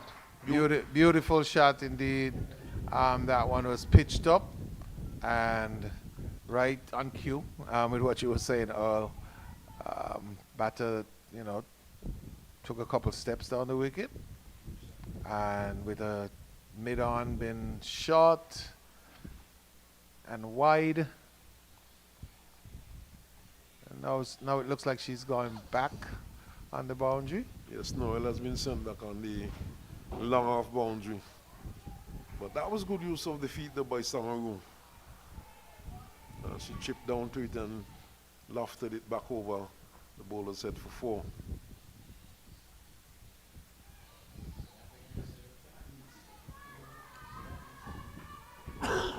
Okay. And this one got through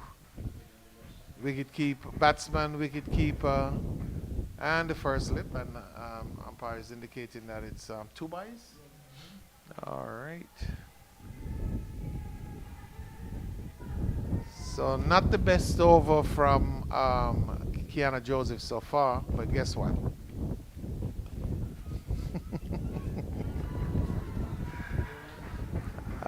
Another 4.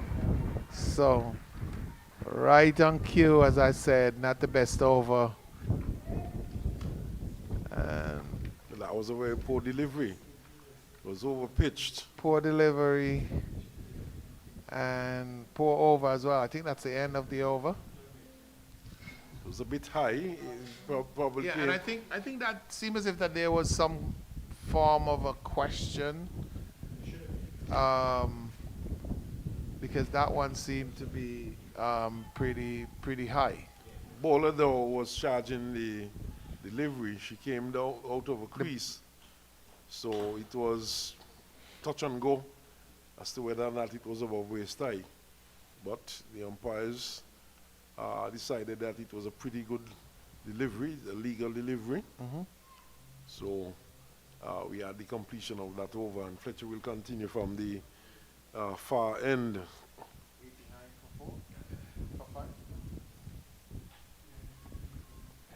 89 for 5 here at the St. Paul's Recreation Ground. Trinidad and Tobago chasing 151 for victory 89 for 5. Ooh, against the table lead in Windward Islands. 89 for 5, you might say that the Windward Islands have a slight edge at the moment. 62 runs, that leaves 62 runs to get. Well, In a million balls. well, I'm just basing it on what has been happening in the tournament so far. I mean, the Windwards has proven themselves capable of bowling sides out. I mean, they've bowled 2 sides out for under 100. So, okay. So wide from Fletcher. Well, you know, there's always the saying that if you want to prove how good a position you are in when you're batting, just add 2 wickets onto the score, and then that will give you a pretty good picture. So you add 2 wickets onto 90 now for 2. 90. It would be 90. If you add 2 wickets, it would be 90 for 7. 90 for 7, right? Yeah, that's and that's you'll not a good position Yeah, to be in. exactly. So, you know, Trinidad and Tobago, I would say at this point, slightly up against it. I would give the edge to the Windward Islands.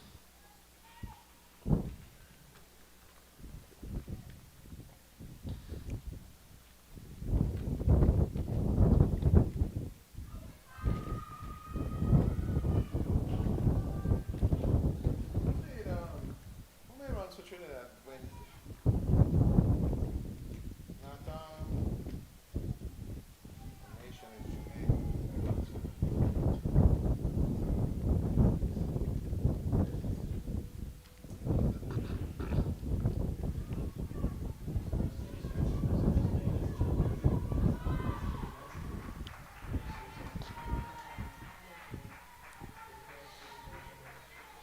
Yeah, that one was scooped up just over the head of the mid wicket, short mid wicket. Edwards.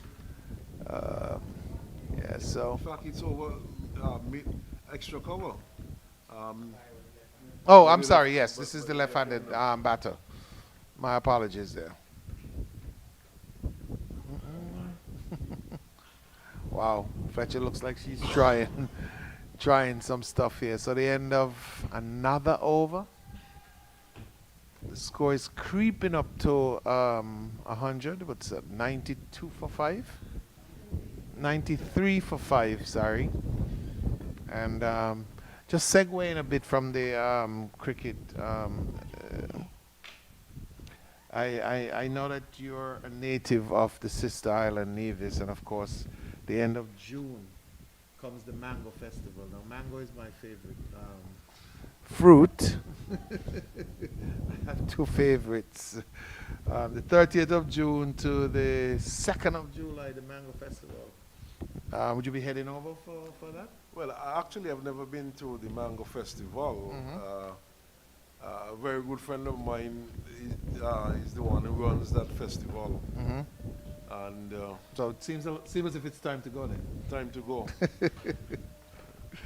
And the good thing is that I'm not employed now.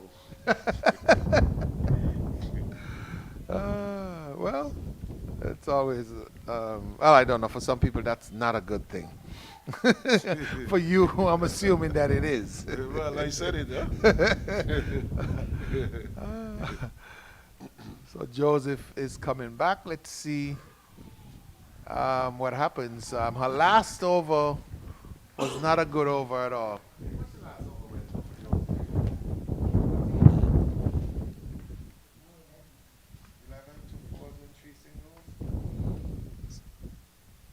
So 11 came off of that last over.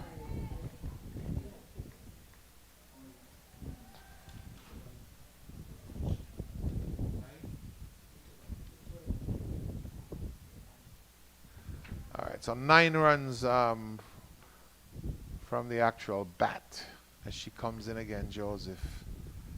The ball to Kirby. Kirby has a big wind up. That's what I'm noticing. Well, she's also a big lady, powerfully built.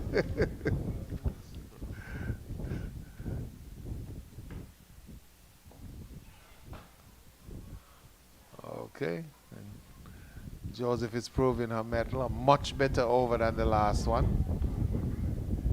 For sure. And Samaru is seeing something, and she wants to make sure that Joseph doesn't do the trick again. Probably telling Kirby that there lots of overs to be had still.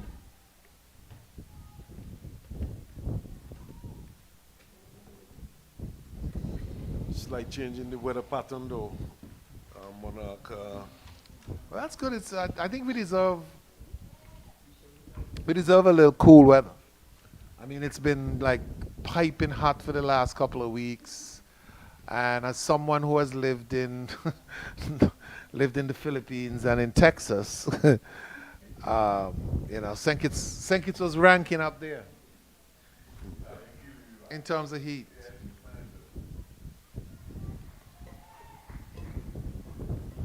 But yeah, a little bit cooler now. Looks like we're gonna have a drinks These areas, break. St. Paul area, of course. Okay, that's probably not the one of- end of the over yet. Go ahead, I'm sorry. I was just looks like they I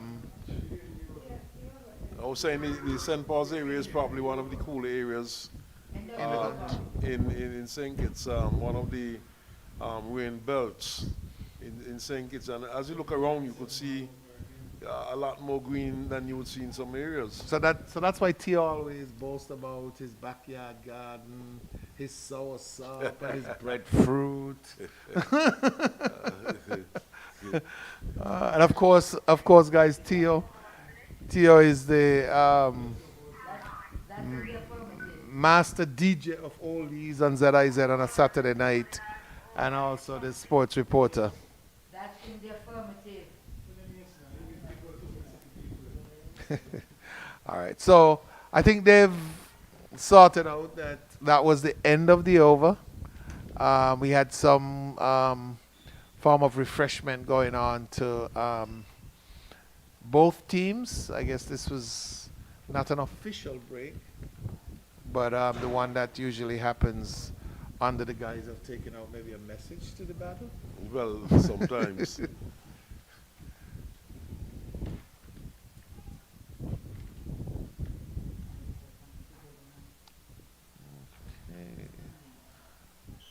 So I know Afi Fletcher is continued to.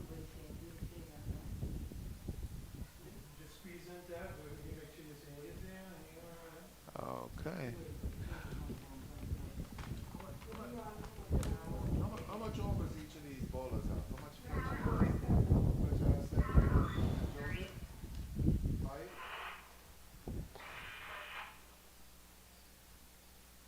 Come in, come in.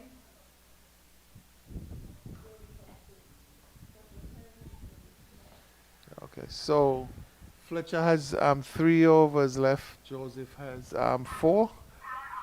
What do you do? Give them a couple more overs still? I think so. Well, it's critical for the Windward Islands team to Get a pick up couple another more wicket. There you at go. And these are the 2 most attacking and experienced bowlers as well. So yes, I think we. If I'm the captain, I'm staying with these.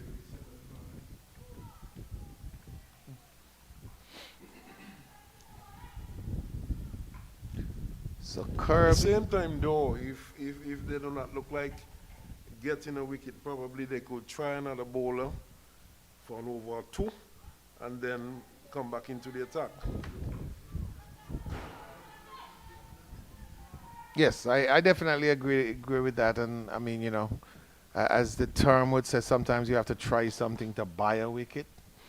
Um, and that's probably what's needed, because I think with the fall of another wicket, I think the Windward Islands will be more in the ascendancy as it relates to winning this match.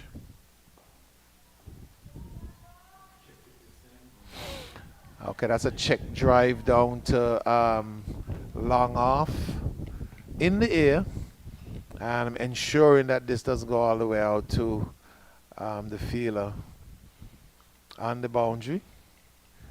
A With all single due respect taken. to Monarch, these two are looking relatively comfortable against these 2 bowlers. So probably it's a good time to try someone else. Make a change, yeah.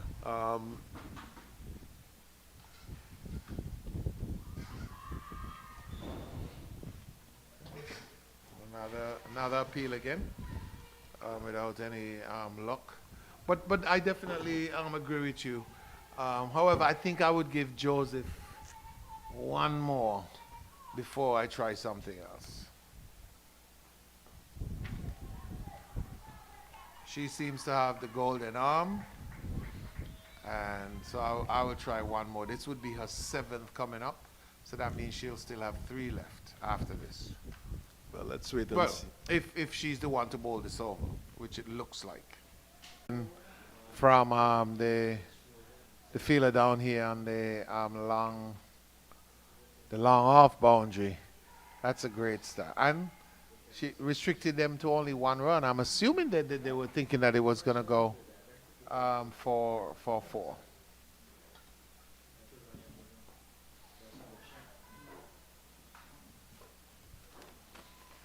And another single again.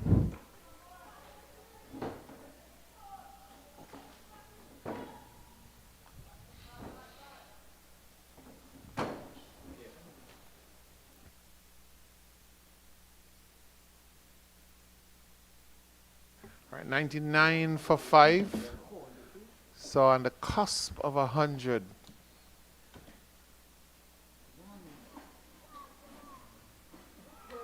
Oh wow! And just as I thought, that Joseph bowls another over. She has just the knack of taking wickets. So there you go. Number 6 is down. Kirby with a big wind up and a big swing, only for the ball to spoon in the air down to the backward point.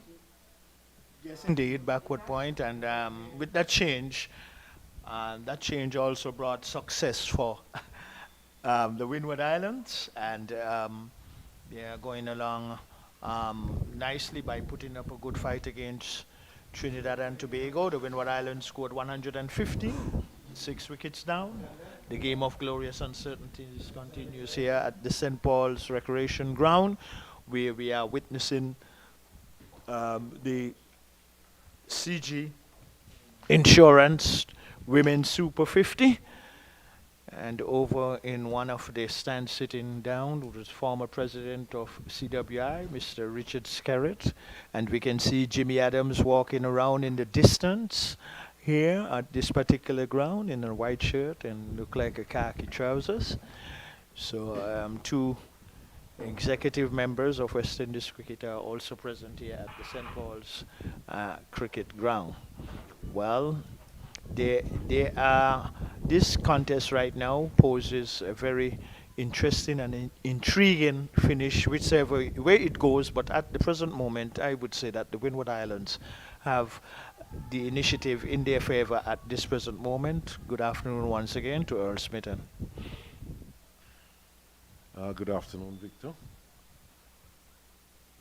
Overcast, slightly overcast conditions here. And Trinidad and Tobago, after starting very well, they would have had an opening partnership of some 45 runs. And they're yet to reach the 100 mark. And there are some 6 wickets down. So Quality spinner. Quality.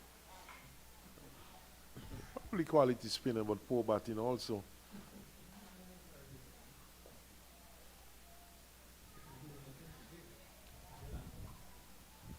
So 99 for 6 at the end of that over. End of over number 23. 24, in fact. And scoreboard showing 23, but the official scorers are making the necessary correction. So the manual scoreboard just running a bit behind. Well, Victor, yes, the bowling has not been exceptional. We have seen 1 or 2 good deliveries from Effie Fletcher. She really deceived Brittany Cooper, for example, with that googly. Brittany Cooper probably expecting the ball to spin away from her. The first delivery she received, but in fact got one which jagged back at her and caught her plumb in front. And Fletcher will continue. It seems as though these two they're going to bowl the overs out. But here's a good shot. Over cover and down to the bounds for 4 by Samaru. That's a lovely shot indeed. Excellent use of the feet. Getting to the pitch and driving it over extra cover. There's no one in the deep. So the 100 coming up.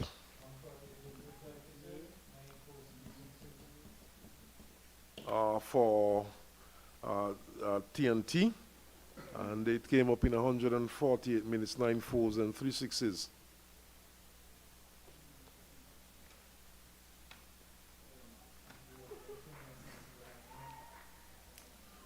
Samaru has been batting well, Victor. Who has been very good in her approach, that when the delivery was given too much air, she used her feet well and got to the pitch and got a well-earned boundary, which is even more so very relevant for Trinidad and Tobago, but the Windward Islands at this particular moment, they have the initiative in my perspective. Samaru, who is on 21. Stepping out and mistumped there by the keeper, Fontaine, as the ball races towards the fine leg boundary. In fact, it stops just inside the boundary. And Two runs there, but a bad miss there by the keeper. Yes, a bad miss by the keeper. Fontaine, two bites. One keeping a little on the low side, but really, at the same time, though, it is good to see the batter using her feet to flight the deliveries, and it was lucky in the end that the keeper did not gather it. So Fletcher once more. This time Summer defends and gets it into the offside.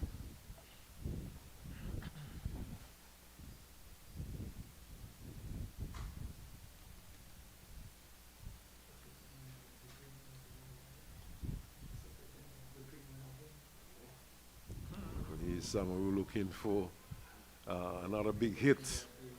Ball coming from the bottom portion of the bat and going into the onside. And the run is scored.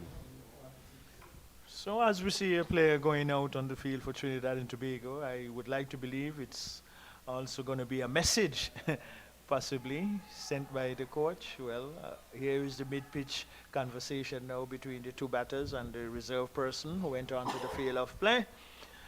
And this is a very interesting moment of play here at the St. Paul's Recreation Ground, CG Insurance Super 50 Regional Tournament being played here, and at Warner Park and at Connery Cricket Center. 5 for 6. And we've had some 25 overs completed. Joseph will continue.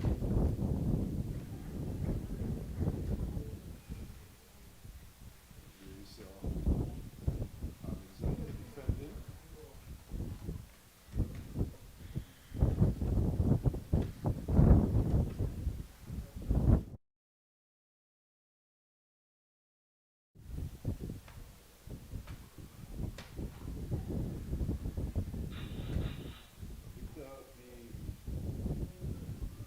Windward Islands team really defending and defending well.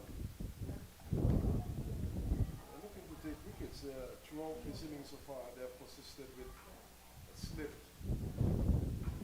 It's just the one fielder that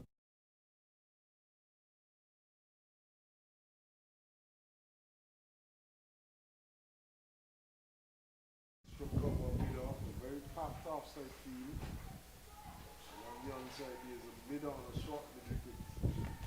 So back on the boundary.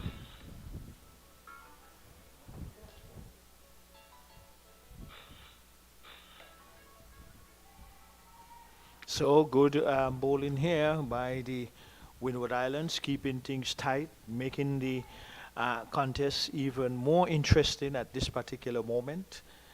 And coming in between the umpire and the stumps now, coming from a different angle.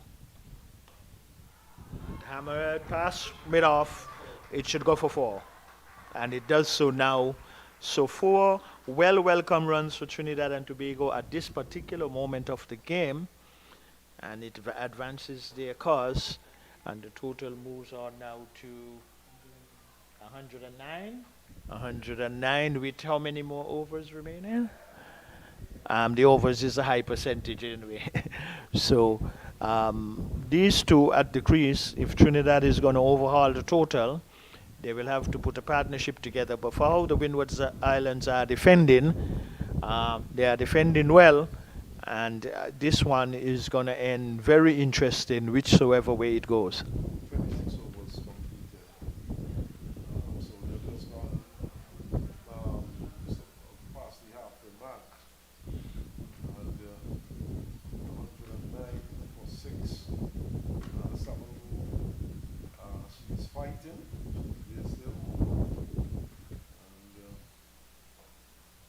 she's looking very solid. Easy single, don't think it out. So this game could go right down to the wire victor. Yes. For an interesting finish. Yeah, indeed, for how it is at this moment. And as you quite rightly say, that once the Windwards keep taking wickets, but if that is not going their way in terms of wickets, and the Trinidad and Tobago batters keep getting the singles, the ones and the twos, and putting away the loose deliveries, then it's a different proposition. But at this present moment, very interesting period of play between these two teams.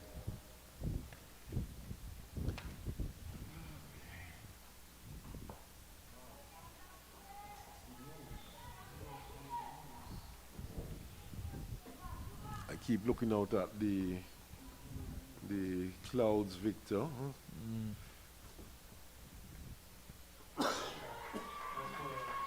It's 1-4.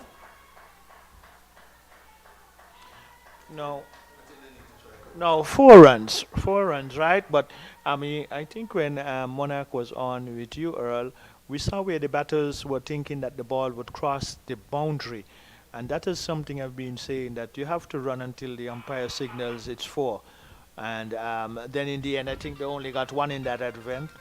But another important boundary advances Trinidad and Tobago causes closer to the 150, and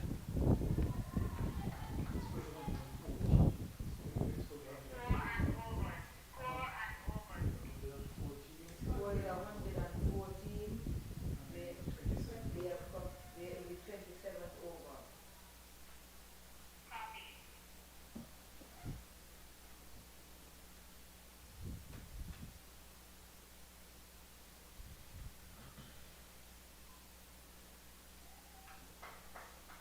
So 114 is for 6. And we are in 27th over, of course.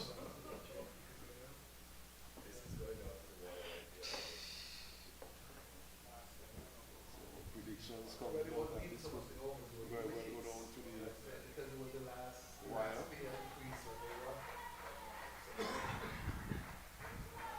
But it's by no means over as yet. It's far from being over. 114 for 6. And we've had some 27 overs completed. and this So is 27 overs completed, 114 for 6. and this is what makes Super 50 cricket very interesting when it comes to these stages and moments of the game, and this also too brings a lot more excitement and keenness and everything in the game, and even for the few spectators who are here at the ground, which we don't expect many spectators to be viewing these matches. But at the same time, though, very good contest on hand, and nice use of the feet, but only would get a single there. And it's good to see when batters are using their feet, especially to deliveries that stays a little longer in flight in the air, and not just because the same amount of time that you have to wait for the delivery is equal time where you can move and try to get to the pitch and try to get some runs. So,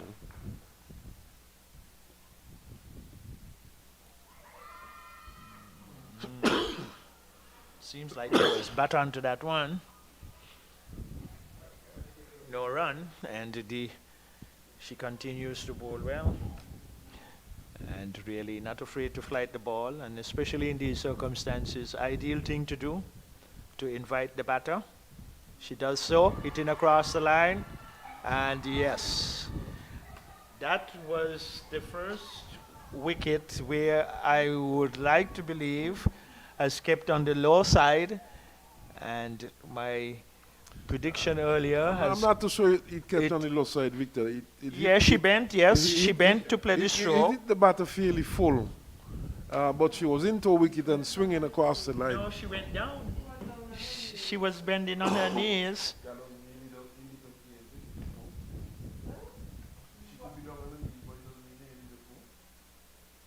No, it kept low, and she was down on her knees, and that made it more obvious for the leg before decision. That is how I saw it. Well, at times we see things different, but that's how I saw it. Does not mean that I'm correct.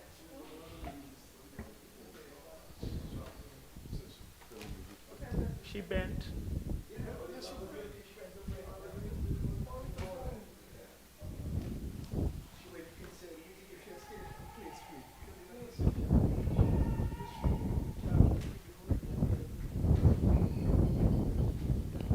So another wicket going down, 115 it is for 7. And perhaps the batter there guilty of going across the line. Delivery which was given a lot of air.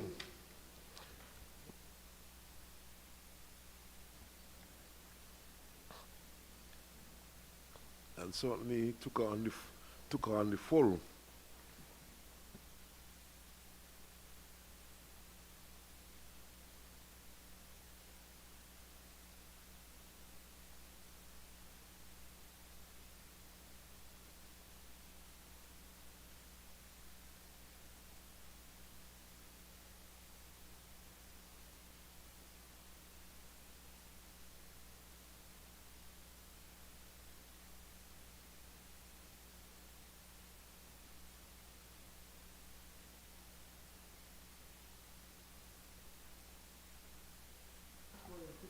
So Windwards really fighting back after a start of some 45 by Trinidad and Tobago.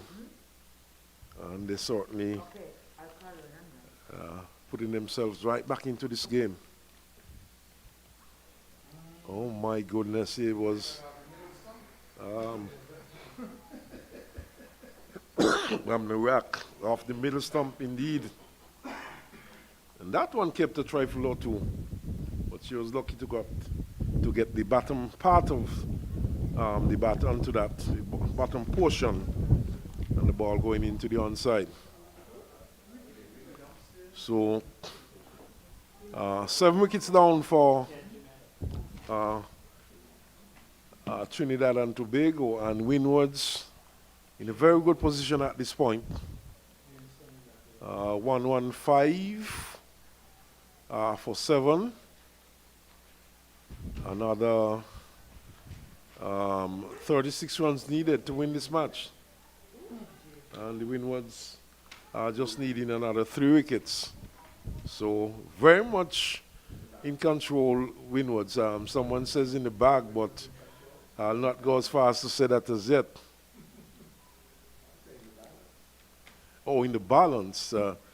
I think it's balancing in one direction at the moment, in the direction of the Windwards. Probably.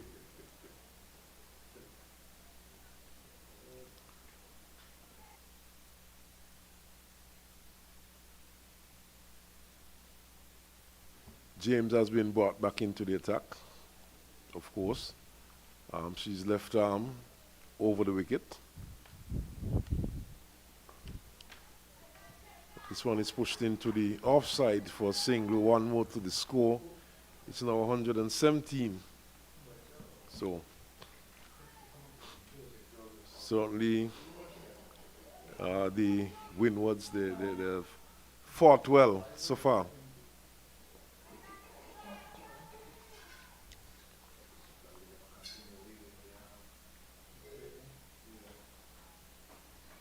Of course, if the Windwards win this, they would go 3 up in the series, and they would be leading the pack. They would be on top. They would. Well, if they do win.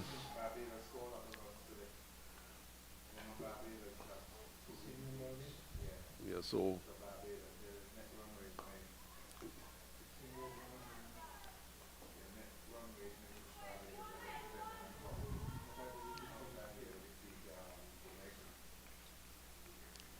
So 117 it is.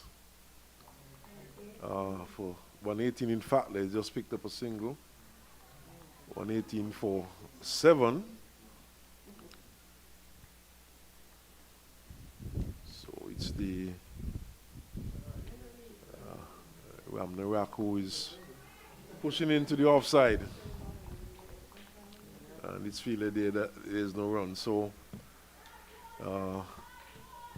118 it is for 7, and there's certainly the Windwards, they have done well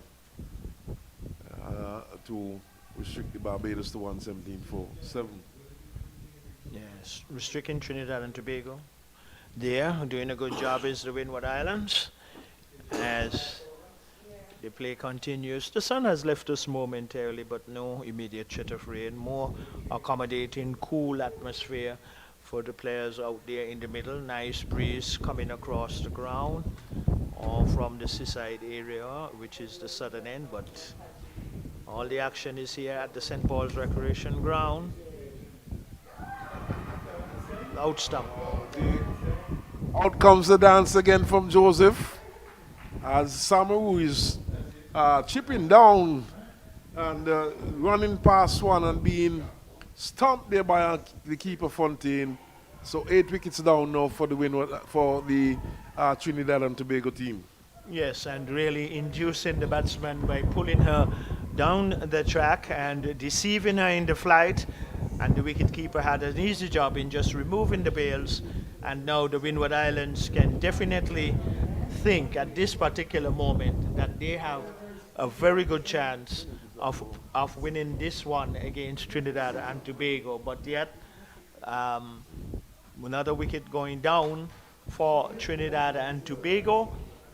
And the Windward Islands should feel very confident that they should bowl out Trinidad and Tobago under the 150. Joseph now picking up a 6th wicket, 6 for 20, as Ramnath goes out there to partner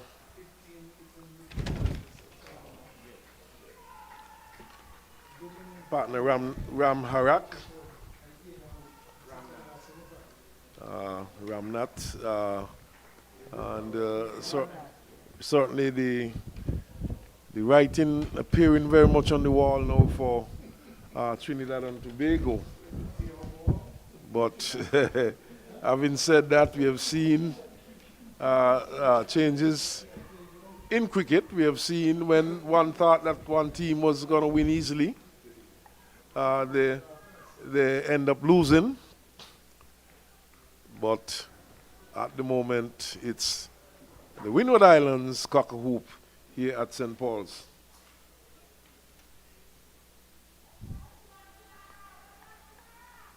And this just underlines what I was saying earlier on, the importance of Kiana Joseph for this Windward Islands team. And she certainly has made a big difference, not only with the ball, but with the bat earlier on, when she was the last one to be run out for a well-played 29.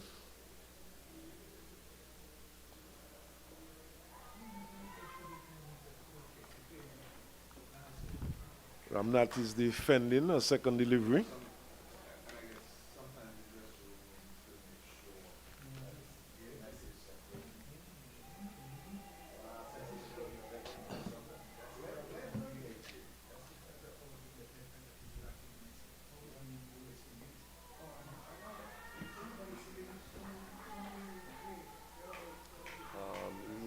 How many hours you are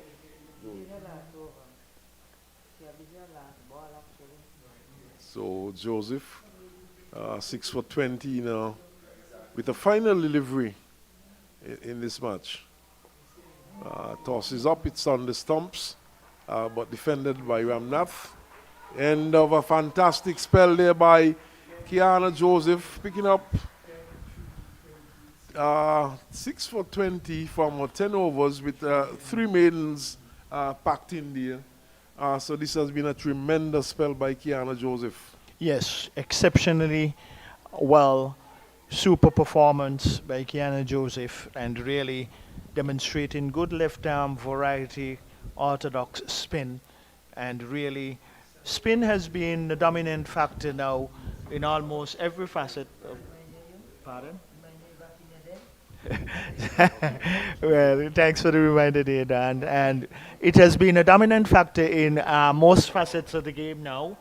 We see where spinners are dominating both in women and men cricket, and here is one. Might go to the boundary, a welcome one for the Trinidad and Tobago. And it seems like for a moment, but then upon reflection, no height was in that one, but the batters, they got 4 runs.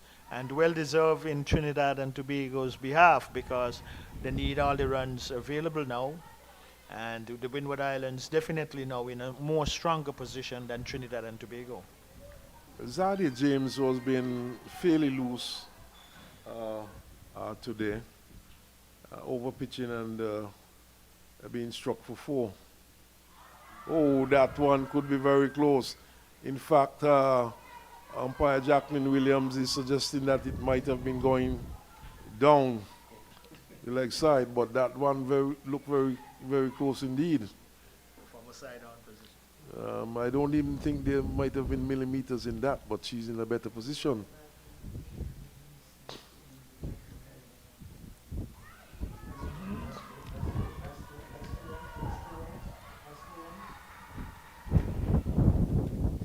But TNT, Trinidad and Tobago, is not giving up as yet. They're still charging down the track looking for every possible run. And there are two more runs picked up there by Ram Harak. So it's 124. 124 for 8. Fended.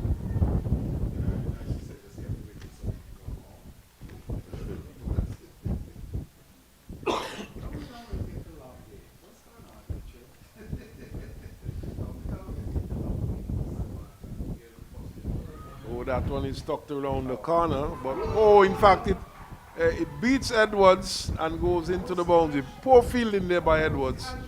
Rather casual, as mentioned in the background, and allowing 4. And the anticipation was very poor on the fielder's behalf at square leg, really. But what should have been easily a 1 came into 3, added more, and they earned 4 runs. But Trinidad and Tobago, they will welcome the runs in any form or fashion at this particular stage, especially with 8 wickets down. Well, it's now 128 for 8. And Windwards would have to bear in mind that they have not won this match as yet. There are still 2 wickets to take.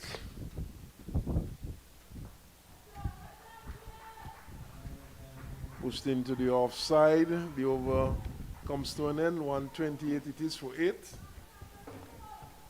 And very good comeback here by the Windward Islands, and it was good that Joseph was able to go back out onto the field of play, and really she has made a difference, and she has the potential, as we are seeing, as can possibly end up being the chief or major wicket taker in this Super CG Insurance Women's Regional Cricket. That is far off, but as a leading wicket taker, I would like to believe that she has strong possibilities of really ending up with the most wickets. But there's going to be a change of bowling and the change of an individual, and one who carries, or more popularly known as Monarch in the Calypso arena. He wears many hats, actually. And he is back here with me, but an interesting encounter here at the St. Paul's Recreation, Clement, and which way it will go? We'll know at the end of the game. So number 21, Etienne, comes into the bowling attack right now. You couldn't get a better answer from Clement when the game ends. And at this, the non-striker, and it is Etienne. Yeah, Etienne is the bowler from this, the northern end. Ramnath is the non-striker, and yeah. Sorry, Ramnath facing. Okay, sorry. Sorry, Ramnath. Yes. You're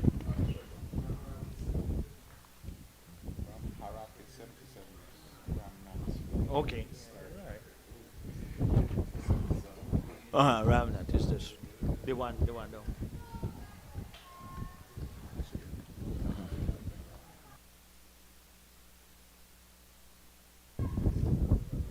Well, Victor, I predicted that this game was going to go all the way down to the wire. Well, I would just like the game against Jamaica here with Trinidad.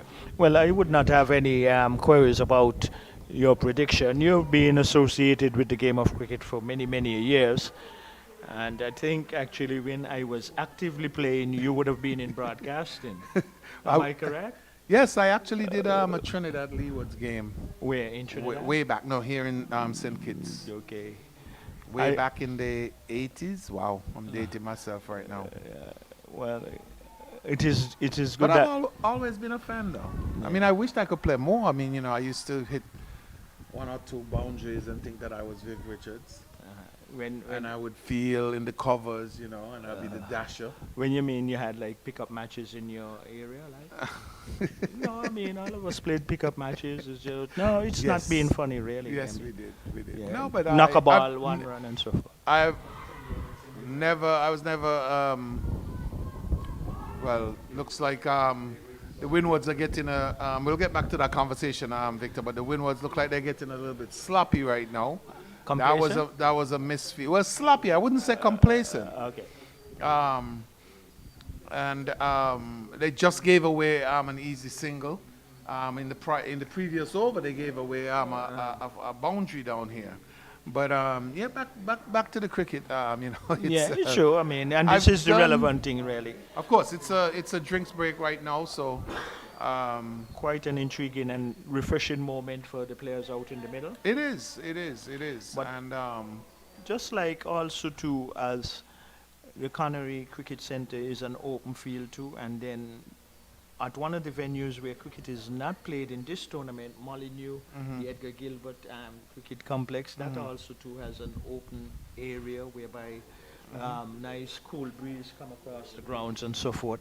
So we have some very good grounds here in St. Kitts. yeah, we're showcasing our grounds. I mean, there are not many islands our size, or some that are even bigger, with as many grounds as we have here. I mean, you can literally go to Sandy Point, the new recreation ground, Molyneux, as you say. Those are Mansion. yeah, those are two additional Yeah. venues that has attracted regional cricket before.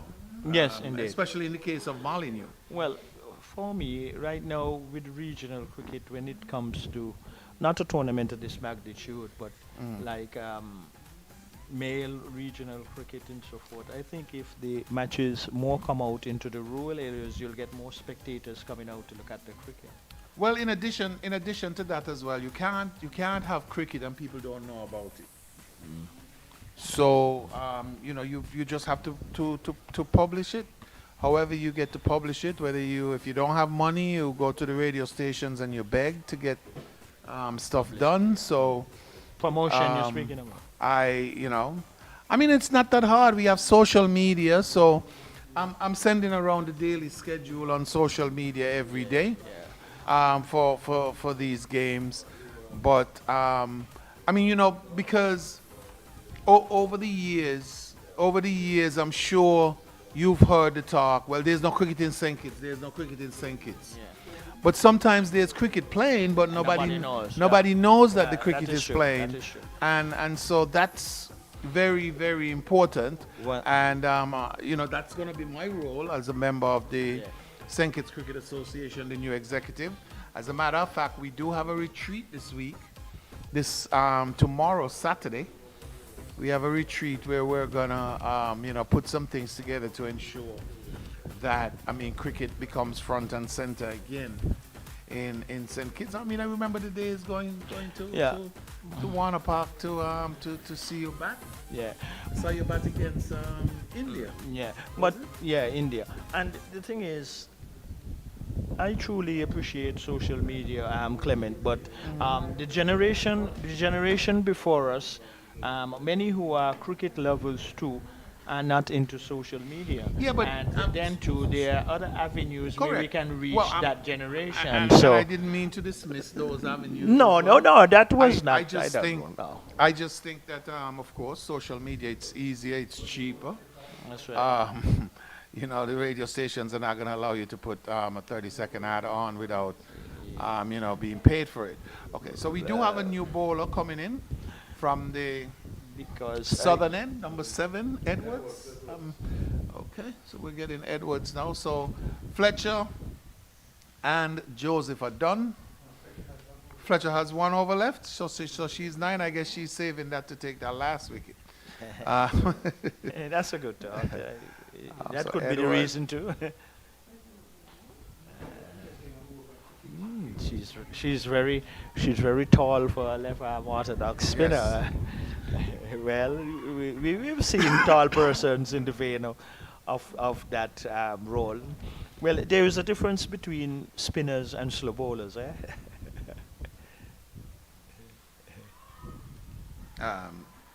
Do I? No, say it because it's true. I know what you're anticipating, So- what you're so- going to say. So Go in- ahead. So in your days, would you I- consider I- yourself to be a slow bowler? A slow or bowler, spinner? not what I associate myself with. That is what I was. A slow Derek bowler. Parry was a spinner, Noel Gishard a spinner, Virgil Newton a spinner, and the list goes on. Ronald Powell a slow bowler. So they had the categories of bowlers. It ain't everybody who bowls slow was spinners of the ball, really, but they got good results. Okay. And Ronald Powell got good results. And once more, concentrating on putting that ball outside the off stump. And number 30, Ramnat. She's facing.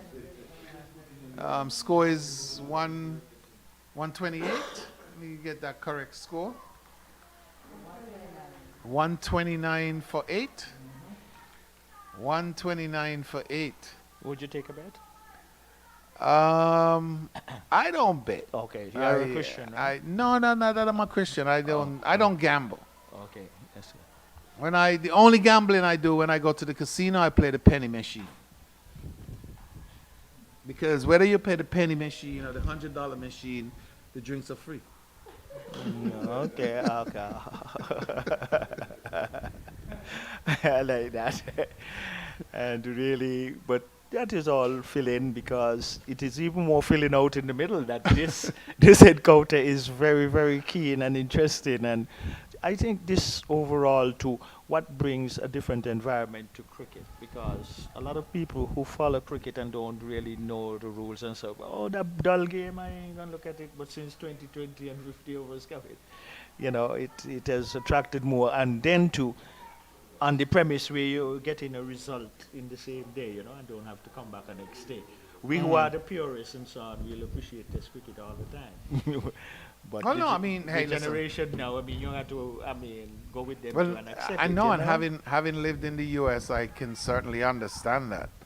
Because, people asking me, okay, so you play for 5 days and nobody wins? Yeah. I mean, And they that's found that very confusing, right? very, very confusing. Yeah, because- But I think cricket is now catching on. I used to live in the Texas area. There's a major cricket stadium that's being built on the 290 freeway outside of Houston. And not sure, as far as I know, they were supposed to be co-hosting the T20 World Cup next year with us, but there seems to be some issues. Oh. I'm gonna get two. Okay, 2 runs here, and the equation is getting closer. So that's 20 runs as far as 20 runs left for the last 2 wickets. And I'm not a betting man, but cricket, lovely cricket, right here at the center. and it's the same. We had the same scenario with the Leeward. Trinidad and Tobago against Jamaica in the previous match, where it went right down to the wire. Not in terms of overs, but in terms of wickets. Wide. Wow. And I say this is really sloppy. Really, really sloppy cricket. Really sloppy cricket. And at this particular moment, eh? I know. The keeper. So there's what? 3 buys? 2 buys. The keeper. The ball went through. The throw came in from the player, and she just, grabbed, put one hands, Casual. no pads, no nothing, No second line and of gave defense. and gave away a second run. Well, and at this particular moment, you could ill afford to give away runs like that. That become bonuses to the batting team. I know, and Yeah. she had a previous miss stumping as well. So I'm sure manager and coach will have a conversation with the wicket keeper.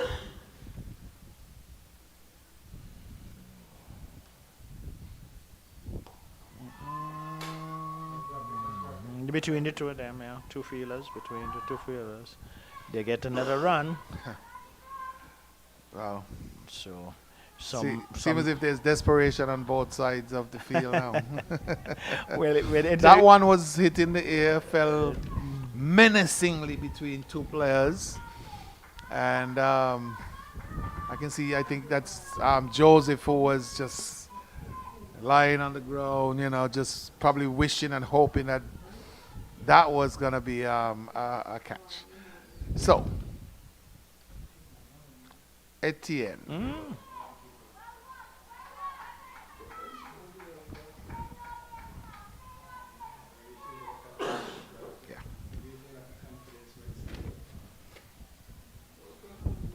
Yeah, getting closer to the 150 target, but 2 wickets to go down. So, what would happen if she bowled wicket to wicket?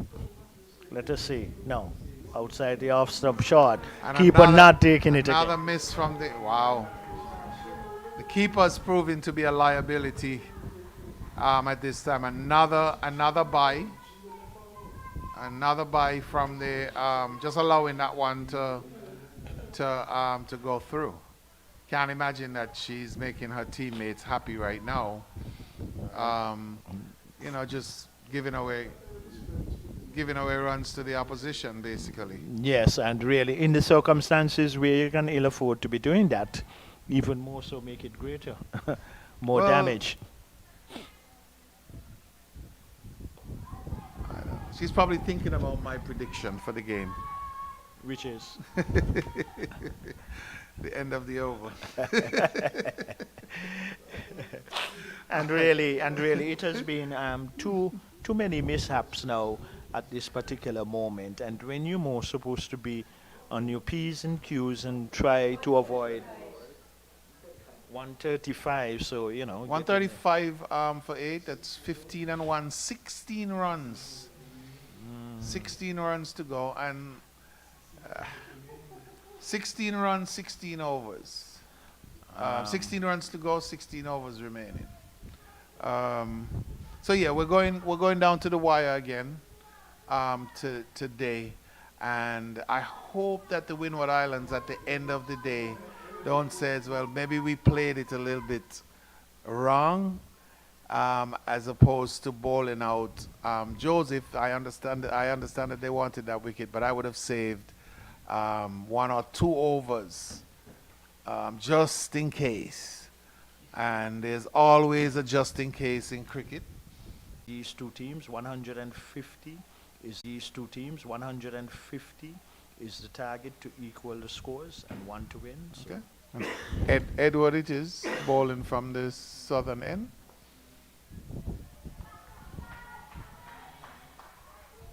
And even though she's been holding her own, I think it's a little surprising that Crafton hasn't bowled as yet. No. And there's a leg by. Fielder didn't pick the ball up. Batter was hustling to get down to the other end. You pick that ball up, anything is possible. That's right. There is So- always an opportunity. Absolutely. Yes. Absolutely. 136 for 8. All right. 14 to equal, 1 to win, make it I know. 15. But And 2 wickets to go down. whenever Trinidad play, there's always a Tanti Moral story. So I'm not too certain about it. maybe we'll have one today. You want to refresh my memory about something? I mean, did you play in that game? Yeah, I was in that game. And there's a wide. That's what I'm saying. It's I mean, the Windwards seem to be losing the plot right now. But with only 2 wickets, I mean, this sounds similarly eerily. I don't know if those two words can go together. But I mean, exactly what happened on Wednesday. Trinidad had to beat 123, and it came down to the last pair to do it.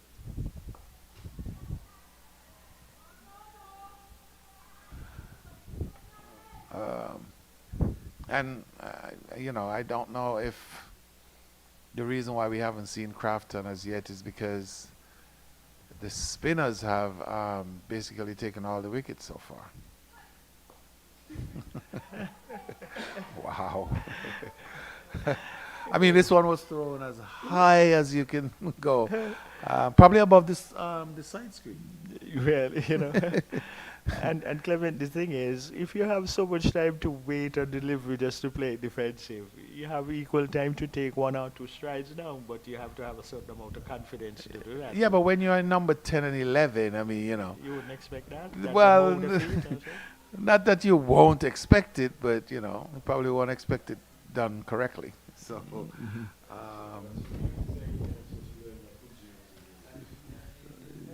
Yes. Yes, and the action continues. so and Zaida James is coming Zaida? back. Zaida. James, yeah, okay. Zaida James, yes. And so we see 3 of the senior players. What you Kiana think about this Joseph. move, though, at this moment? You think you'd have gone for next choice in terms of a bowler? Well, I haven't seen Crafton as yet, but she seemed to be.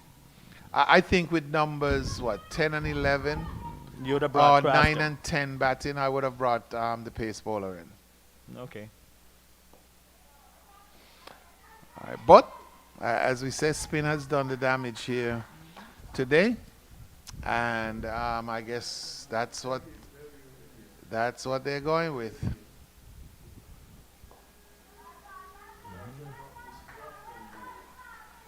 All right, so Ramnat is the batter. James is the bowler, coming in for her 3rd delivery, and Good sensible is batting. right behind it. Yeah, good sensible batting. You ain't keeping playing the orthodox shot. I'd like to see the bowler try a quicker I one, know. though. See if it- Obviously, the batter doesn't know that it's Friday afternoon in St. Kitts. And Friday afternoon, our busiest day. You Busiest day of the week? You go shopping, you go drinking, you go partying. There's all kinds of after work, hangouts today. So, but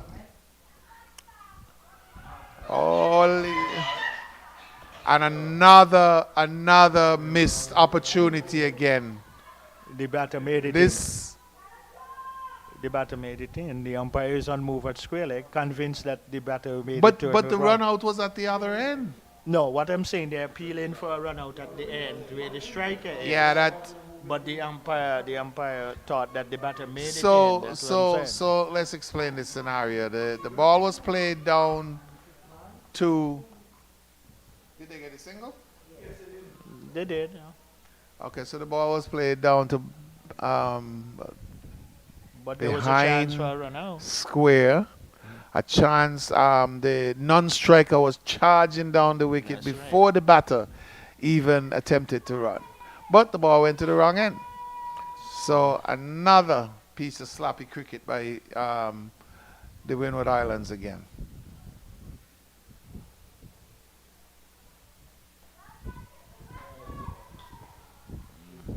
Yeah.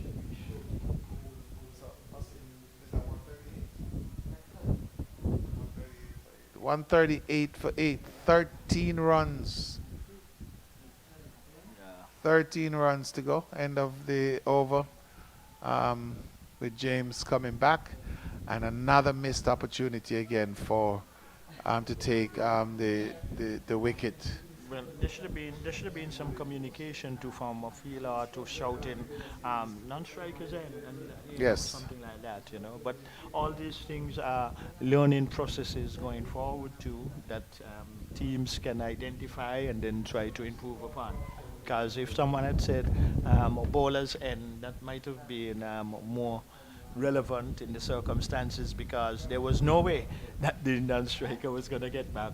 She was mid-pitch way, but anyway, that's the past now. We are here with the present, a delivery flighted, and really not making use of it, the batter, and just playing it out to mid-wicket. So, Edward is the bowler coming in from the very tall. southern end.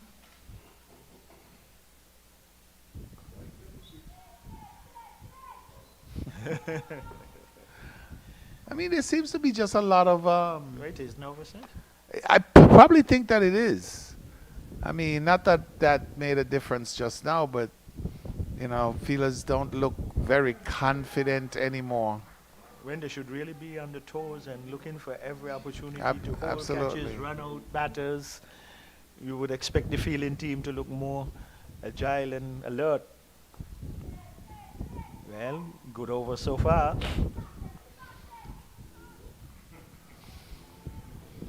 Well, I said so far.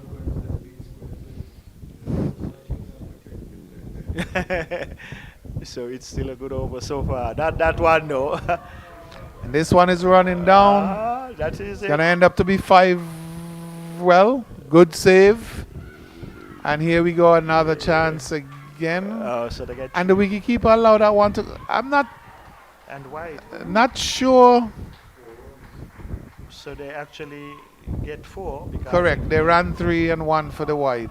So So that's 9 runs left to go. I think the Windward Islands has basically conceded, though it only takes 2 balls to get 2 wickets. But none of these bowlers look as if, that they will.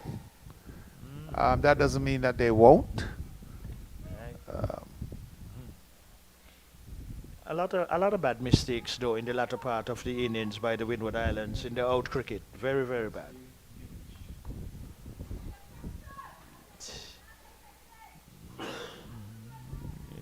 Just a nice little interesting partnership there. Yeah, I think Trinidad is proving their worth. Calculating it. Even lower down the order. And that's 4 runs. I mean, that's a rank full toss. A rank full toss. Lucky that 2 more runs wasn't scored off of that, because that should have gone way over the boundary. But 4 runs, nevertheless. So 5 runs needed for a Trinidad and Tobago victory. And I think the Windward Islands will be very disappointed with their performance. You can see the body move. You can see the body language right now has completely changed. The body language has completely changed. And Everybody is just moping around, slowly walking to their position, knowing that they've probably given this game away. And after placing themselves in a very good position, we left to wonder why they fell away so badly in the latter part of the overs at this stage, 146.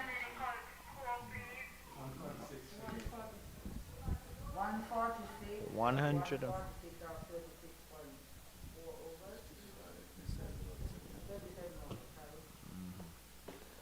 Wow. So James will come into ball with 5 runs needed for victory by the Trinidad and Tobago female team. Well, 2 wickets for the Windwards.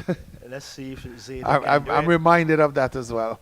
Let's see if Zeta that can do it still can go. It still can go either way. You better believe that. Yes, I just think that Trinidad has the advantage though, because anything that goes over the infield, that's the end of the game. Well, you don't really know with the balls to be bowled, illegal deliveries to be bowled. There is no need for no indiscretions either at this moment. They just have to knock it around.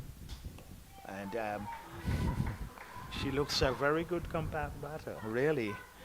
using and in these circumstances it's good to see when players apply themselves when the pressure is on to it. Yes. So James comes into ball to Ramnath. That's a full toss and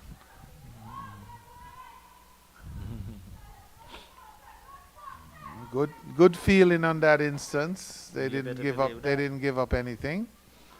But with 5 runs to go, um, I think Trinidad is in the ascendancy.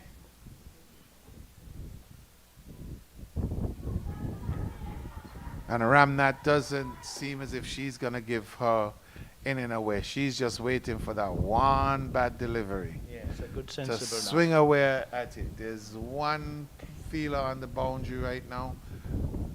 That's mid wicket. Everyone else is in the circle, and there's one of the 5. So Trinidad is 1 strike away from victory. 2 wickets to go for Why do I feel there's another twist coming?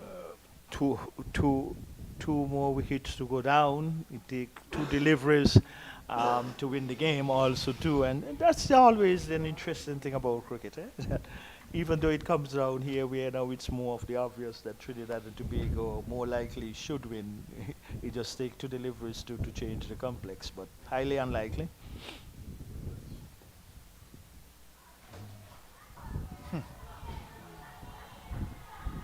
All right. So we're hearing a lot of chirping from both teams.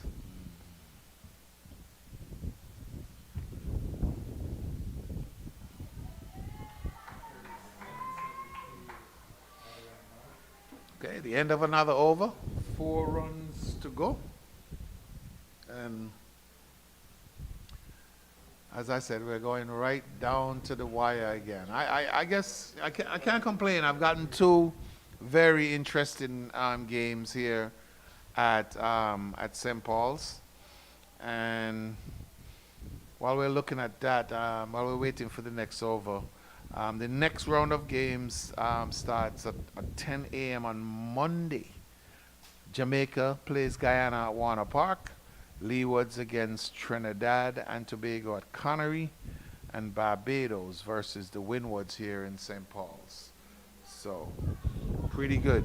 And then on the 17th, Leewards plays against Barbados at Warner Park. Trinidad and Tobago versus Guyana here in St. Paul's, and Jamaica versus the Windwards in Connery. Of course, this is the CG Insurance Women's Super 50 Cup being played in St. Kitts. And at the St. Paul's Recreation Ground. And here we can see now as the bowler misses her run, and really quite rightly so, goes back. And 37? 57. Glasgow. Janelia Glasgow. She's from the southern end. Can it happen in this delivery? No. Outside. Unless Sure, there's that's a it. miracle. That's the end of the game, ladies and gentlemen. Trinidad and Good play. Tobago That's a has good partnership. defeated table Of it, they have the table toppers. Okay. And we're confirming now the umpires are shaking, players are greeting each other. All right. So And that- this is a wonderful part of the game too, whereby the sportsmanship. I like to see the section whereby players greet each other, say well Absolutely. played, and you feel bitter losing. I know. Go ahead. Well, let's see if Trinidad has a stumped Fontaine Ball Joseph for 24. Cooper LBW Fletcher for 0. Mohammed LBW Joseph for 3. Kirby caught James Ball Joseph for 5. And Alexander LBW Ball Joseph 8. Ram Harak not out 22. And Ramnath not out 4. 22 extras, which includes 8 byes, 3 leg byes, 11 wides, and a total of 152 for 8 to win by 2 wickets in 38.3 overs. There you have it, ladies and gentlemen. And now we have the players greeting each other.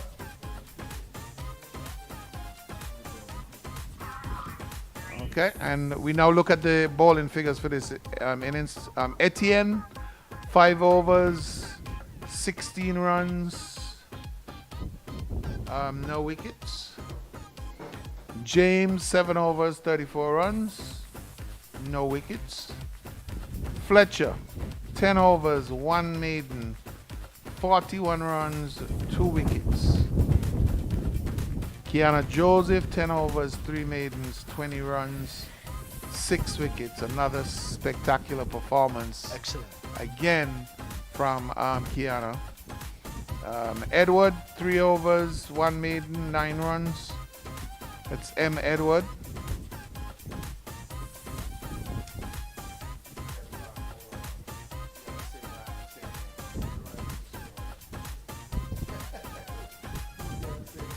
Well, the Trinidad and Tobago in the end, Clement, they won, but some major lapses were made by the Windward Islands in the field in the latter part, and no doubt going back and going forward, they will have to rectify not just those, but many other things, but more specifically, what happened in the end, and that was not good cricket on the Windward Islands on behalf, but on the behalf of the Trinidad and Tobago, I thought that Shaw and the boys, they got their team off to a good start, which was always very important. But in the latter part, though, it was good to see the lower order taking responsibility and going about it very maturely and bringing Trinidad and Tobago home to victory here at the St. Paul's Recreation Ground. Definitely Windward should be disappointed in the result of this game. But on the other hand, cricket is a game of not only glorious uncertainties, but uncertain uncertainties. And in this way, I think that's what happened today. The Windward Islands came in very confident. The Windward Islands came in very confident, but unfortunately, Trinidad and Tobago has taken the cake today. Again, we want to say special thanks to the folks who are watching, to the folks who are listening. We want you to join us again on Monday when Jamaica takes on Guyana at Warner Park. Leewards takes on Trinidad and Tobago at Connery. And Barbados will do battle against the Windwards in St. Paul's. I was about to say that it was going to be a top of the table battle, but Trinidad has now, put themselves in the mix as well with two victories. So they're on par, outside of net run rate with the Leewards. With the Windwards, they've won 2 and lost 1.